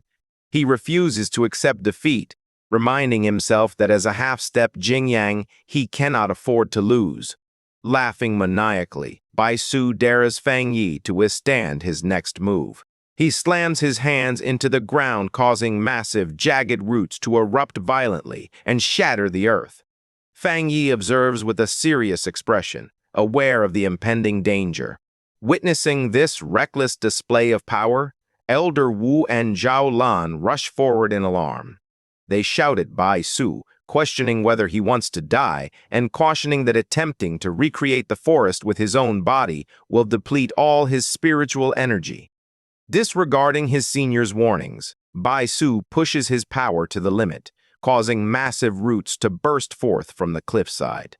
His face contorts with effort as he screams, his eyes shining with a vivid green light. Elder Wu and Zhao Lan watch in panic as the elder calls out Bai Su's name, fearing the consequences of what might happen. Bai Su unleashes his technique, reshaping heaven and earth to create a massive avatar of vines that sends Fang Yi hurtling backward with a powerful gust of wind. However, Fang Yi stays focused. He conjures a fireball, taking note of the wood energy's density. Rather than retreating, Fang Yi charges into the wave of vines, reassuring the concerned onlookers that the match isn't over and that he will take care of it. Elder Wu watches in silence, unable to intervene. Suddenly, a golden flame ignites in Fang Yi's eye, signaling a shift in his power. He cuts through the thick vegetation with sweeping motions. Fire. High above, Fang Yi conjures a colossal sword of energy. Bai Su glances up in astonishment, realizing he is vulnerable to attack. Fang Yi brings the giant blade down in a powerful slash. Bai Su narrowly dodges the strike as it slices through the vines behind him. The strain of battle finally catches up to Bai Su. He covers his mouth and coughs up blood from overexerting himself. Despite his injuries, he refuses to give up. With a wild look in his eyes, he clasps his hands together again, shouting that he can still fight and will recreate the entire forest once more. Fang Yi gazes down with a subtle, mocking smile, questioning whether this is truly all the strength he possesses. Without waiting for a response, he quickly closes the distance and leaps into the air to deliver a powerful punch. Bai Su reacts with urgency, crossing his arms to conjure a green energy barrier for protection. The impact generates a massive explosion that rattles the ground. Song Yu is awestruck by the sheer force. She is astonished that Bai Su has been pushed to such extremes. Meanwhile, Lin Yi smiles confidently beside her. She observes her cousin descending from the smoke, reflecting that Fang Yi hasn't even tapped into his full strength or utilized his other elements yet. She ridicules the so-called genius for losing so effortlessly. Elder Wu and Zhao Lan observe with solemn expressions. Elder Wu remarks that Bai Su's mind has shattered under the strain and acknowledges the vast gap between him and the sealer. Zhao Lan adds that Bai Su is a pure fighting addict who has never faced such a defeat before. Fang Yi believes the fight is finished as Bai Su kneels in the dust. Blood dripping from Bai Su whispers, "A quiet thank you," as if acknowledging the lesson. However, Bai Su suddenly screams that he can still go on. Green energy surges around him as he refuses to give up, declaring that his spiritual power is still intact. Feng Yi stands calmly, sighing as he realizes it's time to bring this to an end. Bai Su clasps his hands together, concentrating intently. He commands all living beings to listen, and several glowing green avatars of himself materialize in the air, readying for a final desperate assault. Feng Yi assesses the situation, acknowledging that Bai Su's ability to create clones marks him as a top-tier pioneer and the strongest opponent Feng Yi has faced, having already depleted much of his energy. As the green clones descend to attack, Feng Yi remains steadfast. With astonishing speed, he unleashes a barrage of fiery slashes, slicing the clones in half and obliterating them instantly. The flames intensify into a massive fire that consumes the illusions. Bai Su, bewildered and unable to locate his enemy, realizes too late that Feng Yi is standing right beside him. Feng Yi launches a surprise attack that takes the Wood Pioneer completely by surprise. Bai Su was instantly ensnared in a vortex of golden flames, appearing paralyzed with shock and unable to move. Sweating and in awe, Bai Su looks up and recognizes the true disparity in their power. Feng Yi stands atop a colossal dragon head formed of golden fire, pointing his sword at Bai Su. He calmly inquires if they can finally conclude the match. Elder Wu observes the incredible scene, fully aware that Bai Su's defeat is inevitable. He can only admire how the sealer continues to astonish him. Zhao Lan remarks that although she anticipated Bai Su's loss, she didn't expect it to be such a total defeat. Behind her, Lin Yi smiles, stating that she knew this outcome was inevitable.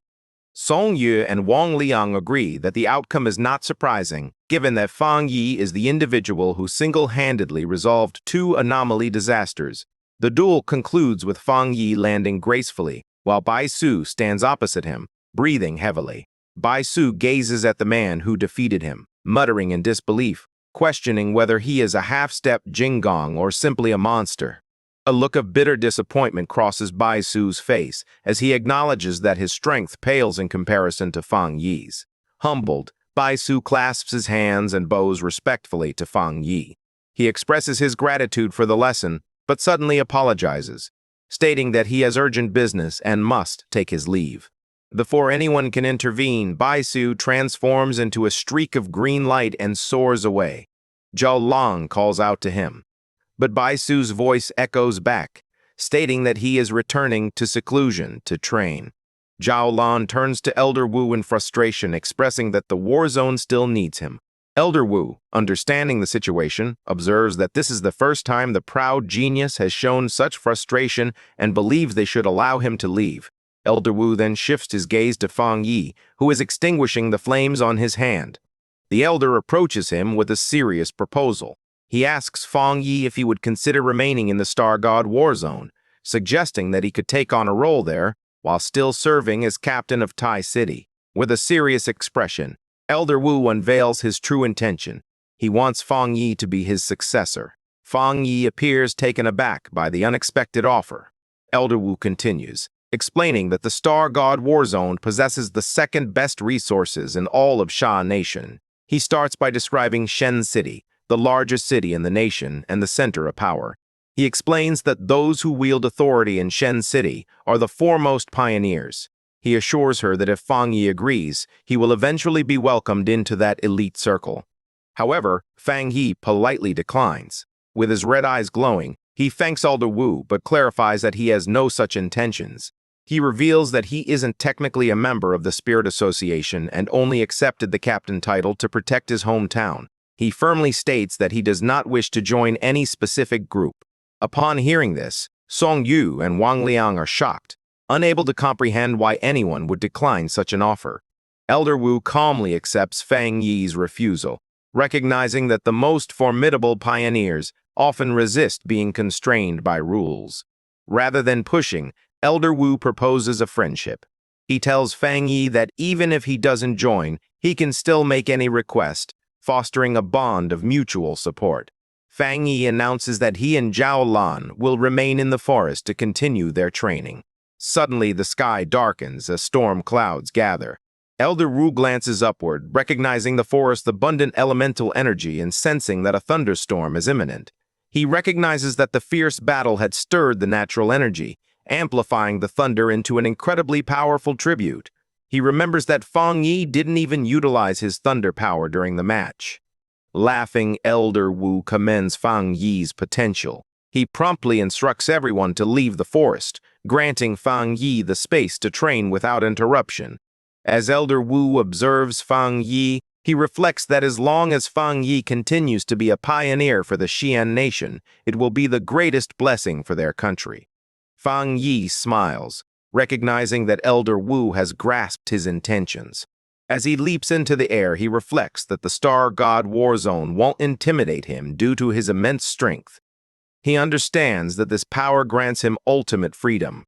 His eyes shimmer with blue electricity as he perceives the approaching storm. Soaring high in the sky, Fang Yi embraces the lightning.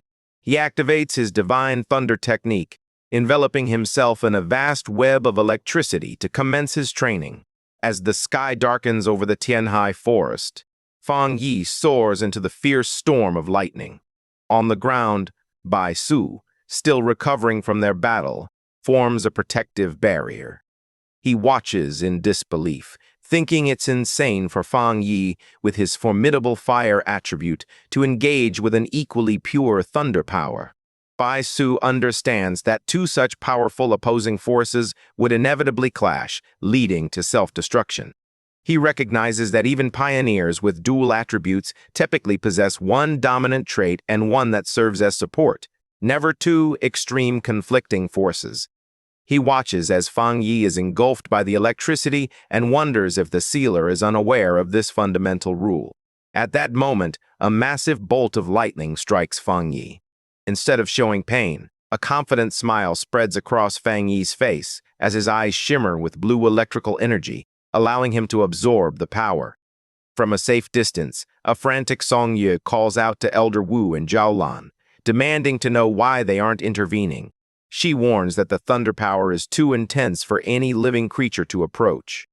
To her astonishment, both Elder Wu and Zhao Lan remain composed. Zhao Lan turns to her team and reveals a startling truth. Fang Yi is not in danger because he possesses a top-level thunder attribute. She explains that the pioneer known as the Tyrant and the Sealer are, in fact, the same person. Song Yue and Wang Liang are taken aback by the news.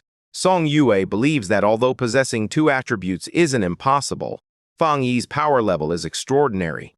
Zhao Lan smiles, acknowledging that she had the same reaction when she first learned the news. She believes that while everyone has concentrated on his title as the Sealer, they have overlooked the fact that he is also the Tyrant, a genius of his era. Amidst the storm, Fang Yi harnesses the chaotic energy, believing that the more intense the lightning, the greater the power he can absorb to enhance his body. Amidst a whirlwind of electricity, he calls out to the sky, demanding more, expressing his need for greater spiritual power to feel fulfilled. Amidst the electrical storm, Fang Yi harnesses divine thunder to strengthen his body. He feels an immense power coursing through his bones, muscles, and every part of his body, transforming him. As the process unfolds, his various attributes, fire, yang, and even darkness start to blend and achieve greater balance within him. A series of system notifications confirms that each of his attributes has been refined. Finally, a message announces the completion of the divine thunder, indicating that his body and spiritual power are now more harmoniously fused, and his energy has been fully restored. With a confident smile, Fang Yi feels as though he has been completely reborn. To test his newfound power, he casually hurls a bolt of lightning at a distant mountain, shattering its peak in a massive explosion. Observing the devastation, he recognizes that the thunder in this forest is truly unique. From the ground, Bai Su watches in awe. He observes that the spiritual stones in the forest are nourished by that same thunder, Yet Fang Yi was able to destroy a mountain with a single strike. He realizes that Fang Yi hasn't even tapped into a third of his full power. He concludes that no other pioneer could achieve such a feat from a distance. As the storm subsides, Bai Su observes Fang Yi descending, aware that the training has concluded. With a determined expression, he believes that he and the sealer will undoubtedly clash again in the future. Nearby, Elder Wu smiles, reflecting on how this young talent continues to surprise him. His desire for Fang Yi to remain in their war zone has never been stronger. He reflects on Fang Yi's remarkable accomplishments and acknowledges that his talent is nearly boundless. He believes that having someone like him as a successor would leave him without regrets. As the storm subsides, Elder Wu laughs while Zhao Lan remarks that the truth is the Star God War Zone needs the sealer's assistance, not the other way around. Elder Wu then turns to Zhao Lan, remarking on how much he has grown, which boosts his confidence in their future. Flustered, Zhao Lan asks if that's really the case. Elder Wu's attention shifts as he notices Lin Yi meditating peacefully, sparking a new idea. Perhaps they could invite her instead. Fang Yi, having completed his training, lands softly beside his cousin, who is still absorbing the abundant spiritual energy from the storm. With his red eyes glowing, he tells her that this is a rare opportunity and encourages her to put in her best effort. At that moment, he realizes that Elder Wu and Zhao Lan are still present. Fang Yi asks them why they are still present. Elder Wu explains that he has a new proposal that requires no input from Fang Yi. He formally invites Lin Yi to train in their Star God War Zone. As he speaks, Lin Yi's green spiritual energy swirls around her. Fang Yi contemplates the offer, recognizing it as a fantastic opportunity for his cousin, but he questions what she truly desires. Having overheard the conversation, Lin Yi opens her eyes, concluding her meditation. Fang Yi turns to Elder Wu and expresses his gratitude for the offer. He explains that, as her guardian, he finds it difficult to refuse, but ultimately, he cannot make the decision for her. Just then, Lin Yi stands up, and when Fang Yi asks if she has completed her training, she turns to Elder Wu and simply states that she will not go. She looks directly at the elder and thanks him for his generous offer, but she firmly reiterates that she does not wish to go. Elder Wu, surprised yet composed, inquires about the reason for her refusal. Lin Yi acknowledges that her perspective may be somewhat childish. She explains that if her reasoning were solely based on not wanting her cousin to be taken advantage of, it would be disrespectful. As a pioneer, she carries her own pride. With a resolute expression, she asserts that she wants to earn everything she deserves through her own abilities, not because of her cousin. Fang Yi is momentarily at a loss for words, astonished that his cousin has finally matured. Elder Wu, unfazed, laughs and gives her a thumbs up. He apologizes for being one-sided and assures her that they will continue to support her, encouraging her to do her best. Lin Yi happily promises that she will. Later, the scene transitions to Fang Yi's villa at night. As Fang Yi and Lin Yi ascend the stairs, he reflects on his recent power enhancements. He believes his spiritual energy reserves are settled and now needs to determine how to effectively utilize his new Twilight Fire attribute. He also contemplates the more challenging Death Brand ability he acquired, viewing it as a problem he needs to resolve. As they reach the upper floor, Lin Yi suddenly halts and points, asking her cousin why someone is squatting in front of their door. The person looks up, revealing herself to be Su Qingying. She appears tired as she stretches and tells them they are finally back. Fang Yi, surprised to see her, asks Su Qingying why she is there. Su Qingying explains that a significant incident has occurred at the border, prompting the captain of Yue City to urgently seek assistance from their spirit association in Tai City. Now, Su Qingying responds that the captain is seriously injured and receiving treatment at their medical facility. She explains that the captain fought valiantly to escape the disaster in Yue City just to deliver a message. With no other options available, she specifically requested assistance from the sealer. At the Thai Spirit Association Medical Center, Fang Yi and Su Qingying arrived to visit the injured captain. In a hospital hallway, a young woman with short tousled dark hair and bandages on her face and arms turns in surprise at the sound of her name being called. Su Qingying arrives with Feng Yi. The young woman greets Su Qingying with a smile, then notices Feng Yi and inquires about his identity. Su Qingying introduces him as the captain of Tai City, known as the Sealer, and then presents the young woman as Chen Ru, the captain of Yu Qi. Chen Ruo quickly greets Feng Yi and, in a moment of desperation, grabs his hands, pleading for his assistance. She explains that the anomaly in Yue City is far more dangerous than reported, definitely exceeding A+ rank, and she has heard he has experience dealing with such significant disasters. Feng Yi stays quiet, observing her with calm intensity. Realizing she had been too forward, Chen Ruo released her grip and apologized, explaining her desperation. She mentioned that the anomaly was only supposed to be B-level, yet many pioneers had disappeared. Her entire team was lost, reinforcements had vanished, and even her powerful sister was among the missing. Feng Yi listens closely, his expression serious. He finds it highly suspicious that a B-level anomaly could lead to so many disappearances, especially since even a border city should have capable pioneers.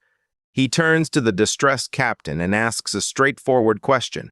Are the pioneers, including her sister, truly missing? Or are they dead?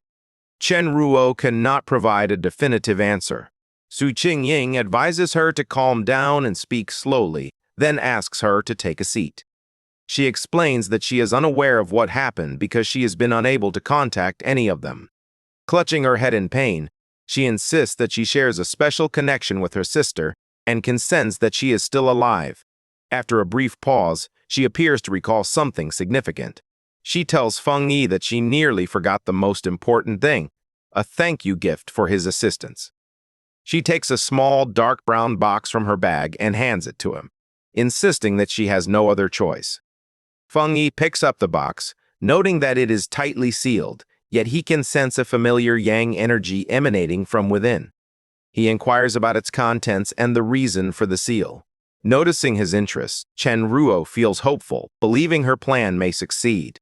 Chen Ruo explains the gift, a spirit crystal formed from a high mountain in Yue City, which experienced a significant eruption of yang energy. She reveals that it holds immense spiritual power and is considered a treasure of their city. As she opened the box to reveal a glowing yellow crystal, she explained that they had hoped to use it to cultivate a yang attribute pioneer, but no one could harness its power. Some even suffered burns just from attempting to do so. Su Qingying, standing next to Feng Yi, is astonished to see a genuine spirit crystal. She explains to Feng Yi that they are extremely rare and valuable, as pioneers lacking a specific attribute can absorb them to awaken a power, making them highly coveted. With a confident smile, Feng Yi closes his fist around the crystal, absorbing its golden light. He tells Chen Ruo that it's a deal and asks if they should leave now. A startled yet relieved Chen Ruo stammers that there's no problem. Later, the group travels along a mountain road heading toward Yu City. Inside the car, Feng Yi asks Chen Ruo to explain the anomaly. She recounts that it all started when tombstones began to appear in the mountains. Villagers who observed them reported hearing noises from inside. However, when pioneers investigated, the tombstones revealed no unusual signs. They cordoned off the area, but that very night, skeletal arms emerged from one of the tombstones and pulled a villager inside. As Chen Ruo finishes, the car comes to a halt in the pouring rain. They arrive at a village now encircled by a sprawling field of gray tombstones. Chen Ruo informs Feng Yi that this is the location and asks for his thoughts. Feng Yi gazes at the eerie scene, feeling a sense of strangeness as he realizes he can't detect any unusual aura. As they stroll through the field of tombstones, now illuminated by a faint purple energy, Chen Ru explains that more tombstones have mysteriously appeared throughout Yue City. At unexpected moments, skeletal arms reach out and pull people into the graves. She glances around in shock, noticing that the number of tombstones has dramatically increased in less than a day. She then instructs Feng Yi and Su Qingying to follow her to join the rest of her group. As they walk, Feng Yi reflects on how unusual the situation is. The concentration of the anomaly's energy is remarkably low. He questions whether its purpose is to make people let down their guard or if there is another motive. He concludes that capturing individuals appears less like a random attack and more like a ritual. As Feng Yi places his hand on a tombstone, he has a realization. He explains that anomalies can also make sacrifices to revive a much larger and more powerful anomaly. He remembers how bat-like creatures in Tai killed residents to summon their anomaly king. Upon hearing this, Chen Ruo stops. A look of horror crosses her face as she asks if this disaster is also a sacrifice. Chen Ruo explains in a panic that the local mountain residents are deeply traditional and have refused to evacuate. They are even planning to hold their own ceremony the following day. Suddenly she shouts that it's happening again. A skeletal purple hand bursts forth from the ground in front of Feng Yi. He effortlessly dodges it. It is noted that the creature's strength is weak, rated only at the B level as reported. He summons his flaming sword and cleaves the arm in two. However, another skeletal hand suddenly emerges from the ground and seizes his glowing blade. Feng Yi observes with a keen, attentive gaze. The skeletal hand is part of a much larger, monstrous skeleton with multiple limbs that rises from the ground.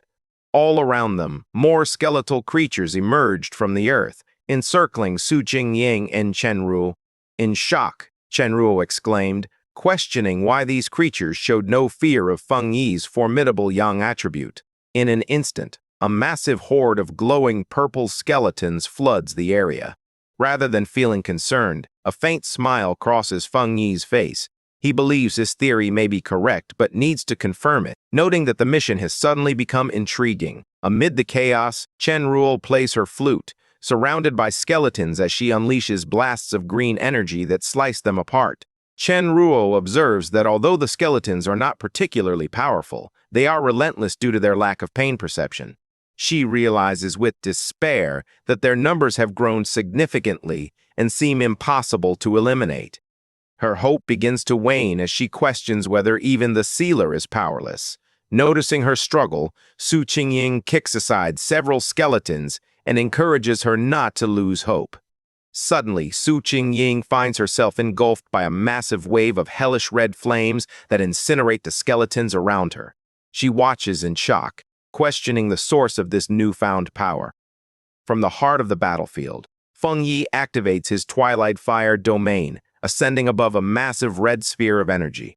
Below him, the ground is engulfed in flames that swiftly obliterate the skeletal horde. Upon activating his new power, a system notification appears, indicating that it has detected a special death attribute. The system further explains that his domain is continuously absorbing this unique attribute, converting its energy to enhance his own yang attribute. A moment later, a final notification confirms that the enhancement is complete. Su Qingying and Chen Ruo watch as a massive fire explosion obliterates the remaining skeletons. Chen Ruo is impressed, noting that Feng Yi, the sealer, has truly earned her reputation. Feeling relieved, she believes US City has a chance for salvation. She apologizes for her earlier behavior and offers to introduce them to her team. Ruo guides them to a camp that serves as the base for the US City Spiritual Association, where a group of pioneers welcomes her, referring to her as Captain. Chen Ruo introduces Feng Yi and Su Qingying, noting that she has brought reinforcements, the renowned sealer and the captain of the Tai Association. Her three teammates, Chen Feng, Chen Xing, and Chen Shi, stare at Feng Yi in disbelief, questioning how a young man like him could be the legendary pioneer who single-handedly resolved the disaster. One of them remarked that his age is irrelevant since the situation in UA City is entirely different. Tension escalates as Chen Feng berates Chen Ruo for returning and bringing outsiders who will perish alongside them. He exclaims that nearly everyone is gone and the city is on the brink of destruction, exposing the truth that they were all deceived and lured here as sacrifices. As Chen Ruo attempts to explain her team's struggles, Feng Yi observes them calmly. With a serious expression, He asserts that he has accepted a request and will fulfill his responsibilities. With unwavering confidence, he proclaims that he will resolve the issue at hand.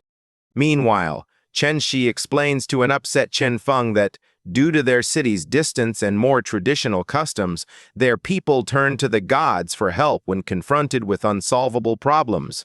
From a cliff top, Feng Yi gazes down at a village enveloped in a peculiar purple mist rising from the tombstones.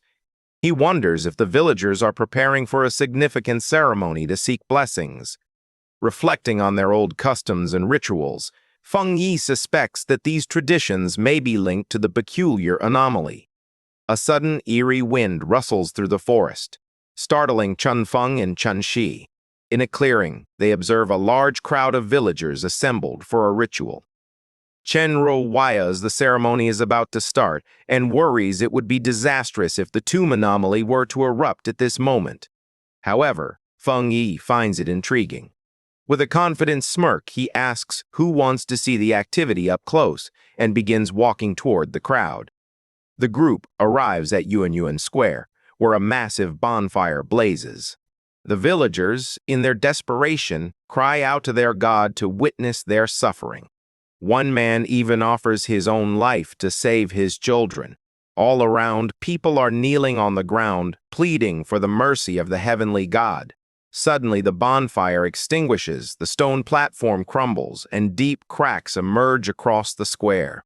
The true horror unfolds as skeletal hands emerge from behind the tombstones. A scream pierces the air. The monsters from the tombs are rising once more. From a swirling purple mist, several skeletons with glowing red eyes emerge, gazing at the terrified villagers. Panic ensues as an old man trembles, attempting to assert that it must be a test from their god, while the other villagers scatter in all directions. A mother cradles her crying child, her face etched with fear, as the child asks if their god will still save them. The chaos intensifies as the skeletons charge, causing the villagers to scatter while screaming for help. In the midst of the panic, a skeleton lunges at the mother, pulling her away from her child. The little girl watches in terror, crying out for her mother. As the child stands alone, an even larger ghostly skeleton emerges from the mist behind her. The creature extends its bony hand toward the weeping girl. Before the skeleton can reach her, it is instantly obliterated in a burst of golden light. A massive wave of holy fire erupts in the square, incinerating the attacking skeletons and transforming the area into a blazing inferno. The surviving villagers halt in their tracks, utterly stunned. Rather than fear, their faces are filled with awe as they recognize the flames, with some exclaiming that it is heavenly fire. Their despair transforms into joy as they raise their arms to the sky. As the flames roar, Feng Yi descends onto the broken stone platform. Before the fire, he informs the astonished crowd that their prayers are no longer needed. With a cold, serious expression, he delivers a harsh truth: there are no gods in this world, and they will not come to save them. The villagers fall silent for a moment, kneeling as they absorb his words. However, they completely misinterpret him. Overcome with joy, they exclaim that a god has come to defeat the disaster. They persist in pleading with this new deity to rescue them from the other monsters. Observing them, Feng Yi can only let out a quiet sigh at their misunderstanding. Amidst the flames, Feng Yi extends his hand, his eyes shining brightly. He activates his Twilight Fire domain. Instantly, a massive swirling red sphere materializes in the sky, functioning like a vacuum that draws in all the deathly energy and skeletal remains from the ground. He then turns to the astonished villagers and clarifies his identity. He tells them he is not a god, but a pioneer captain from Tai City, known as the Sealer. The villagers and Chen Ru's team gaze in awe at the menacing red sphere, captivated by its strange and formidable presence. Still in shock, Chen Feng asks what Feng Yi is doing. Frustrated, Chen Ru reminds her team that she had warned them he was no ordinary pioneer.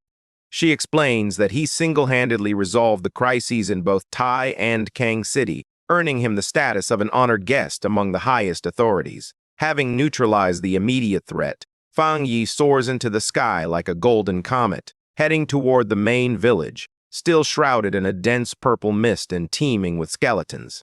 A system notification appears, confirming that his Twilight Fire domain has successfully absorbed a significant amount of the Death attribute, thereby strengthening his own Yang attribute. Gazing down at the multitude of skeletons below, he readies himself to unleash his newfound power. He summons his blazing sword, its flames more radiant than ever.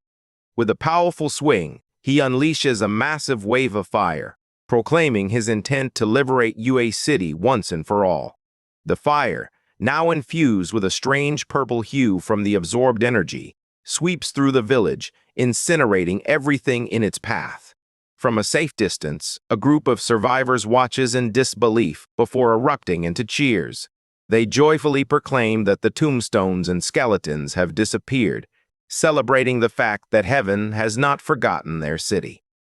After the attack, Su Qingying examines her device. Reports indicate that the anomaly readings in the Anding district have returned to normal. Standing next to her, Shenru confirms that the Baimu district is also clear. She notes that only the Jinming district remains, which has the highest concentration of the anomaly's power. As they prepare to move on, Su Qingying's expression shifts to one of shock. She urgently inquires whether they haven't noticed something seriously amiss. She gestures toward the village, explaining that rather than disappearing, the pillars of purple light have actually multiplied, indicating that the situation has worsened.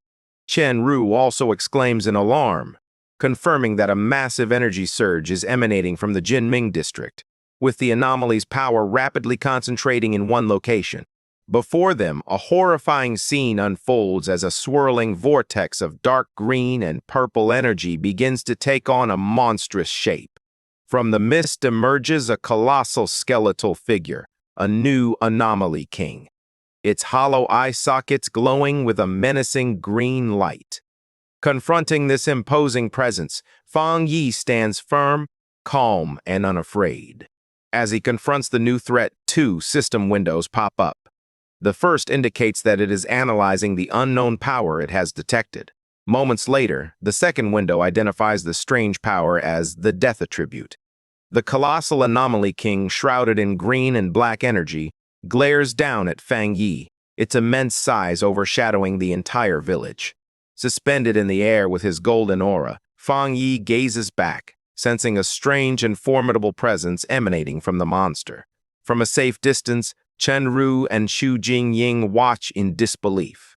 Chen Ru stammers, questioning what this creature is, noting that its strange energy is even stronger than the S-class disaster in Tai City.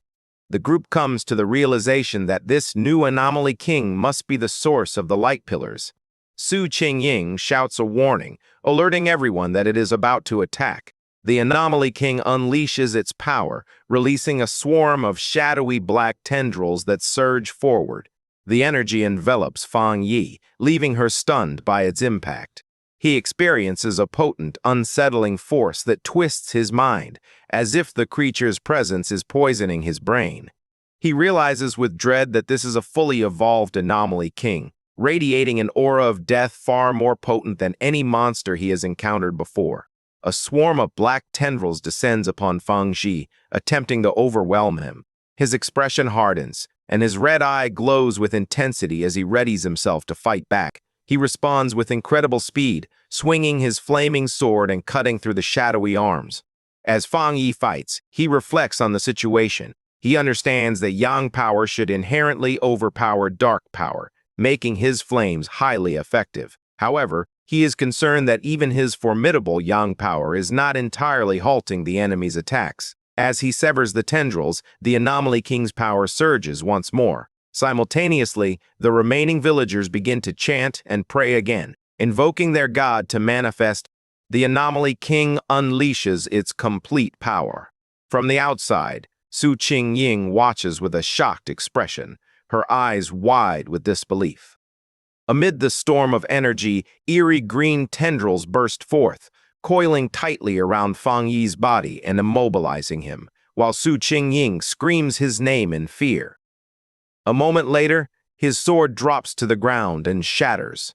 In the distant Tai city, Lin Yi is suddenly overcome by a sense of dread, calling out for her cousin as if she can sense his pain. Pacing nervously in the forest, she attempts to calm herself, questioning why she feels such fear when it's just another mission for him. She reminds herself of Fang Yi's power, yet a deep sense of worry lingers. Regret begins to creep in as she wishes she had ignored his advice and accompanied him instead. Her anxiety intensifies as she gazes at her phone. Suddenly, her phone rings, displaying a call from Sister Zhao Lan. Zhao Lan speaks with a serious tone as she delivers the grim news. Yu City is now entirely encircled by a vast array of tombs, and an official lockdown order has been issued. She bluntly states that Lin Yi's cousin, Fang Yi, is in trouble. As she speaks, a convoy of military vehicles rushes through the mountains, clearly gearing up for a significant operation. The news of Fang Yi's possible death shocks the Tai Spirit Association. The officials who had just begun to feel hopeful are now engulfed in despair. They gather around a table, questioning whether their greatest hero, the Sealer, has truly fallen.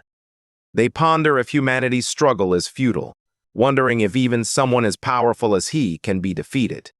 At the Spirit Association headquarters, a high-level meeting is underway. A senior official expresses regret regarding the situation in Yue City, noting that the emergence of an anomaly king classified as a B-level threat validates a crucial theory. These kings must be eliminated before they can fully evolve. However, Gu Yu interrupts him, rising to her feet and questioning whether this is truly the right moment for theories. She insists on traveling to Yue City herself. Another official attempts to dissuade her, emphasizing her significance to Shen City and assuring her that the military is already managing the situation. Gu Yu turns away, grimly contemplating the steep price of their strategy.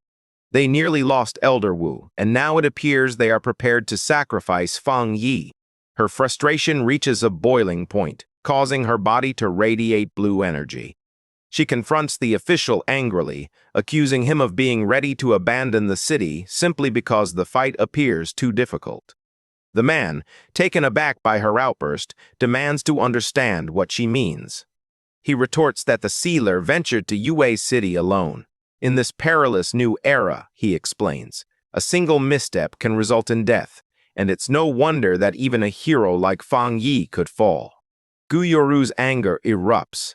Her blue aura intensifies as she confronts the official's attitude, questioning the purpose of fighting if they are merely waiting to die. She reminds him of the disaster in Shen City and questions why Elder Wu risked his life if their plan was simply to abandon cities they couldn't easily conquer. She brushes past several officials who attempt to reason with her. With a look of utter disgust, she calls them all fools. She reflects that she has witnessed the Sealer's true power and cannot believe he could be defeated so easily. On the outskirts of Yue City, a large military convoy has established a blockade. Inside a command vehicle, Elder Wu observes the situation on a monitor.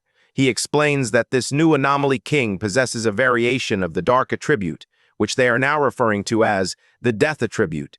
While sitting with Jiaolan and Lin Yi, Elder Wu speculates that the Sealer's defeat stems from encountering an inescapable rule imposed by the monster. Elder Wu and Zhao Lan exit their vehicle, where they are greeted by soldiers. One soldier informs them that their military vehicles are unable to break through. Zhao Lan requests the soldier to provide an explanation. The soldier states that despite their considerable forces, their attempts to break through have been futile. He explains that Yue City is now filled with a vast number of tombstones. Whenever soldiers are deployed, an equal number of tombstones rise to confront them. He concludes with the grim news that all their frontline troops have already been pulled into the graves. The soldier notes that the Anomaly King's power continues to slowly expand from the city. Lin Yi trembles in fear. The soldier grimly states that the chances of resolving the situation in Yue City are 0, and asks Elder Wu if they should consider a retreat. He explains that the Anomaly King appears to be immune to all powers and has captured all the pioneers at the front, including the Sealer. Upon hearing this, Lin Yi screams in disbelief. She turns to Elder Wu and Zhao Lan, expressing her gratitude for their hard work, but asserts that she will return to Yu City alone, not wanting to involve anyone else in a suicide mission. Deep within the anomaly in Yue City, the landscape is transformed into a haunting, silent graveyard, illuminated by an eerie green glow. The ground trembles as massive tombstones rise from the earth. The names etched on these new stones are Su Qingyang and Chen Ruo. Above the graveyard, the Anomaly King weaves death energy into thick threads. The energy converges to create a stone coffin that stands upright. Inside, Feng Yi is trapped, his body lifeless. Ghostly green centipedes crawl over him, coiling around him to hold him for eternity. He seems utterly lifeless, entombed by the monster. His eyes are hollow and dark, giving the impression that the sealer has truly perished. In the midst of this darkness, a system notification suddenly illuminates the scene. The Death Brand ability that Feng Yi acquired earlier has been successfully activated. The system confirms that he has now gained the power of infinite death. Soon, the system announces that the Death Brand trial has concluded. Feng Yi is tired but alert. He exhales, reflecting on how intense the Death Brand trial was. He gazes up at the enormous, intimidating green skull of the Anomaly King above him, realizing that the King of Death now appears much friendlier. However, as his eyes shimmer with power, he acknowledges that he never wants to endure that rebirth trial again. Just before being sealed in the coffin, he realized that the Anomaly King had targeted him with an unavoidable death ability that he couldn't escape. Confronted with imminent death, he took a desperate gamble. He chose to manually implant the perilous Death Brand skill, the one he had acquired from the magma but had previously hesitated to learn into his own body. The system confirmed the implantation and started learning the abilities. A massive wave of red, agonizing energy surged from Feng Yi's body as the skill integrated within him. As the system readied for activation, the energy was tightly compressed. Feng Yi stood helplessly before the Anomaly King as the monster prepared to strike him down. The system informed Feng Yi that the king's inevitable death rule was beginning. In that instant, Feng Yi truly died.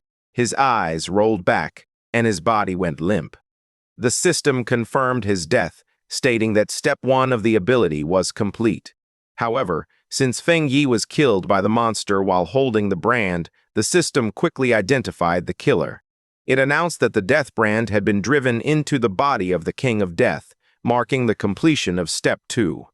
As Feng Yi's lifeless body fell, enveloped in the monster's dark and deadly energy, the system activated its final phase. It initiated the death trial while Feng Yi was already deceased, clarifying how he could return to life and why he looked so fatigued. Standing in the coffin's green glow, Feng Yi has successfully completed the process. The system clarifies that the death trial he just underwent was a triple test meant to evaluate the holder. Feng Yi had to endure 3 harrowing challenges to unlock the 3 abilities of the Death Brand. First, the fire is associated with Mystery Yellow Spring, where he was perpetually engulfed in hellish flames. Secondly, the poison grants death collapse, which causes his body to be cursed to disintegrate endlessly. Finally, the earth reveals the Hell Evil Scene, where the gates of hell open to pull him into a burial among evil spirits.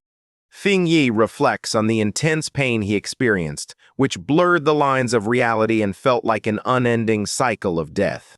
Having successfully passed this challenging test through great effort, he has now mastered the skill.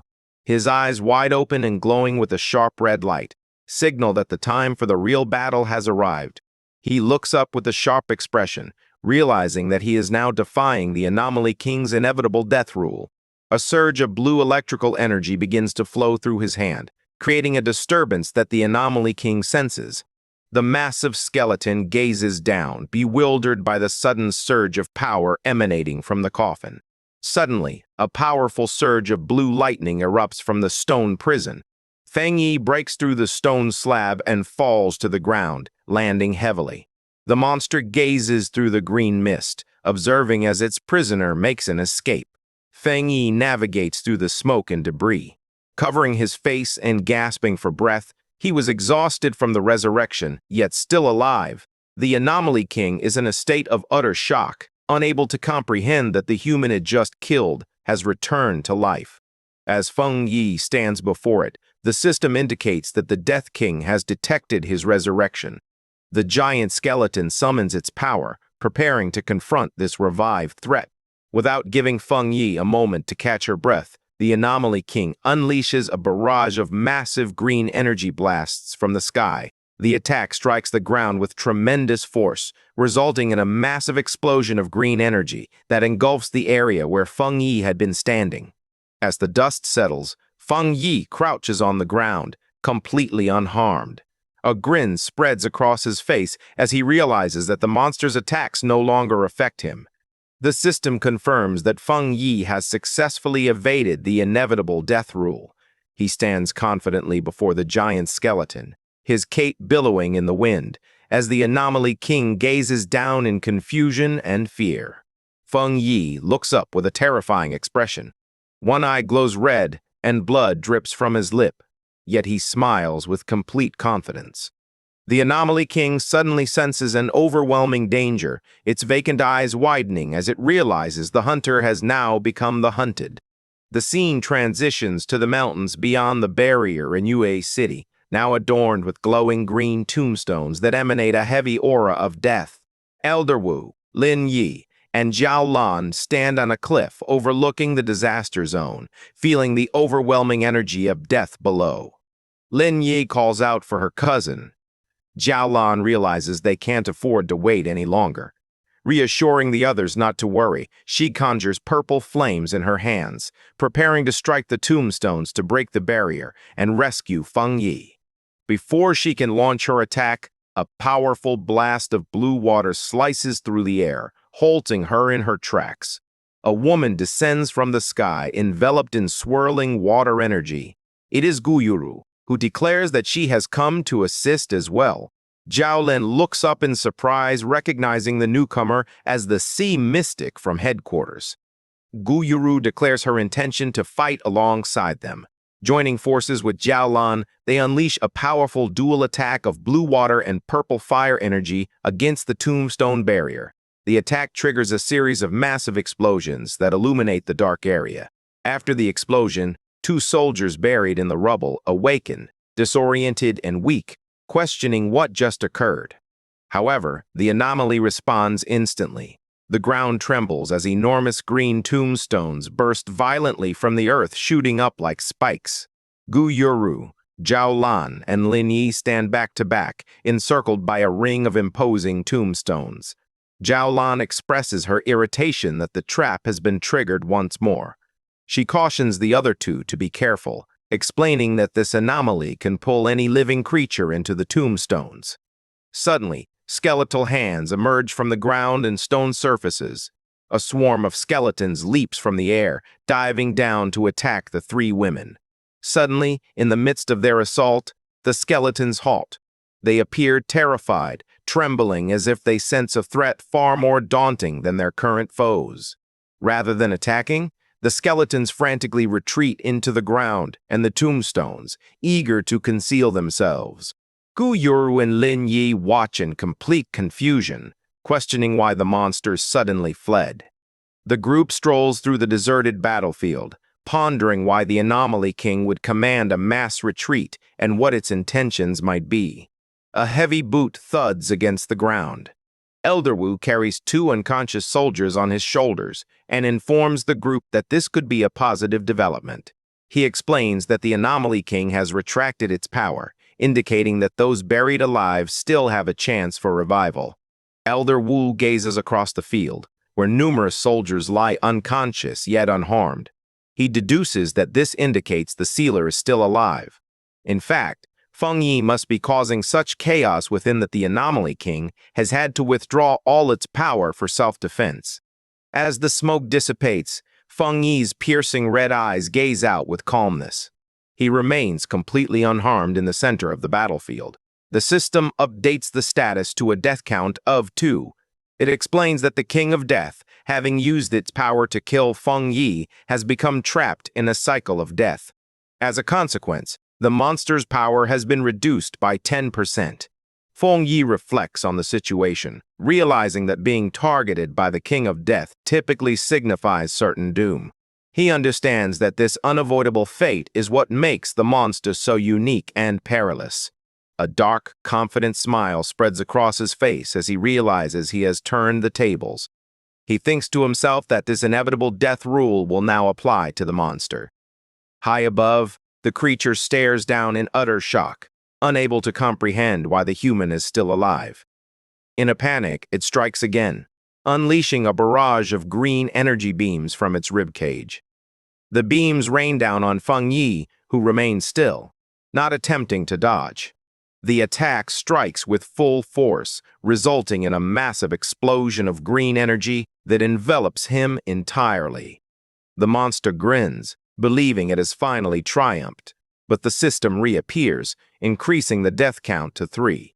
It declares that because the king has killed Feng Yi once more, its power has diminished by an additional 30%, and it is beginning to collapse. The monster's body starts to disintegrate, with fragments of its face cracking and falling away. As the smoke from the explosion clears, Feng Yi emerges slowly, his body reassembling and completely unharmed. The monster stares in sheer horror, its green eyes wide with fear, as it realizes that its attacks are only causing it harm. Feng Yi wipes his mouth with a smirk, taunting the creature as he prepares to continue this cycle until the monster is utterly destroyed. He concentrates and unleashes a powerful beam of energy at the monster. However, the monster effortlessly deflects the attack with its hand. A system notice announces the activation of a new mark. Suddenly, red, hellish flames burst forth from the monster's body, intertwining with its green aura. The monster gazes at its arm in bewilderment. Seizing the moment, Feng Yi leaps into the air and unsheathes his sword, which blazes with intense flames.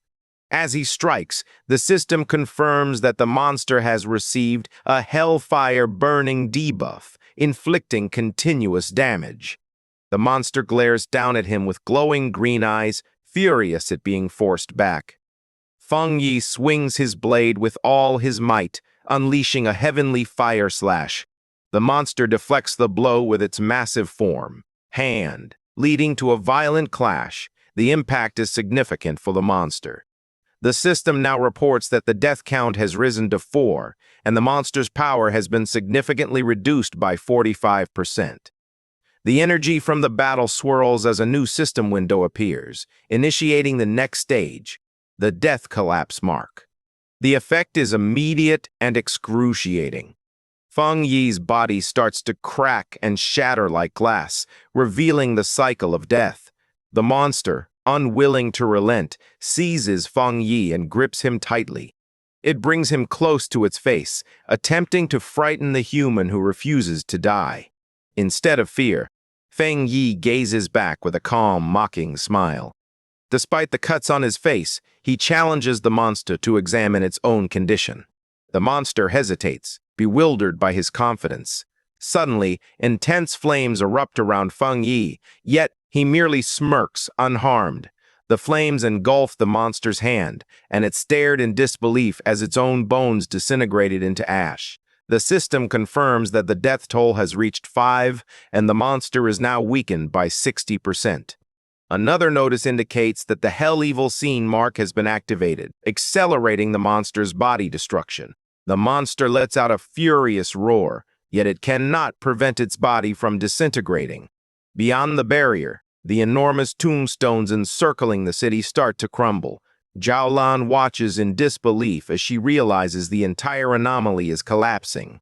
In the sky, the dark clouds part, allowing light to shine through. Lin Yi looks up with a radiant smile, relieved that her cousin is safe.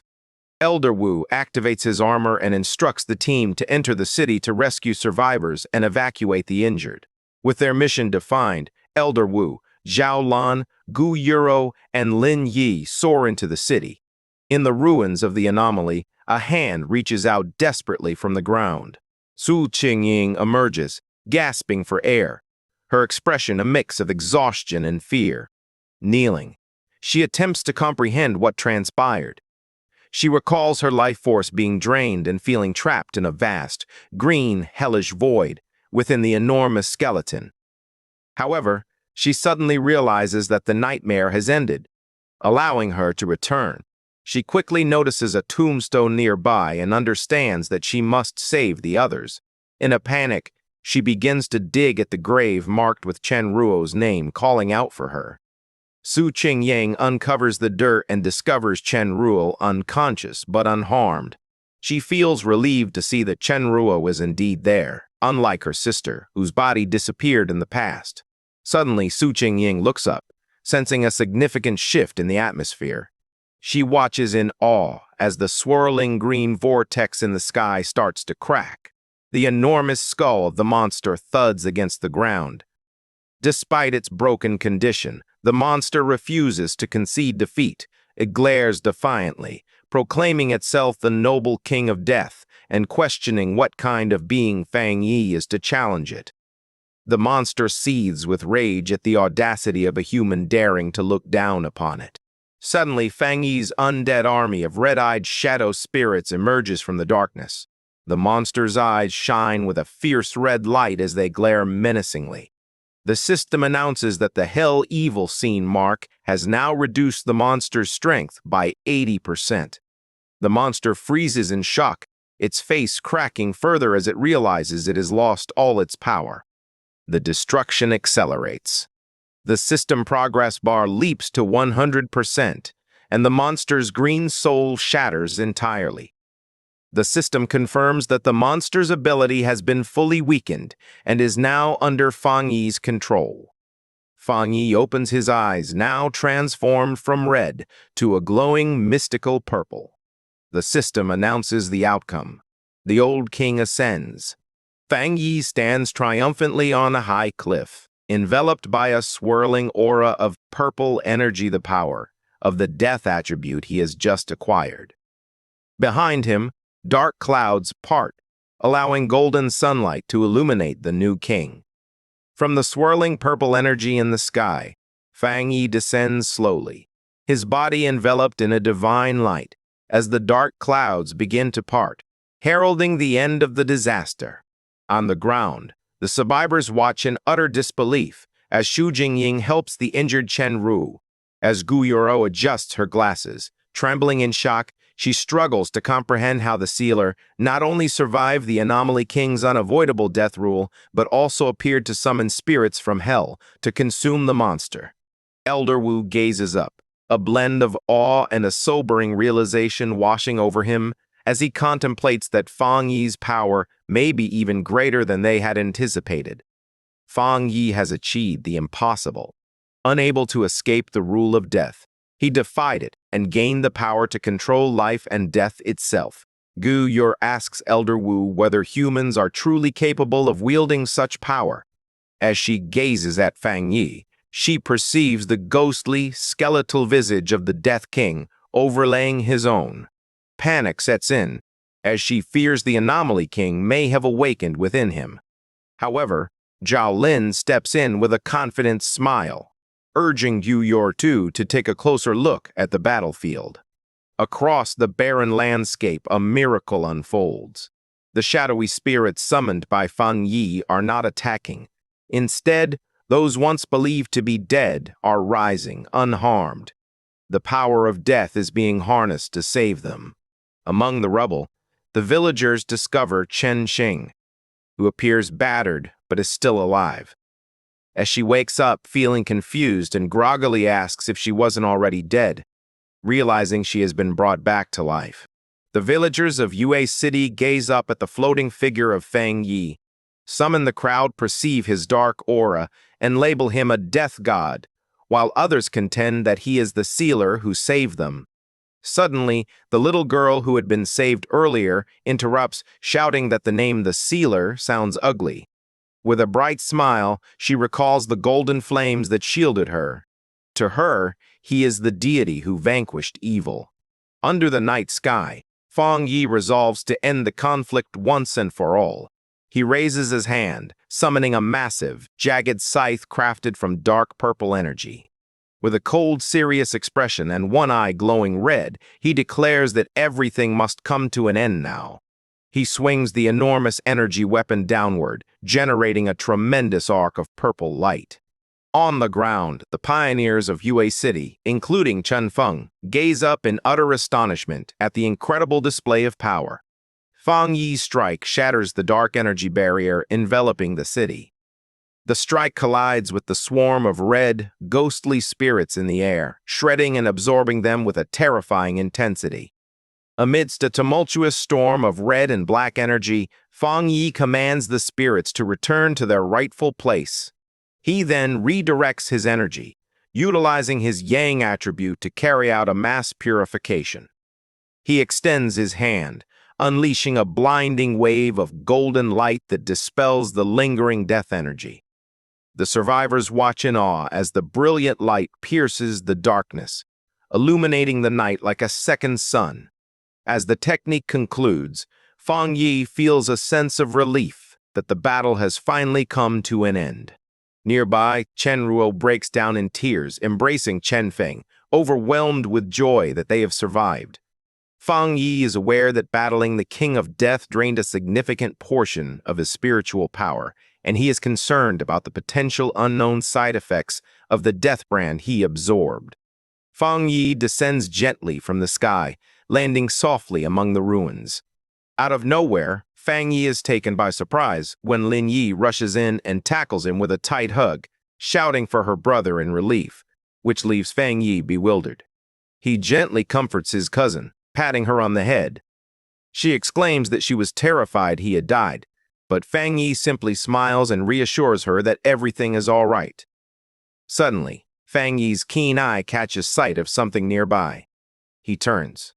He finds Su Qingying standing there with a bright smile, expressing her gratitude. Fang Yi appears somewhat confused as Su Qingying glances past him. He approaches the survivors, where Yu City Captain Chen Ru sits on the ground, crying tears of relief as she embraces her teammate. Fang Yi observes them with a warm smile and inquires whether Chen Ruo's sister is still alive. He believes that, amid all this misfortune, saving her is a rare stroke of good luck. Meanwhile, the atmosphere among the leaders is significantly more somber as Elder Wu receives the final damage report. The scene is bleak, with rows of body bags and coffins arranged neatly. The report indicates that nearly half of Yue City's population has been lost, primarily affecting ordinary citizens. Additionally, among the 1,500 pioneers who arrived to assist, 50 are confirmed dead, 30 are missing, and over 1,500 painting. 30 are missing, and over 1,000 have sustained injuries. Elder Wu gazes down with a serious expression as he discusses the necessity of reconstruction and ensuring that the victims' families receive compensation. Standing behind him, Guru adds that Chen City will also assist the devastated city. Zhaolan looks down, overwhelmed with guilt and frustration. She asks her teacher if they can finally make the spiritual energy recovery public, expressing that she feels useless for not being able to save everyone while keeping secrets. Elder Wu gazes at her with kindness yet firmness, explaining that such a significant decision is not theirs to make. He believes that ordinary people are not as weak as she assumes. Many have already uncovered the truth and are getting ready for the future. He gently places a reassuring hand on her shoulder and tells her that she doesn't have to bear the weight of the world. Guru smiles, explaining that she initially came to meet the sealer, but now realizes her assistance is no longer required. Leaders observe as Fang Yi is encircled by a crowd of cheering pioneers. They recognize that this battle has established him as a central figure for the nation. The crowd chants his name, hailing him as their god and expressing gratitude for saving them. Meanwhile, the battle's effects are felt worldwide. Elder Wu understands that publicly disclosing that Xie Nation's pioneer, the sealer, defeated the Anomaly King serves as a strong warning to other nations. Spies from different nations are racing to gather information, frustrated by their ignorance of his true abilities.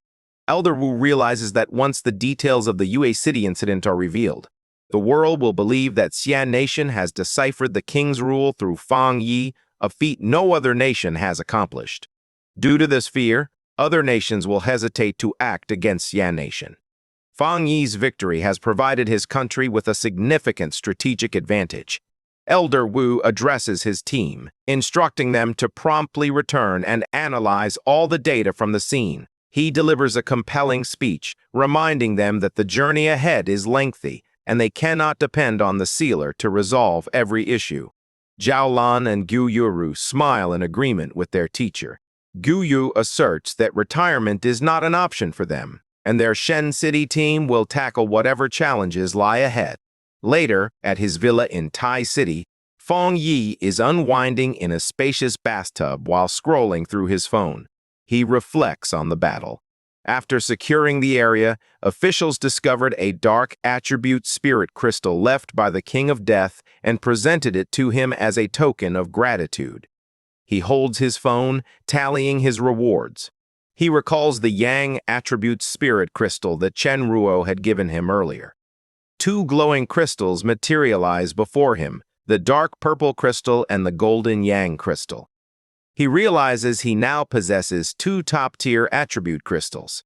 Fang Yi rises from the water, determined to act without delay. Although light and dark attributes typically oppose each other, he believes that since the system has acknowledged him as the new King of Death, absorbing the dark energy should be safe. He presses the purple crystal against his chest, allowing the dark energy to swirl around him. A system window pops up, confirming the detection of the dark attribute and identifying the spirit crystal.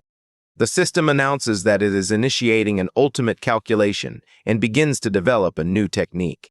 Shortly thereafter, the system reveals a new dark attribute technique known as Deathwa. When Fang Yi activates the skill, his body becomes enveloped in purple shadows, and the system clarifies that this ability enables him to teleport through darkness. He believes that although it may sound mysterious, it is essentially a teleportation skill. Test it. He vanishes in an instant. He drops to the floor below from the balcony, feeling satisfied as he realizes that a skill combining evasion and movement is incredibly valuable in a fight. Fang Yi checks his internal state and realizes that after surviving the Death Brand trial, his body has adapted to absorb dark attribute energy directly. He summons his skeletal avatar and notices a significant improvement in his control over dark spiritual power. After absorbing energy from the Anomaly King's spirit crystal, he feels he is on the verge of breaking through to the legendary Jingyang realm. He then gazes at a cabinet emanating a golden light. It is the Yang attribute spirit crystal, the reward that Chen Ruo had promised him. Fang Yi recalls with a touch of humor that following the battle, city officials deemed it inappropriate for Chen Ruo to privately gift him such a treasure. Consequently, they organized a grand formal ceremony to present it to him, and he even heard they erected a statue in his honor. Setting aside the memory, Fang Yi picks up the golden crystal, considering it a rare stroke of luck to possess two top-tier crystals. He raises it to his eye, observing the pure Yang energy swirling within. As he channels his power, a swirl of fiery red energy erupts around him. The system reactivates, sensing the powerful Yang energy. Similar to the dark crystal, the system announces that it is beginning its ultimate calculation to develop a new technique from this power source. Fang Yi channels all his energy into processing the crystal, and the system confirms that the new technique has been successfully created. Suddenly, a blinding golden light erupts from Fang Yi's body, shining as brightly as the sun. The system announces that he has acquired a new Yang attribute technique known as the Sun God. Surrounded by intense, swirling flames, Fang Yi unleashes the full power of this ability. The system describes the Sun God technique, which allows him to summon a sun avatar capable of burning through anything. A radiant golden symbol materializes on his forehead. High above the city, a massive golden bird made of fire emerges in the sky, illuminating everything below. On the streets below, a reporter covers the incredible scene as online comments pour in. People joke about being blinded by the light, even from distant cities. The reporter reassures citizens not to panic, suggesting that their protector, The sealer is simply growing stronger. Meanwhile, online, many speculate that the Taoist god, who had previously saved them, is facing another trial. On a Pioneer forum, users confirm that the event is taking place in Tai City and recognize the familiar yang energy, speculating that the sealer has acquired a new ability. In a dense, luminous forest, a group of pioneers is taking a break, including Fang Yi's ex-girlfriend, Chu Qing Li. A male pioneer in her group commends the sealer for being remarkable and for embarrassing Country B. He expresses frustration over a prominent prophet from Country B who had mistakenly predicted that the Xian nation would not survive its first year of spiritual energy recovery. Chu Qing Li appears concerned and questions whether the prophecy could be true. The male pioneer angrily rejects the notion. Despite his confidence, Chu Qing Li gazes downward, reflecting on the numerous dangerous events that have unfolded in the Xian nation recently.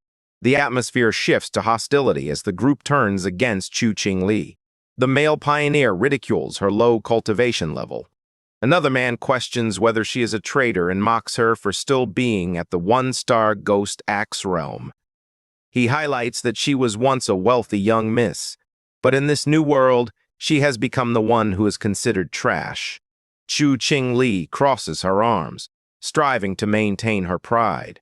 She retorts that their strength pales in comparison to the sealers. Challenging them, she asserts that they have no right to mock her until they reach his level of power. The male pioneer laughs, wondering if she truly intends to team up with the sealer. The three men laugh at her, reminding her that the sealer is known for working alone. They bluntly inform her that she is no longer part of their team. As the men turn to leave, a desperate Chu Qing Li reaches out, shouting that if they are going, they must give her the share of the reward she earned.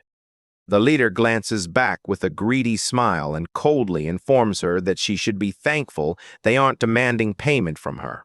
He unleashes a burst of wind energy, sending her backward as he shouts at her to leave. Chu Qing Li shakes with a mix of pain and anger, silently vowing that they would pay for this. Social media erupts with panic as a prominent prophet from Country B predicts that the Xi nation will face destruction within a year. In the Thai Spirit Association office, the association superior discusses the issue with Fang Yi, explaining that these rumors are impacting the local pioneers. Su Jingying explains that Country B is employing psychological warfare to undermine its citizens' confidence. The superior notes that news of Fang Yi's power has circulated, prompting Country B to take aggressive action.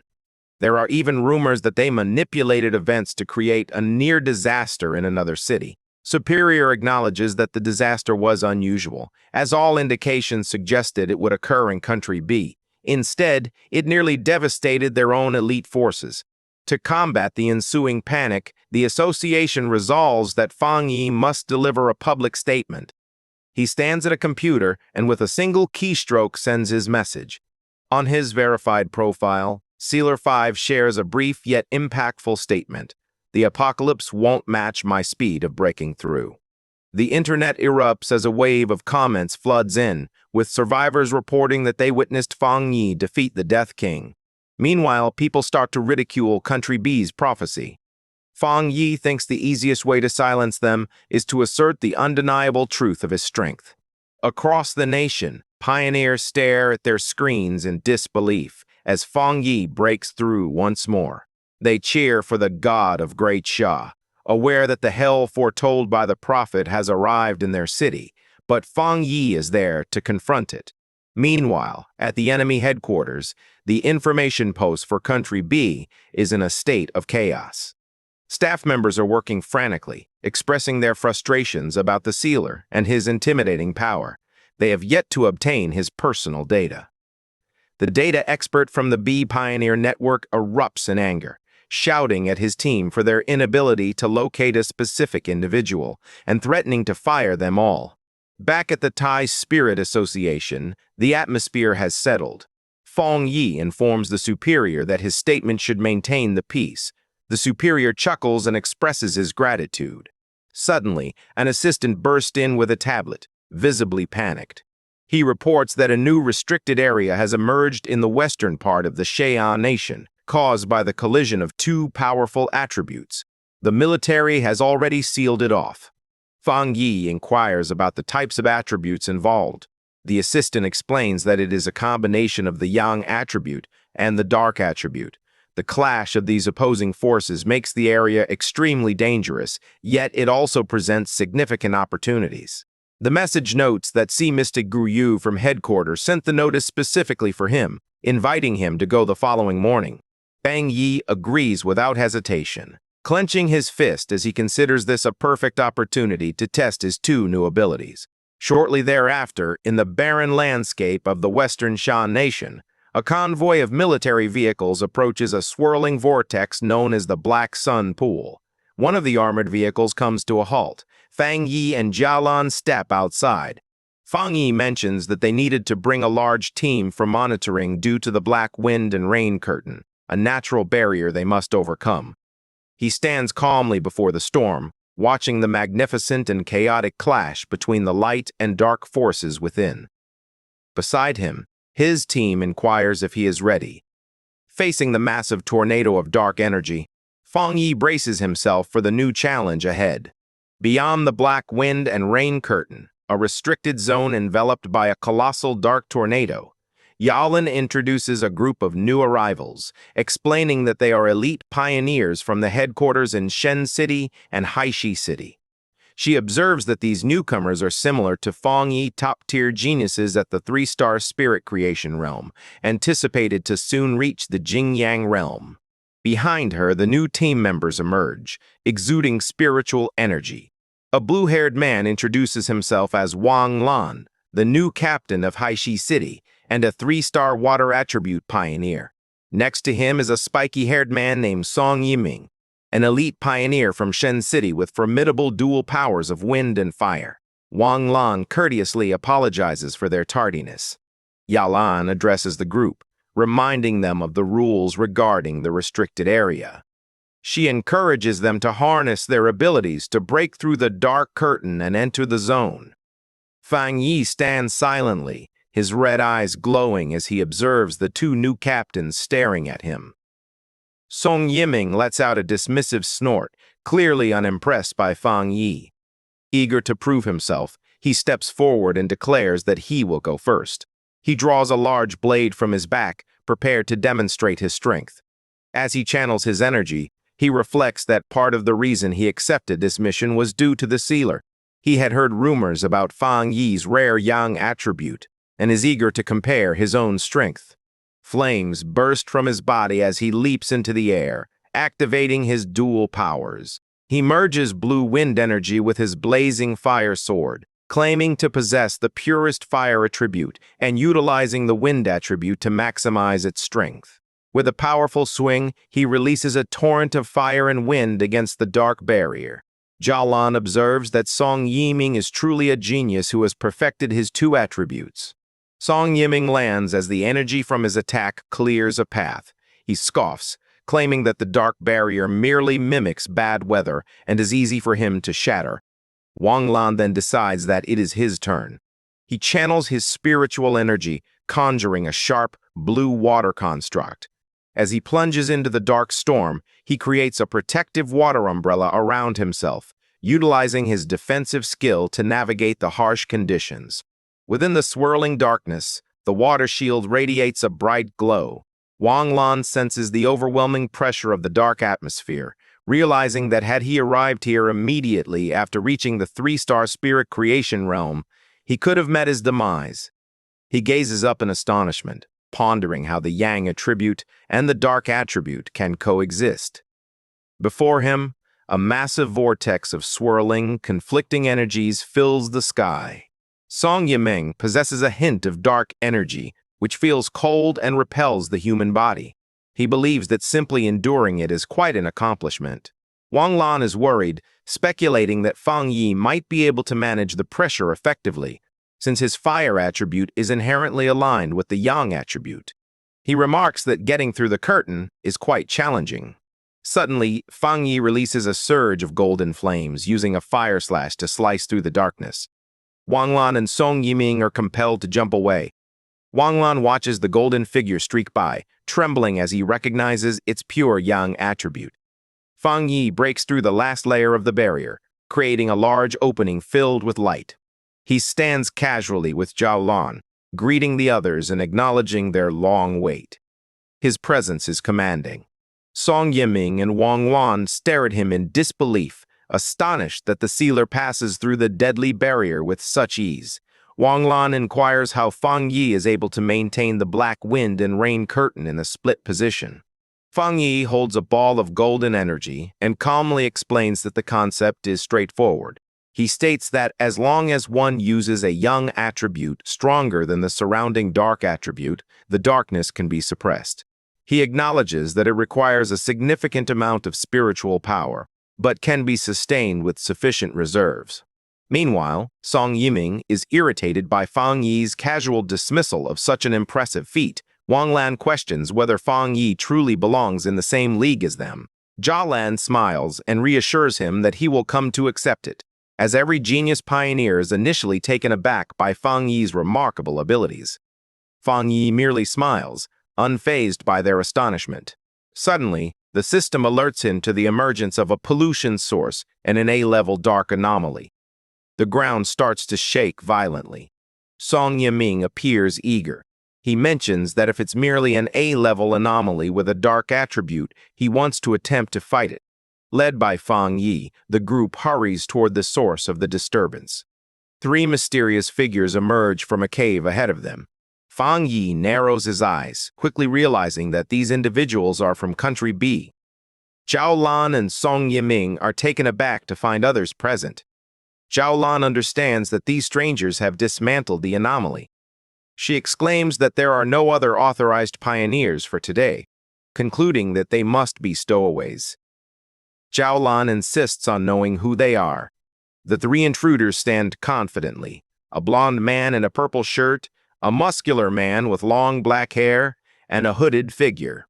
The blond man smirks arrogantly as he introduces them as pioneers from Country B here to train. Song Yiming is furious, shouting that this is Sha Nation's territory, and they have no right to be in a restricted zone without permission. Zhao Lan supports him by ordering the intruders to leave, but they remain defiant, insisting that times have changed. The blond man arrogantly declares that if the Sha people refuse to take the resources, his group will. He asserts that they are justified in doing so because they believe they are stronger than the Sha team. Upon hearing this, Fang Yi steps forward and calmly questions the intruders whether they truly believe that opportunities are reserved solely for the strong. The blond man smirks, believing that his country has dispatched its elites to instigate a conflict. Fang Yi gazes at him with a chilling, menacing smile, his red eye glowing, and tells them that if strength is the only rule, they can leave. As Fang Yi confronts them, Zhao Lan attempts to report the situation to headquarters, but the enemies launch a surprise attack. The blond man releases a burst of green energy, shouting that they have declined his polite offer. Song Yiming and Wang Lan are stunned to discover that the enemy possesses the rare and perilous dark attribute. The blond man laughs, proclaiming that this dark atmospheric environment is his ideal home turf. Zhao Lan examines the repulsive energy and identifies it as a nether poison attribute, mutated from decomposing corpses. Panic ensues as she shouts that the attack has destroyed all their communication devices, leaving them cut off from the outside world. Fang Yi realizes that the intruders plan to kill them all. Song Yiming, unwilling to wait, charges ahead with his flaming sword. He declares that if they can't absorb the dark attribute, they should simply destroy it. Wang Lan attempts to intervene, but he disregards her warning. Song Yiming launches a powerful fireball at the enemy. However, the attack doesn't go as he expected.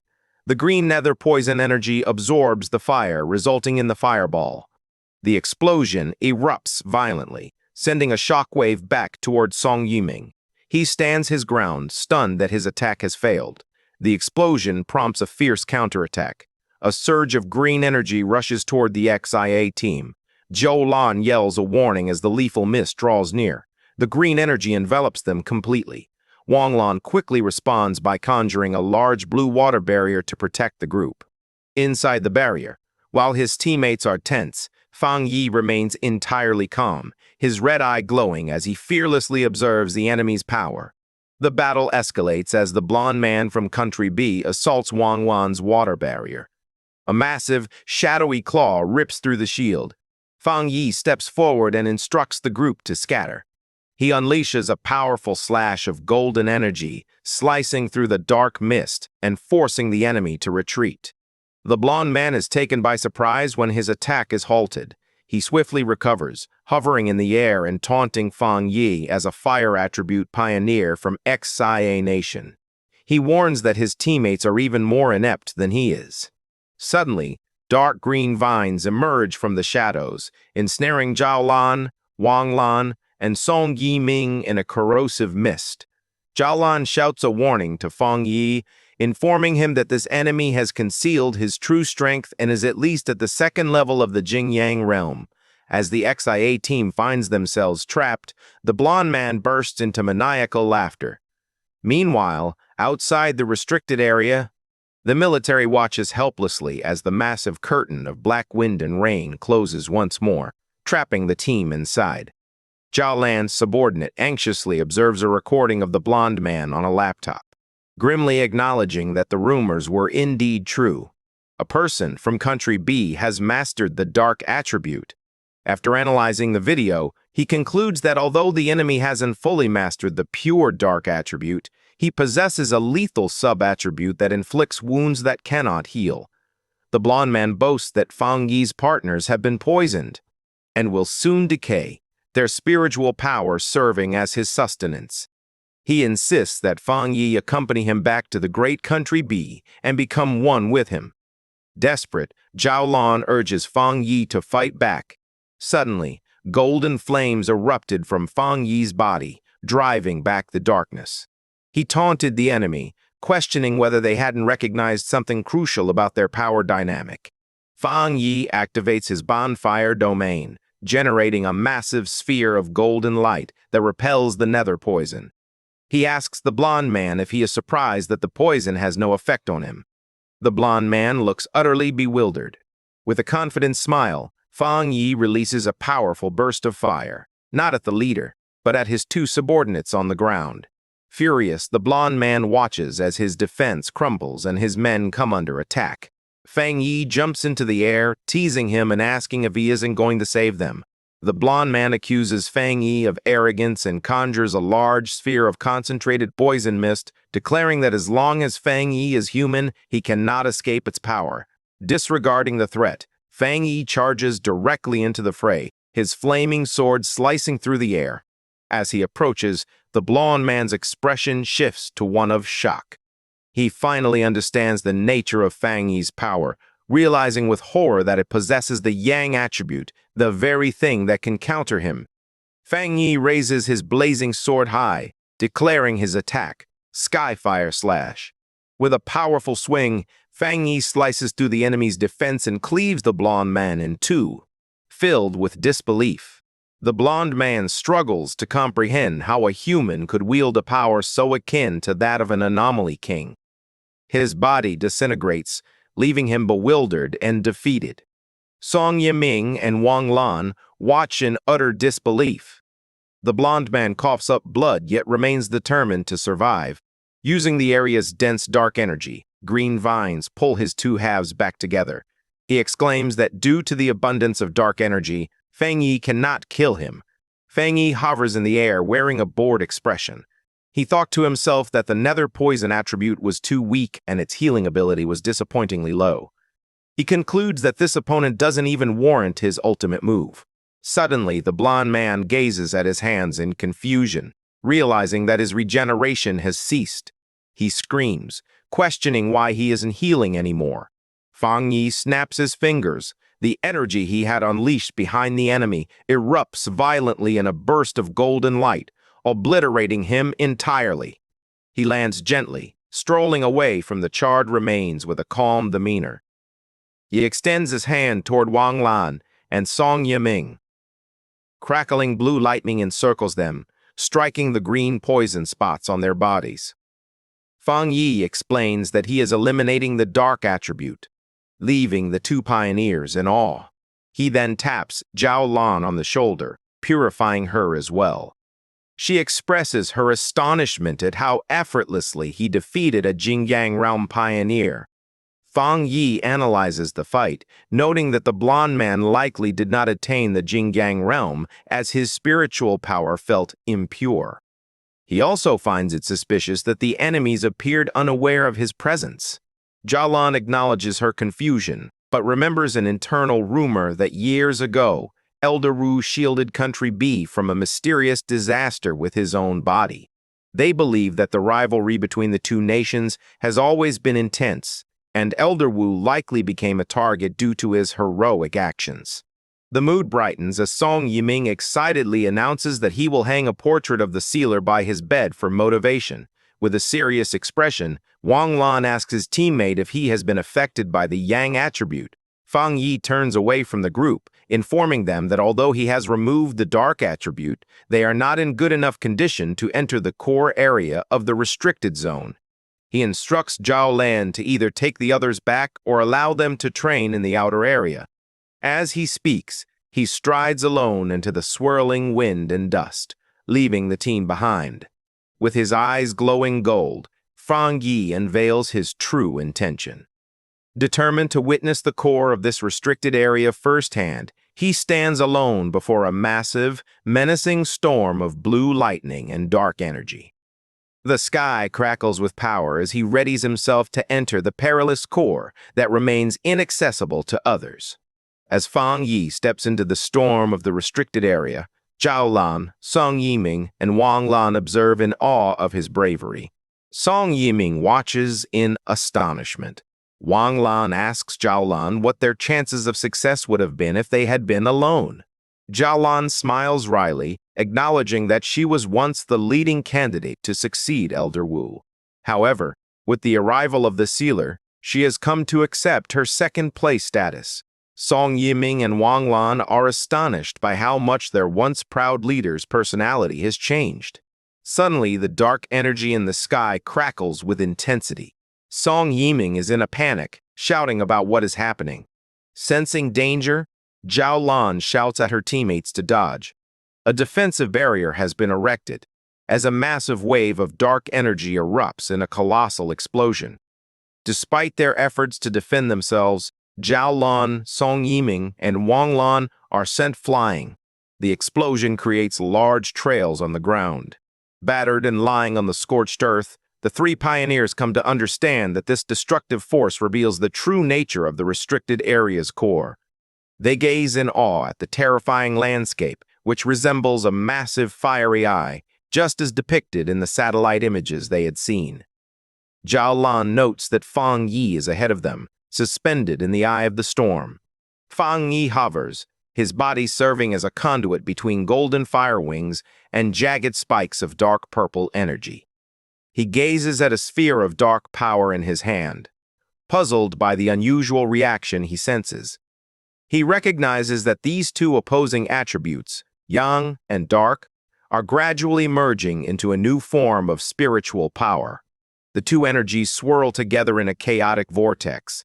The system notifies Fang Yi that it has detected a significant shift in the balance of heaven and earth, marked by the collision of yang and dark attributes.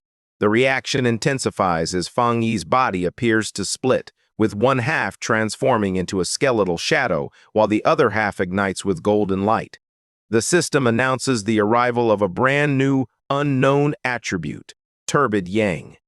Fang Yi possesses stable, fused energy. The system promptly starts gathering data to develop a new technique based on this power. Fang Yi concentrates, pulling the swirling vortex of purple and black energy into his mind, absorbing the new attribute. His eyes suddenly shine with a blinding white light. The system confirms that he has acquired a new technique, the Spirit Turbid Eye technique, a power that governs infinite transformations, manipulating both illusions and reality. The dark energy in the crater suddenly disappears, drawn away by the vortex.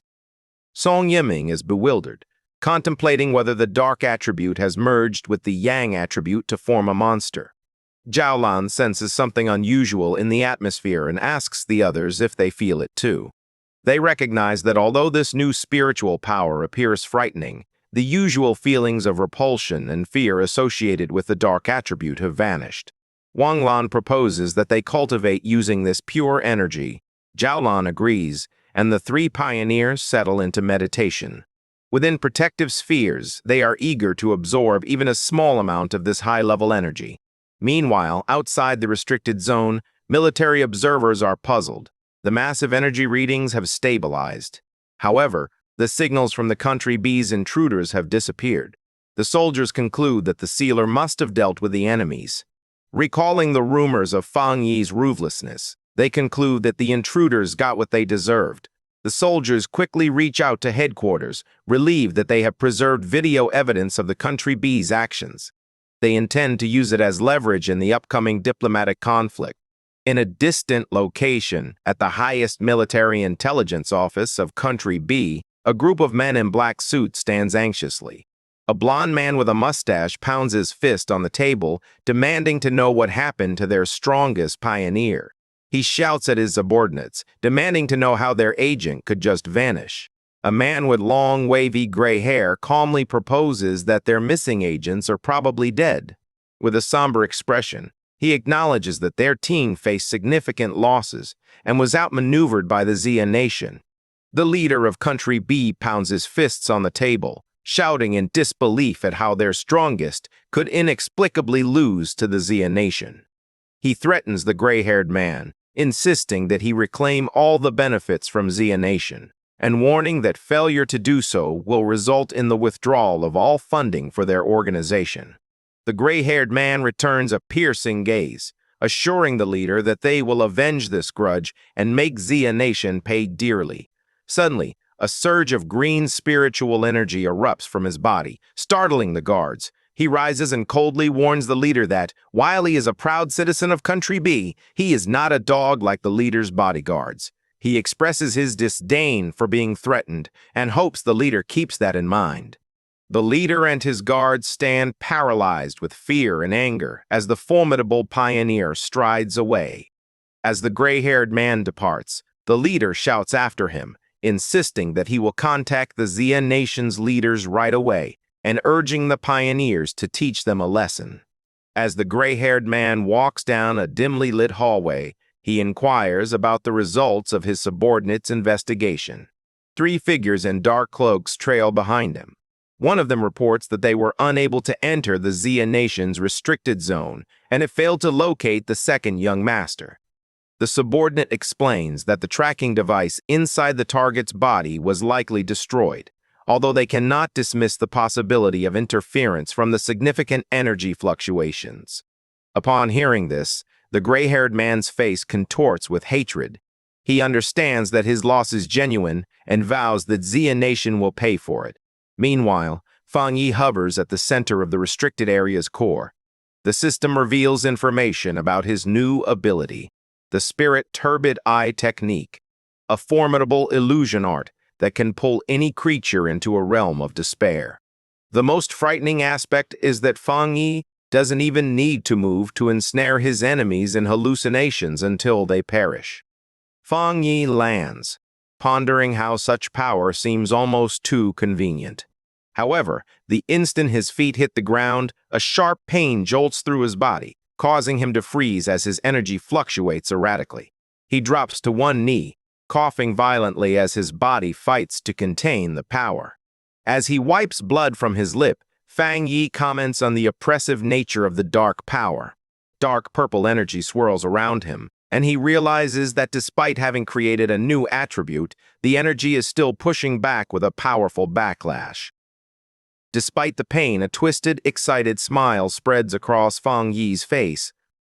He finds the situation intriguing, acknowledging that it's been a long time since he encountered such a formidable challenge.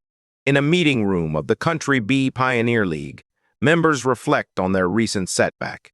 One member struggles to accept that their ultimate weapon was defeated by the Xi'an Nation, while another questions whether the failure stemmed from unforeseen side effects. Suddenly, the gray-haired pioneer leader enters with an intimidating presence. Without hesitation, the leader unleashes his power. Dark, ghostly shadows assault the members as he sarcastically remarks that they appear to possess unique insights. He commands a frightened subordinate to act as bait for their upcoming experiment. The subordinate pleads for mercy, but the leader dismisses his cries, stating that the former leader was merely a straw man. He pledges to personally showcase his power to the Xi'an nation.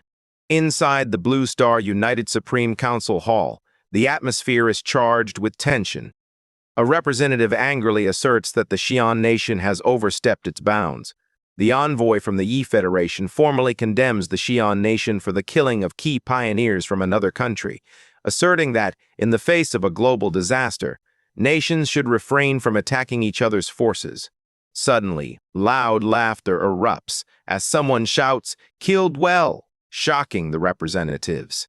Elder Wu, the commander of the Xi'an nation, strides in wearing full combat armor.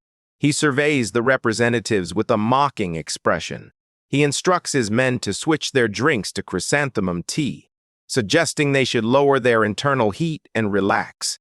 The gray-haired pioneer leader is taken aback to see Elder Wu but quickly brushes off the demands.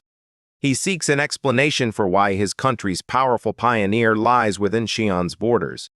He gazes at Elder Wu with suspicion, questioning how he managed to recover.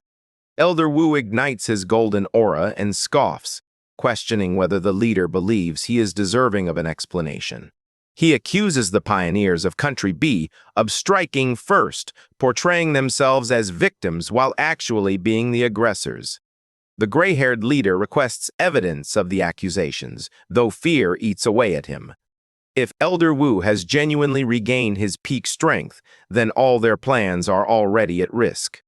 Elder Wu calmly raises a remote and states that if proof is what he seeks, then proof is precisely what he will provide. On the screen behind him, a video displays the blonde leader and his team demonstrating that the pioneers from Country B illegally crossed the border to steal resources.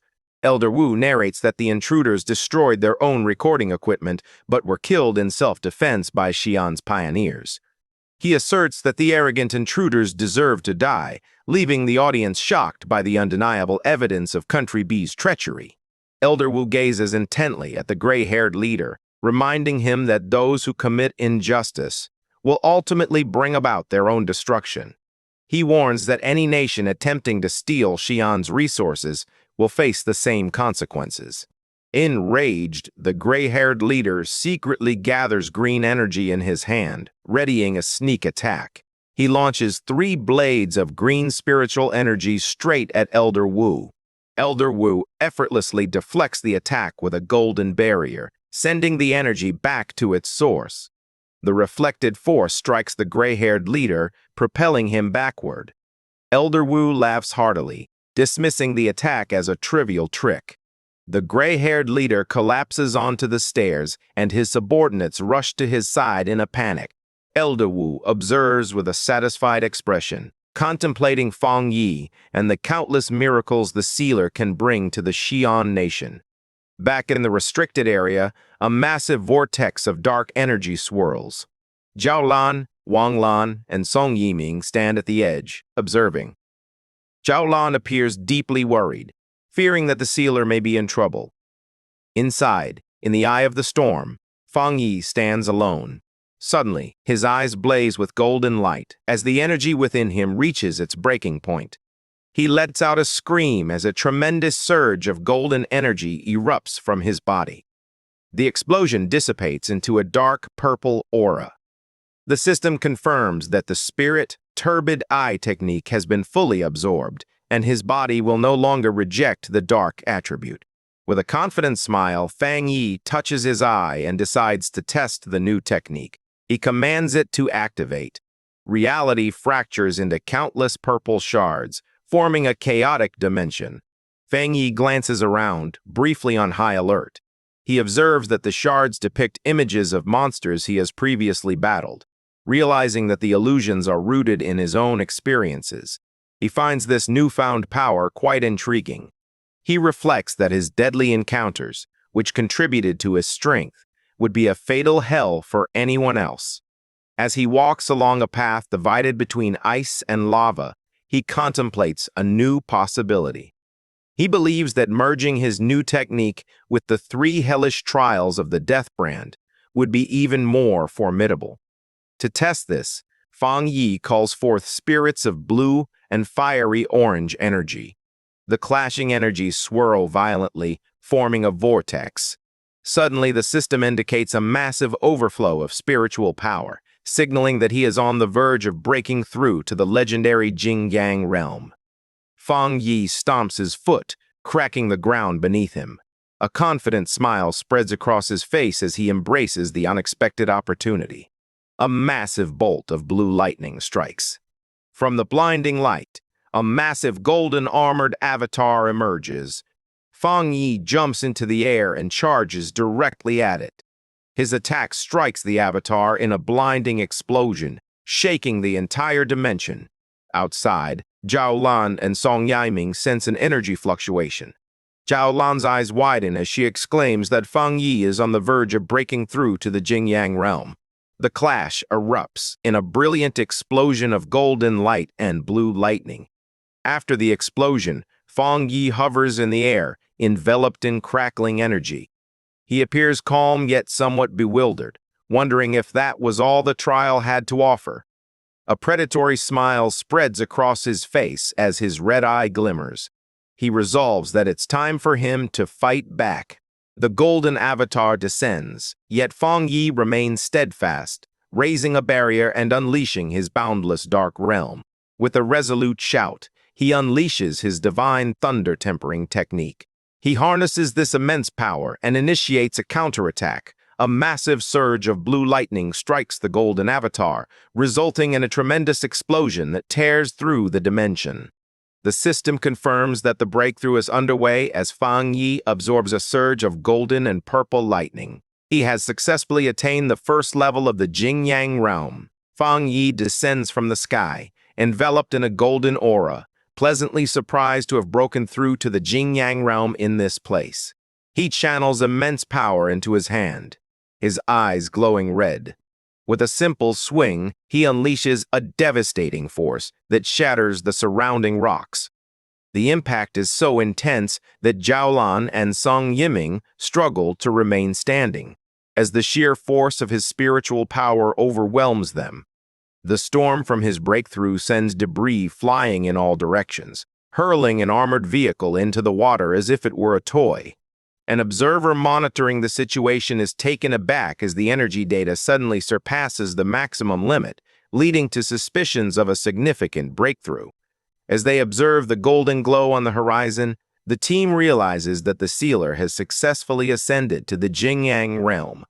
Zhao Lan stands at the edge of a vast crater, observing that the spiritual energy in the restricted area has been completely depleted. Fang Yi has absorbed nearly all of it, leaving just a small remnant. Wang Lan, taken aback, remarks that Fang Yi resembles a bottomless pit. However, she concedes that it's preferable for the sealer to possess the energy rather than allowing enemies from Country B to seize it. The 3 pioneers arrive near the center of the phenomenon to meet him. Suddenly, Song Yiming is taken aback by the overwhelming presence he senses. From the blinding light, Fang Yi approaches them, radiating an aura so intense it feels as if a mountain is crashing down. Under pressure, Wang Lan cheerfully snaps a photo with his phone, planning to use it as wallpaper to celebrate his own breakthrough. Meanwhile, Song Yiming sweats nervously, contemplating just how powerful Fang Yi has become. Our guy steps out of the golden light, appearing calm. He greets the group casually, as if he hadn't just unleashed a massive energy storm. Zhao Lan gazes at him with deep admiration, contemplating that if he was once a sharp sword, he has now transformed into a divine sword radiating immense power. The group is astonished by the situation, contemplating the challenges a pioneer faces in bridging the half-step gap to the Jing-Yang realm, while Fang Yi has become remarkably powerful in such a brief period. Zhao Lan smiles, believing that Fang Yi has brought her a wonderful surprise and is a true blessing for the Xia nation. As she watches him walk away, she imagines a future where he shines brightly, convinced that he will soon stand shoulder to shoulder with her teacher, Elder Wu, or perhaps even surpass him.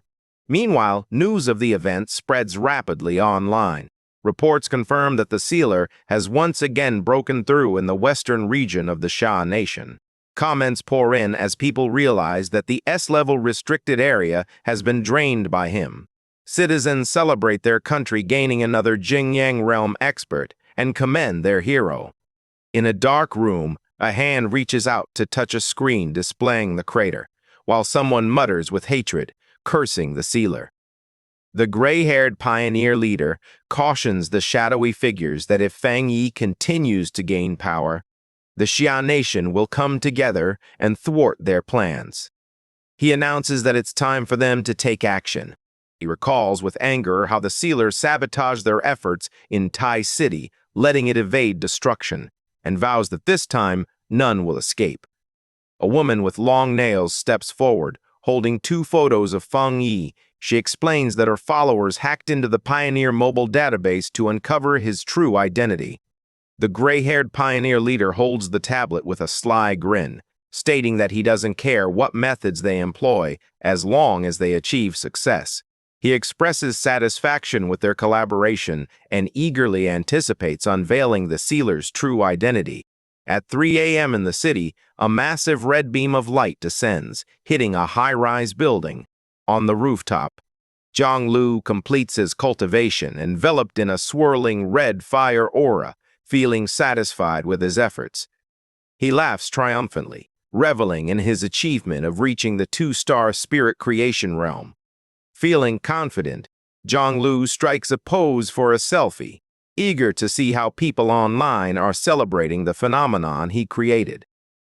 However, a particular notification captures his attention. He reads a news report about the sealer breaching a restricted area and the uproar it sparked online. Zhang Lu blushes in astonishment, realizing that Fang Yi has made yet another improvement.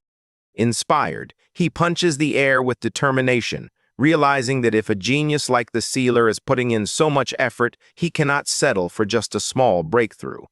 As he gazes at an image of Fang Yi, he feels inspired and capable of following in his footsteps. The next morning, Zhang Lu strolls through the streets of Tai City, joyfully proclaiming that he is finally returned. As he strolls, he accidentally bumps into a woman wearing high heels. Rather than apologizing, he turns around in annoyance and aggressively questions her if her mother never taught her to say sorry. With a facade of calmness, the woman adjusts her sunglasses and offers a courteous apology. However, behind the lenses, a complex glowing purple pattern activates in her eye. A wave of psychic energy washes over Zhang Lu, and before he can react, the hypnotic technique takes hold. His eyes shine with a dull purple light as he falls completely under her control. A sinister smile spreads across her lips as she commands the dazed Zhang Lu to follow her. He is informed that someone is looking for him. Stripped of his will, he mindlessly asks where they are headed, but obediently follows her. As she adjusts her hat, she softly whispers the name of her organization, the Heaven's Choice Cult. She envisions their base as a dark, foreboding cathedral that she regards as sacred ground. Her expression becomes serious. As she guides her captive through a shadowy alley, cloaked figures dart across the rooftops above, accompanying them. She reaffirms her mission: to infiltrate Tai City and not to let down the leader she refers to as father. The woman pledges to transform Fang Yi's home base into their new territory, proclaiming that the Heaven's Choice Cult will soon illuminate the entire nation. Zhang Lu awakens in a dark, frightening location known as the Repentance Room, situated within the headquarters of the Heavenly Chosen Church in Tai City. He screams in agony during the torture, insisting that he doesn't know the person they are inquiring about. He realizes he cannot control his own mouth and recalls being hypnotized, coming to the understanding that he has been brainwashed. These ruthless individuals are attempting to extract information from him regarding his future master, Fang Yi. He finds an odd sense of comfort in the realization that he truly knows nothing. In a grand hall, a subordinate approaches a woman dressed as a nun and inquires whether the prisoner has spoken. The woman prays and explains that, although she compelled him to speak, he appears too ignorant to be of any use. Subordinate worries arise, questioning whether Zhang Lu is truly qualified to serve as bait. He expresses concern that the sealer may not arrive to help such a person. The woman vows to intensify the torture, resolute in her commitment to fulfill Father's mission. At the Tai Spirit Association office, Fang Yi and Su Qingying sit opposite two strangers. Su Qingying inquires whether they have come to Tai City seeking assistance in locating Zhang Lu. One of the men, a friend of Zhang Lu, explains that Zhang Lu came to the city to find the sealer and become his apprentice, but he disappeared upon arrival. The red-haired man explains that they received a tip indicating that Zhang Lu had been taken by a mysterious figure, a group known as the Heavenly Chosen Church. Su Qingying and Fang Yi appear shocked. Su Qingying recognizes the name as that of an evil cult backed by pioneering forces. The red-haired man acknowledges that his group lacks confidence in confronting such a formidable location, which is why they sought Fang Yi's assistance. Su Qingying provides further insight into the enemy, characterizing them as a faction that opposes the Spirit Association and specializes in mental attacks. She notes that they function like an ordinary church to blend into the general population, with their main headquarters located in Quanxi City, where they boast nearly 1 million followers. She explains that, although the local Spirit Association has attempted to dismantle them, the cult remains elusive. Fang Yi becomes alarmed, realizing that if the cult's headquarters is in Quanxi City, their presence here indicates they have infiltrated Tai City. Su Qingying urgently insists that she must inform the association to search the city.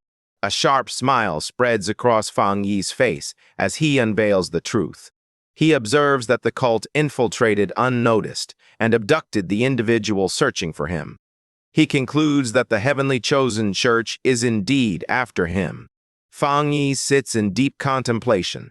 He concludes that since this elusive organization has traveled thousands of miles to target him, it would be challenging to uncover clues if they are deliberately staying hidden. His expression grows serious. He suspects that the notion of them infiltrating Tai City is misleading. Su Qingying and the red-haired man gaze at him in surprise. Fang Yi seeks confirmation that Quanxi City is currently the location in the Jia Nation, with the fewest spiritual anomalies. Su Qingying confirms this, noting that it is a popular retirement destination for the elderly, many of whom are unaware that the world has changed. Fang Yi examines the enemy's strategy, theorizing that the cult aims to establish scattered weak points in Tai City to gradually seize control. He recognizes that his presence is the greatest obstacle. Suddenly, he stands up and concludes that the missing Zhang Lu has probably been taken to the cult's headquarters in Quanxi City. Rather than waiting, he chooses to take action and instructs Zhang Lu's friend to book the earliest tickets to Quanxi City so they can confront them directly. The two men enthusiastically agree to follow Lord Sealer. Fang Yi instructs Su Qingying to notify her superiors and launch anti-cult propaganda to ensure the city's safety during his absence. She happily agrees. As he gets ready to leave, Fang Yi believes that this cult must be eradicated swiftly.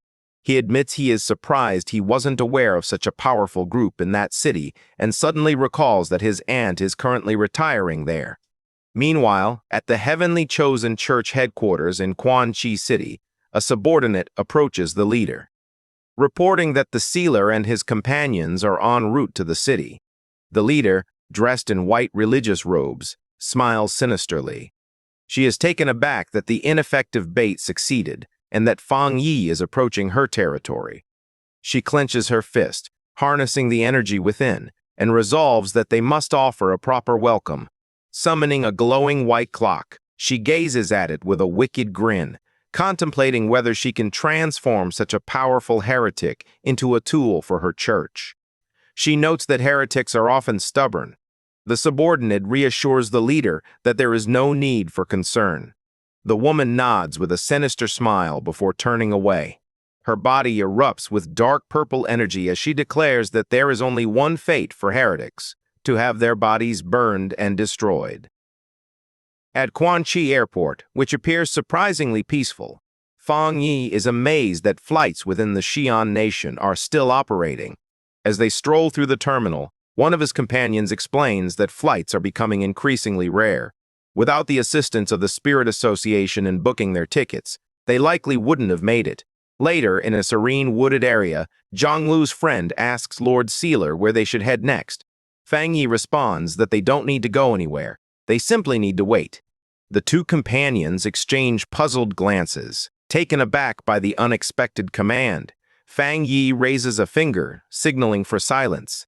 With a piercing gaze, he instructs the group to listen, having sensed the enemy's presence. He announces the arrival of their hosts as a group of cloaked figures materializes from the surrounding thin air. These enemies hover in the air, cloaked in dark hoods, their faces covered in bandages, and their eyes glowing with a mesmerizing purple spiral pattern.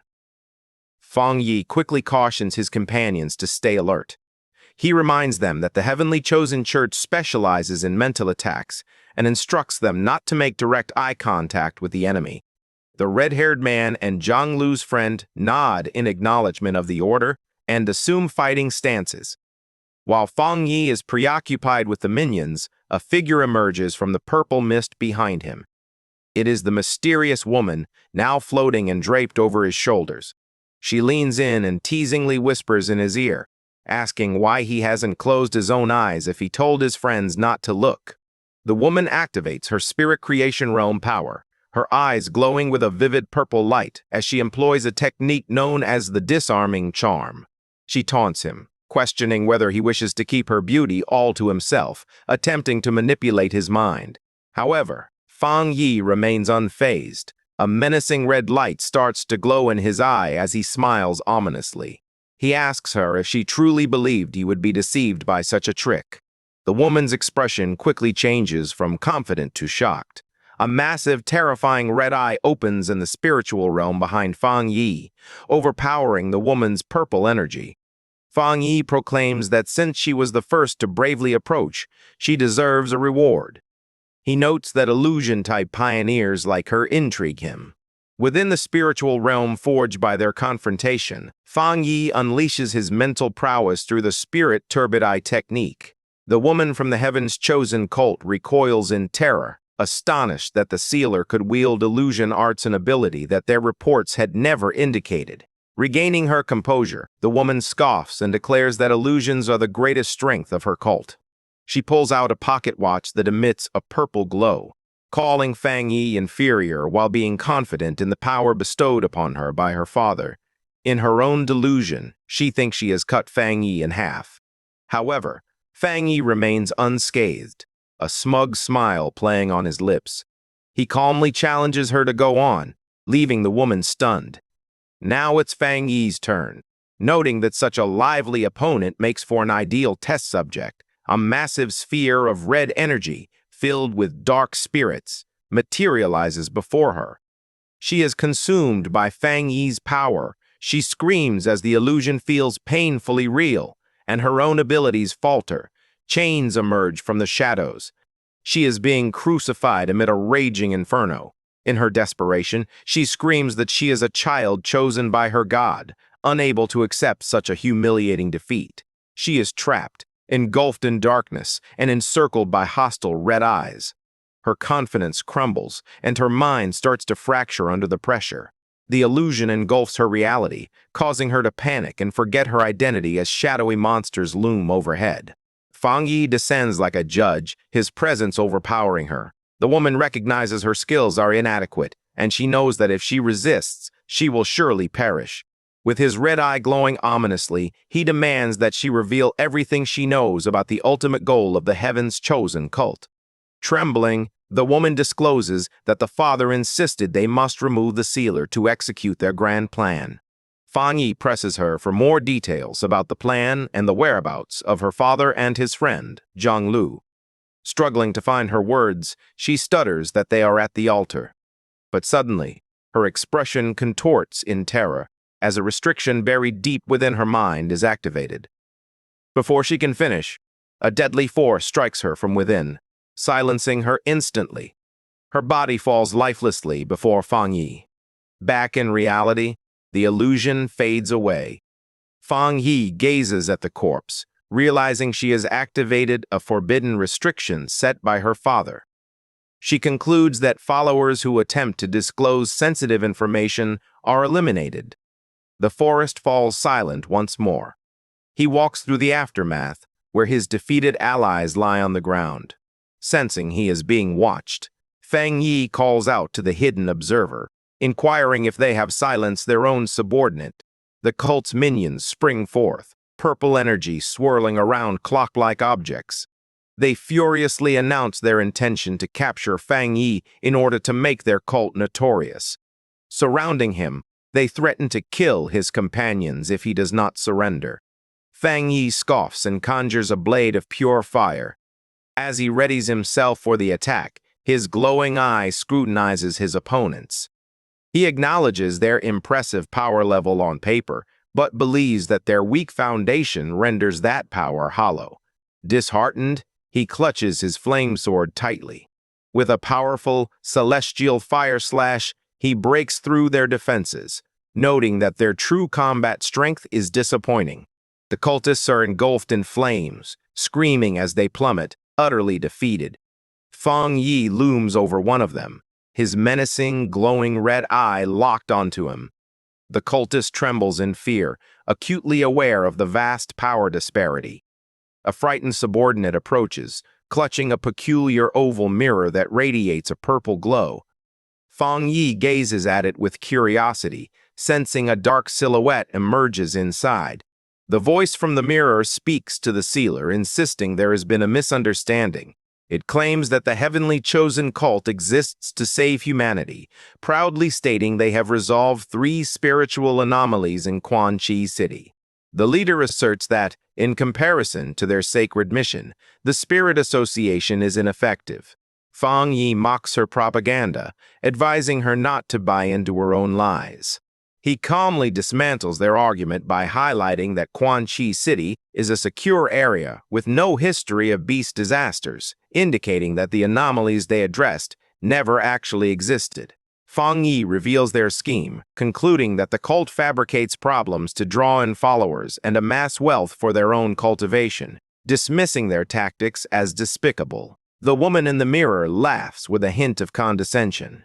She unveils her true power, transforming an ordinary pocket watch into a vessel of dark energy.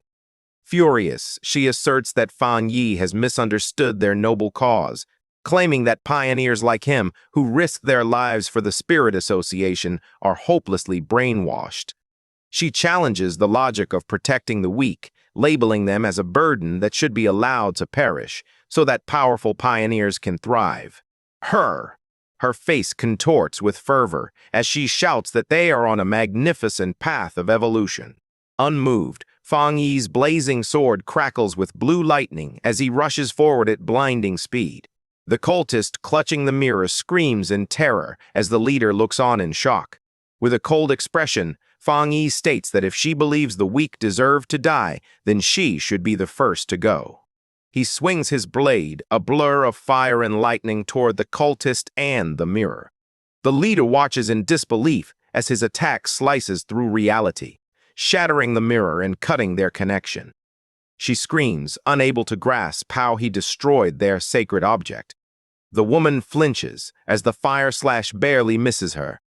Shocked, she realizes it was a powerful illusion rather than a physical attack. She reflects on how she nearly fell victim to Fang Yi's deception and feels fortunate that her real body wasn't there. In her mind, the cult leader envisioned herself being decapitated by a giant, red-eyed Fang Yi who had drawn her into his mental realm.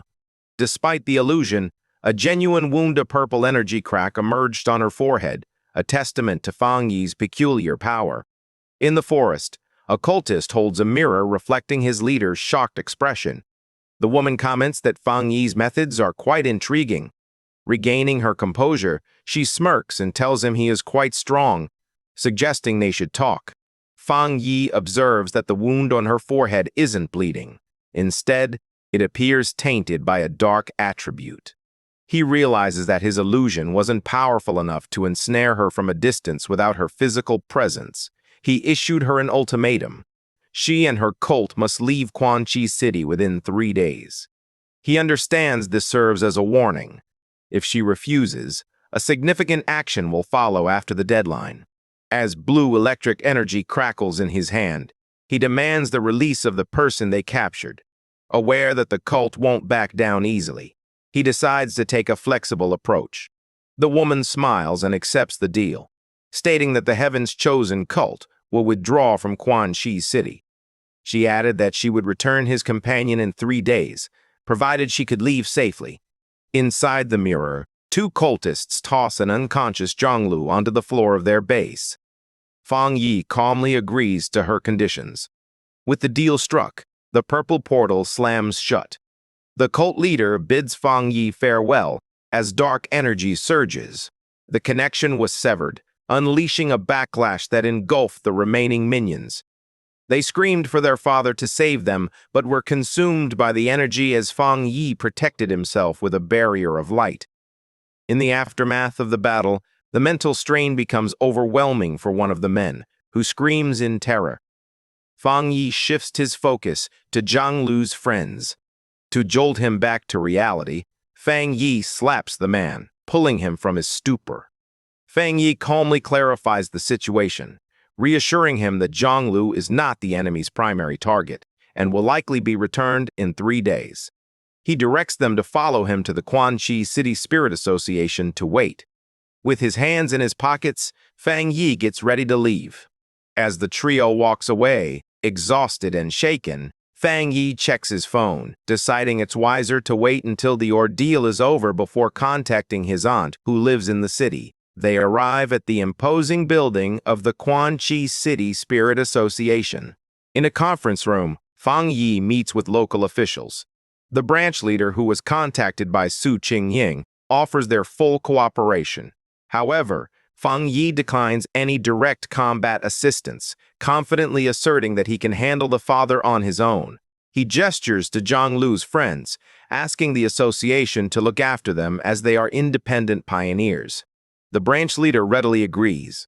Suddenly, the door swings open and a staff member rushes in, urgently calling for his boss to check the pioneer forum. A staff member rushes toward Fang Yi in a panic, desperately apologizing and pleading with the sealer not to take it personally. He explained that people are inciting negative emotions against him online. Fang Yi requests to see the phone. On the screen, he sees a torrent of hateful posts asserting that the sealer is unworthy of being the pioneer's leader, accusing him of killing innocents and displaying arrogance. One comment highlights a peculiar detail. All the hateful posts originate from IP addresses within Quan Chi City. The office of the Spirit Association is in disarray. The local supervisor is on the phone, shouting orders to block all local IP addresses from posting. He realizes with dread that the Heaven's Chosen cult must be eliminated immediately, or they will become a significant disaster. Meanwhile, at the cult's headquarters, the leader addresses her followers in a dimly lit cathedral. She asserts that she envisioned a future in which the chosen ones are confined in a cage of fire, distorting the truth by claiming that the lightning and flames they encountered were deliberate obstacles set by their enemies. Hovering above her followers, she portrays Fang Yi as a villain, accusing the sealer of killing their members and insisting they must eliminate this malevolent obstacle. The cult's propaganda machine operates at full throttle. A massive hologram is projected onto a skyscraper, displaying a doctored video of Fang Yi attacking someone, portraying him as a monster. The crowd below cheers for the cult's version of justice. The propaganda is effective. A large protest fills the streets, with citizens holding banners that declare the cult as the world's savior and accuse the Spirit Association of sacrificing the city to demons. An angry mob is gathered outside the Spirit Association building, shouting that attacking the cult is equivalent to attacking the city. High above, Fang Yi stands by a window, gazing down at the brainwashed citizens with a chilling expression. Inside the office, the atmosphere is somber. The branch leader sits with his head in his hands, lamenting the loss of all public support for the association. He approaches Fang Yi, explaining with a sense of helplessness that, as pioneers, they cannot resort to force against ordinary civilians. Fang Yi interrupts him, bluntly assuring the official not to worry, as he never had high expectations of them to begin with. Fang Yi recognizes that the cult is exploiting the people of Quan-Chi City as weapons and hostages, but he views these tactics as mere petty tricks. The leader of the heavenly chosen church grins from beneath her hood, taunting the sealer and inquiring if he appreciates her gift. She asserts that since all citizens are her puppets, he would need to destroy the city to eliminate the cult. Choosing to retreat, she commands her subordinates to leave and return the captured trash, mockingly claiming that her cult is merciful. One of her subordinates hurls a body toward the furious crowd below. As it descends, a massive explosion shakes the Spirit Association building, shattering its windows. A blinding golden light bursts forth, forcing the mob to shield their eyes and scream. The church leader glances back in confusion, realizing that something unexpected is occurring. Fang Yi hovers outside the skyscraper, surrounded by a menacing aura of golden flames. He coldly warns them that if they do not leave within 3 days, they will face the consequences. The cultists gaze up in disbelief, questioning whether he fears triggering a massacre. The cult leader has made a miscalculation. Surrounded by a surge of powerful energy, she screams in frustration, acknowledging that she should have eliminated the hostage sooner. She then questions whether he truly cares about the lives around them. Fang Yi taunts the cult leader, revealing that there is something she is unaware of. He swings his sword down. Revealing his technique, he aims to counter dark attribute anomalies. The woman is taken aback as the enormous fire slash hits her subordinate. Using his speed, Fang Yi disappeared and reappeared behind her, catching her by surprise. He swung his sword down, compelling her to conjure a magical barrier to absorb the powerful strike. Locked in a stalemate, Fang Yi gazes into her eyes, a cold red glow emanating from him. He smiles menacingly and poses a chilling question, concluding that she is not truly human. The woman's expression shifts to one of surprise. A crack appears on her forehead, glowing with a purple light. As she concedes that she is impressed he figured it out. The crack widens to unveil a large, monstrous purple eye.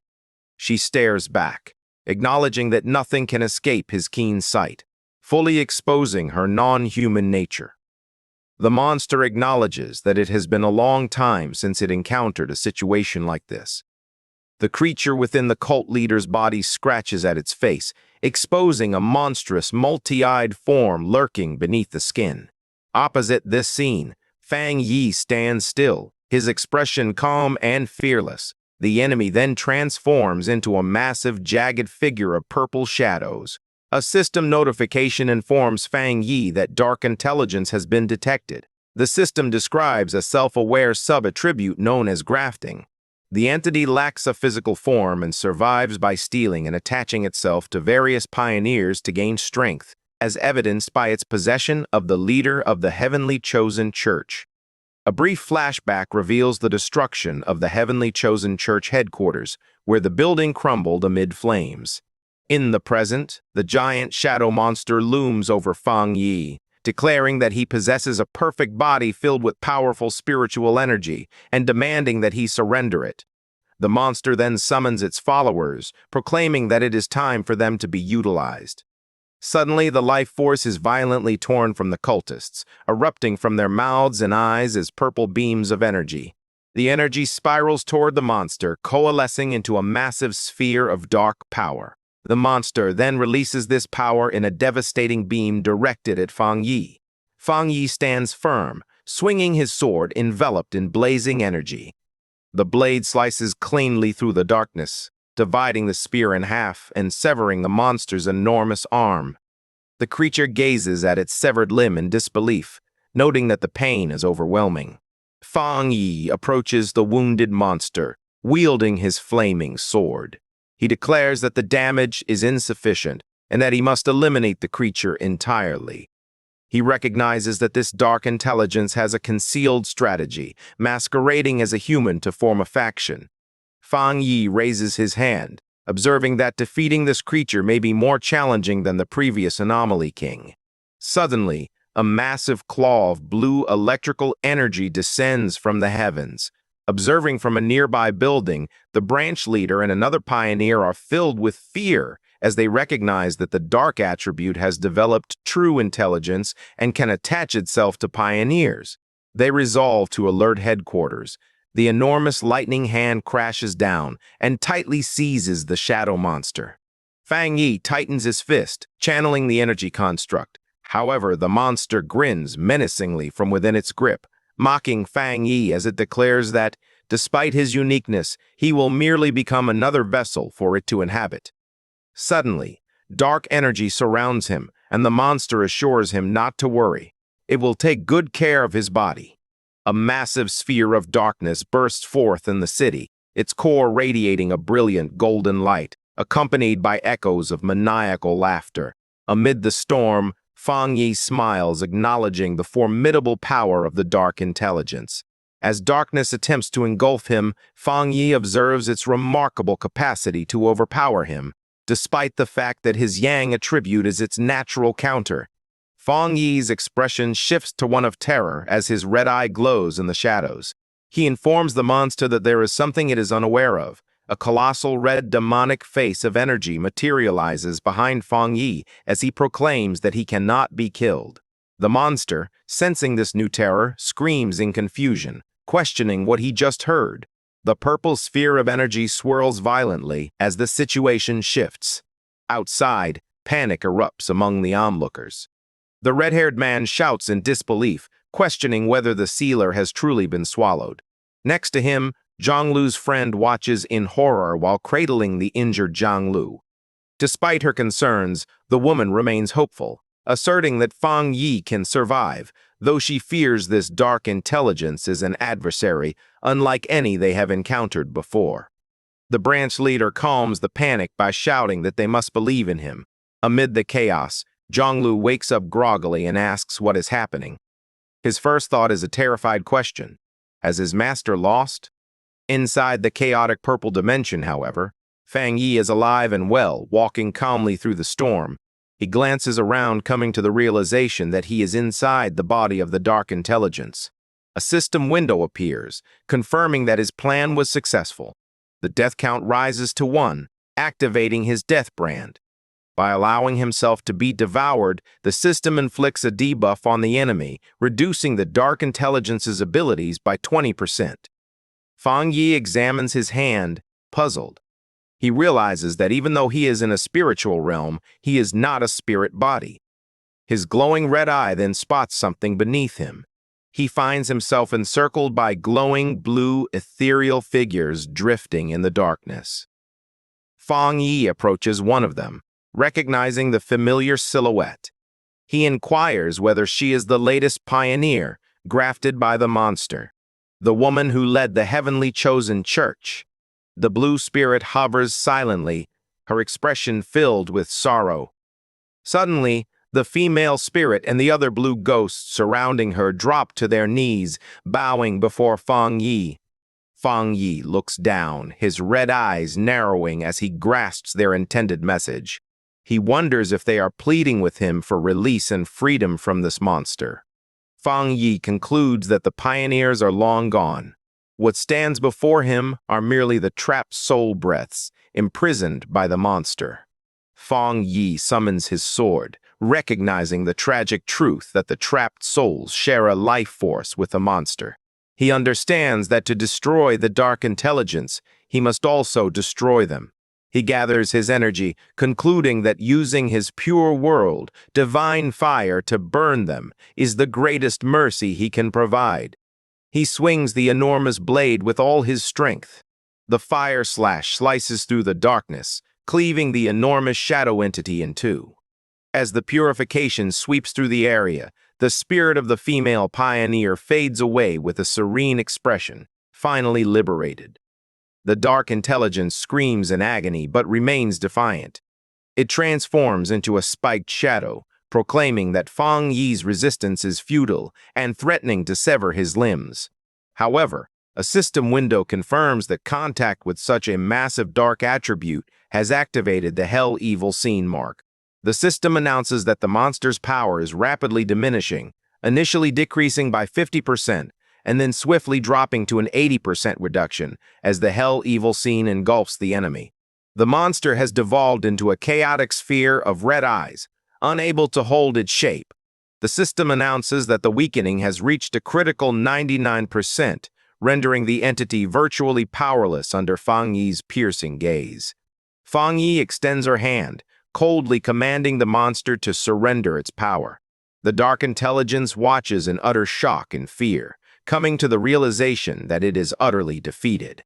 With a final command to break, a massive explosion of light pierces the darkness, shattering the dimension as the monster screams in despair.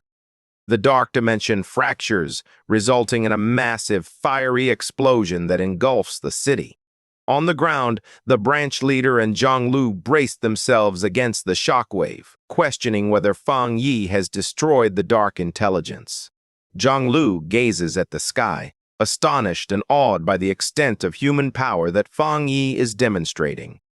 High above, Fang Yi conjures a brilliant sun that brightens the sky, dispelling the dark energy. With the evil vanquished, Fang Yi descends gracefully, his cape billowing behind him. He appears satisfied as he conjures a wisp of dark purple energy to examine his newfound power.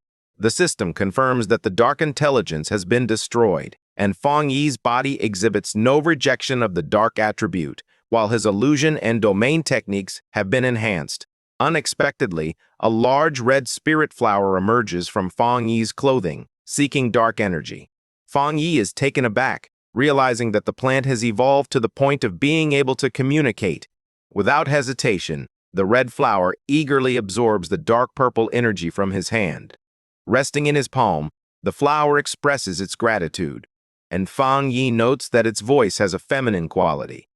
Bathed in a warm glow, Fang Yi gazes affectionately at the spirit flower, recognizing that it has been growing stronger in the shadows since he entered the Jinggong realm, particularly after absorbing a significant amount of dark spiritual energy. Suddenly, the flower shrinks and nestles inside Fang Yi's clothes to sleep.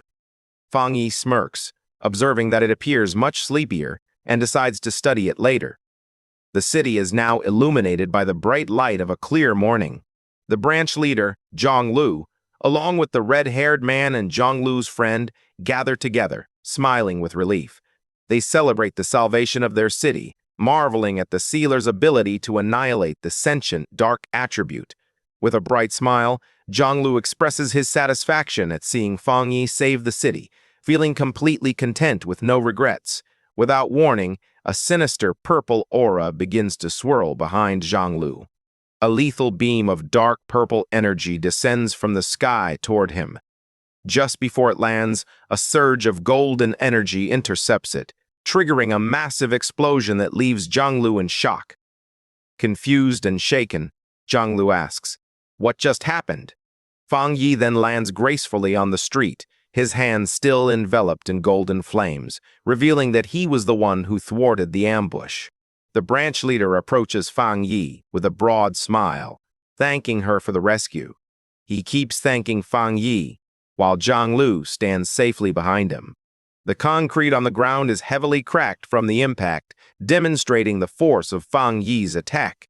As Zhonglu gazes at Fang Yi, his eyes fill with awe, proclaiming the pioneer to be his greatest idol.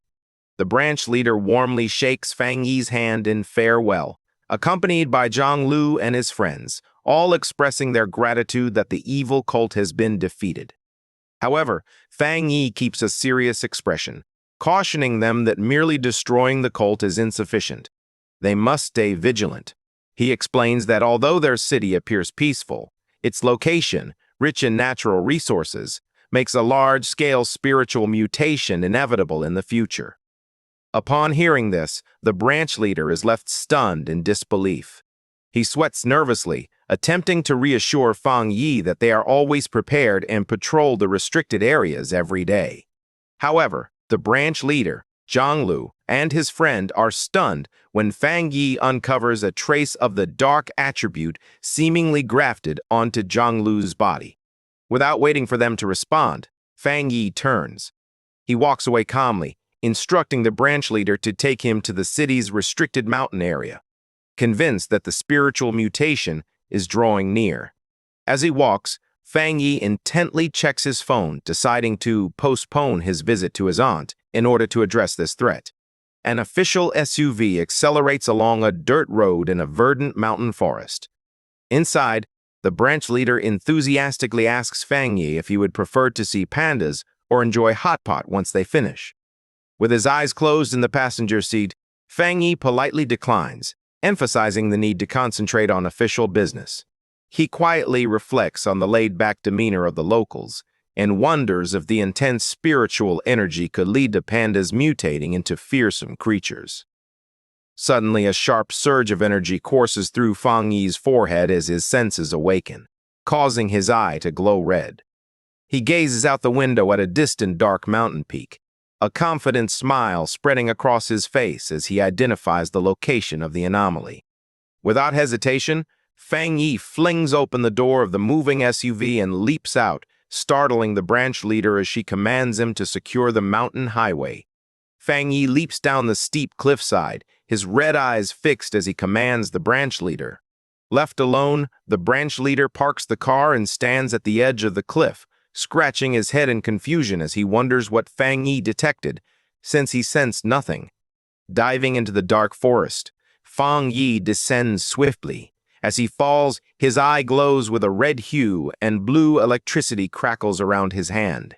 He senses a tremendous power nearby, observing that the resonance of the lightning aura intensifies as he approaches the peak. With practiced skill, he lands gracefully on a large tree branch. As he stands, intense blue lightning courses up his arm and envelops his body. The raw energy crackles audibly along the massive tree trunk, casting a blue glow throughout the forest. Fang Yi gazes up at a colossal vortex of swirling purple and pink lightning. The system confirms the presence of a significant thunder attribute boundary. Narrowing his eyes, he extends his glowing hand toward the stormy sky. Unleashing his divine thunder-tempering technique, Fang Yi unleashes a massive blast of blue lightning into the sky. His blue energy collides fiercely with the descending purple storm clouds, resulting in a breathtaking explosion. Suddenly, his expression sharpens as he detects a perilous change in the atmosphere. The purple storm clouds swirl together with intensity. The system issues a critical warning as a massive, spear-like bolt of purple energy descends from the sky, identifying it as the legendary divine punishment, thunder, an unstoppable force of destruction. Reacting immediately, Fang Yi strikes the tree branch with his hand, directing his blue lightning into the wood to ground himself. Crouching with fierce determination, he shouts a command to channel the devastating heavenly thunder into his own body. Apocalyptic purple lightning crashes down, violently colliding with the massive surge of blue lightning erupting from the forest where Fang Yi stands ready to face the impact. The collision of Fang Yi's blue energy with the purple thunder produces a tremendous, blinding flash of power. The energy bursts forth into a towering pillar of light, while Fang Yi stands resolutely against the powerful force. Amid the chaotic energy, Fang Yi's system detects a vast amount of thunder power and swiftly begins processing it. The absorption is successful. The system announces that Fang Yi has acquired a powerful new skill to summon thunder, allowing him to strike enemies and absorb the energy to surpass his own limits. Fang Yi contemplates pushing his boundaries as he gazes calmly at the storm. He understands that typically, every skill has a strict limit. Breaking through requires special conditions and immense spiritual power, which often leads to failure. A confident smile spreads across his face as he seizes a cluster of purple lightning. He realizes that his new skill bypasses the usual rules. Standing unharmed within the purple lightning, he observes that he can harness the thunder to continue growing stronger. He also understands that thunder is an unstoppable natural force, making it a deadly weapon. He is thrilled to have such a powerful trump card in this ordinary mountain. Suddenly, a sharp alert interrupts his thoughts. he senses a powerful energy emanating from the mountain's peak. Embracing the thunder energy that now accepts him, he envelops himself in purple lightning and soars toward it. He arrives in a clearing where pink and purple energy strikes the ground. His system identifies a descending object referred to as a throne. As he nears the glow, the system reveals that this is a thunder throne. A throne of pure purple energy materializes before him. The system reveals that these thrones possess ancient spiritual power and seek out their masters, piquing Fang Yi's curiosity. Fang Yi approaches the glowing object and reaches out to touch the new thunder throne. As his fingers make contact with the purple structure, a sudden burst of energy jolts his hand back. A system alert informs him that the thunder throne already has a master and rejects him. Surprised, Fang Yi examines it more closely and discovers a small gourd vine growing on the throne. He is astonished that the ancient entity selected a simple plant as its master. Smiling, Fang Yi reflects that, in this new era of spiritual energy, all living beings, even a humble flower or blade of grass, can seize incredible opportunities and achieve greatness. Suddenly, the red spirit flower emerges from Fang Yi's coat, inquiring who is calling it. Fang Yi holds the red flower up to the floating gourd, speculating that the vine sensed the flower and began to communicate with it. The glowing purple gourd floats joyfully in the air, greeting the red flower. The flower conveys the gourd's message to Fang Yi. The vine extends a greeting and expresses a desire for friendship, as they are the first of its kind it has encountered. Fang Yi is both amused and puzzled by being referred to as a plant's kind. He comes to the realization that the gourd likely has an affinity for him because he just absorbed the same thunder energy that powers the throne. The red flower explains that the vine cannot leave just yet. It has consumed a lot of energy and needs to rest deeply to process it. Understanding this, Fang Yi realizes that the vine has discovered a significant opportunity. He believes that once it absorbs the throne's immense power, it will undergo a dramatic evolution, much like his spirit flower. With a warm smile, Fang Yi extends his hand toward the glowing vine, offering a handshake to the new master of the Thunder Throne. Fang Yi acknowledges that he is too late to claim the throne, but he refuses to steal it. Instead, he believes that building a friendship with it is far better, as challenging a master would come at too great a cost.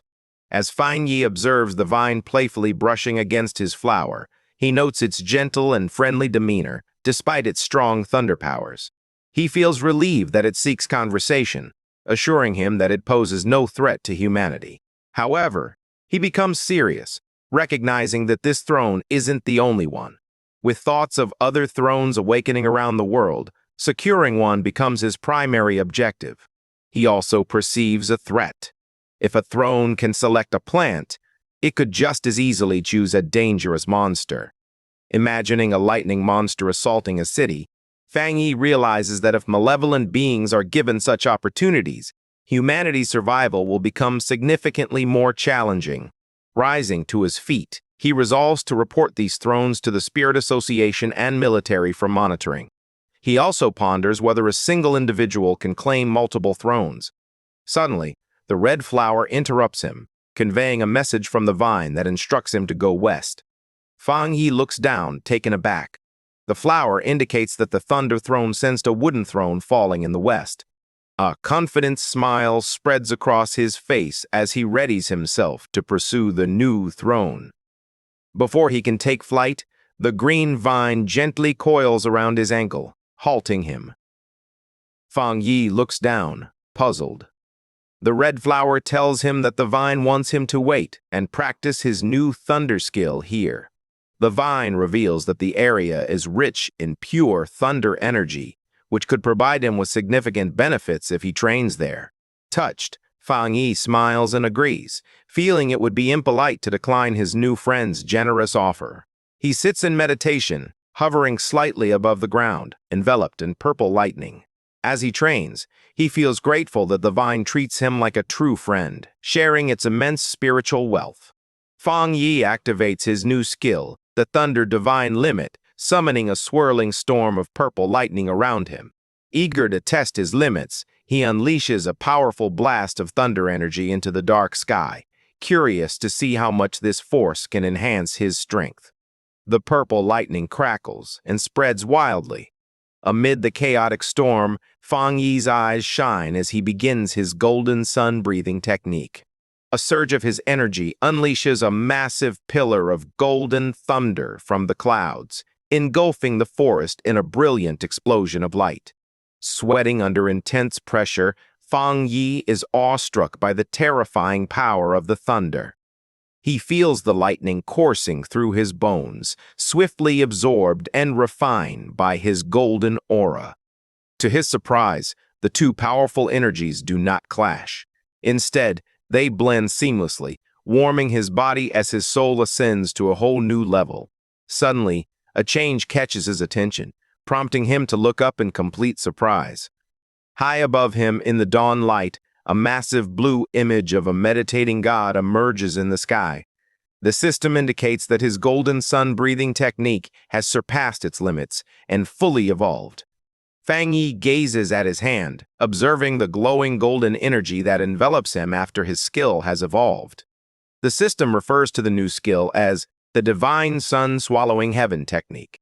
It explains that Fang Yi now behaves like a sun, significantly enhancing his ability to absorb and process the world's spiritual energy. As he employs the skill, dense spiritual energy gathers and descends upon the forest like golden rain. With his arms outstretched, Fang Yi floats high, reveling in the incredible sensation. He feels the pure spiritual energy from the mountains and forests enveloping him, cascading over his body like rain. Suddenly he appears shocked as he experiences an unexpected internal shift. Bathed in the light of a colossal fiery golden image of himself, he realizes that the immense energy has propelled him to the beginning of the two-star Jing-Yang realm. The system confirms this, stating that his extreme Yang attribute and the new Void Thunder are combining to cleanse his veins, initiating his breakthrough to the two-star Jing-Yang realm.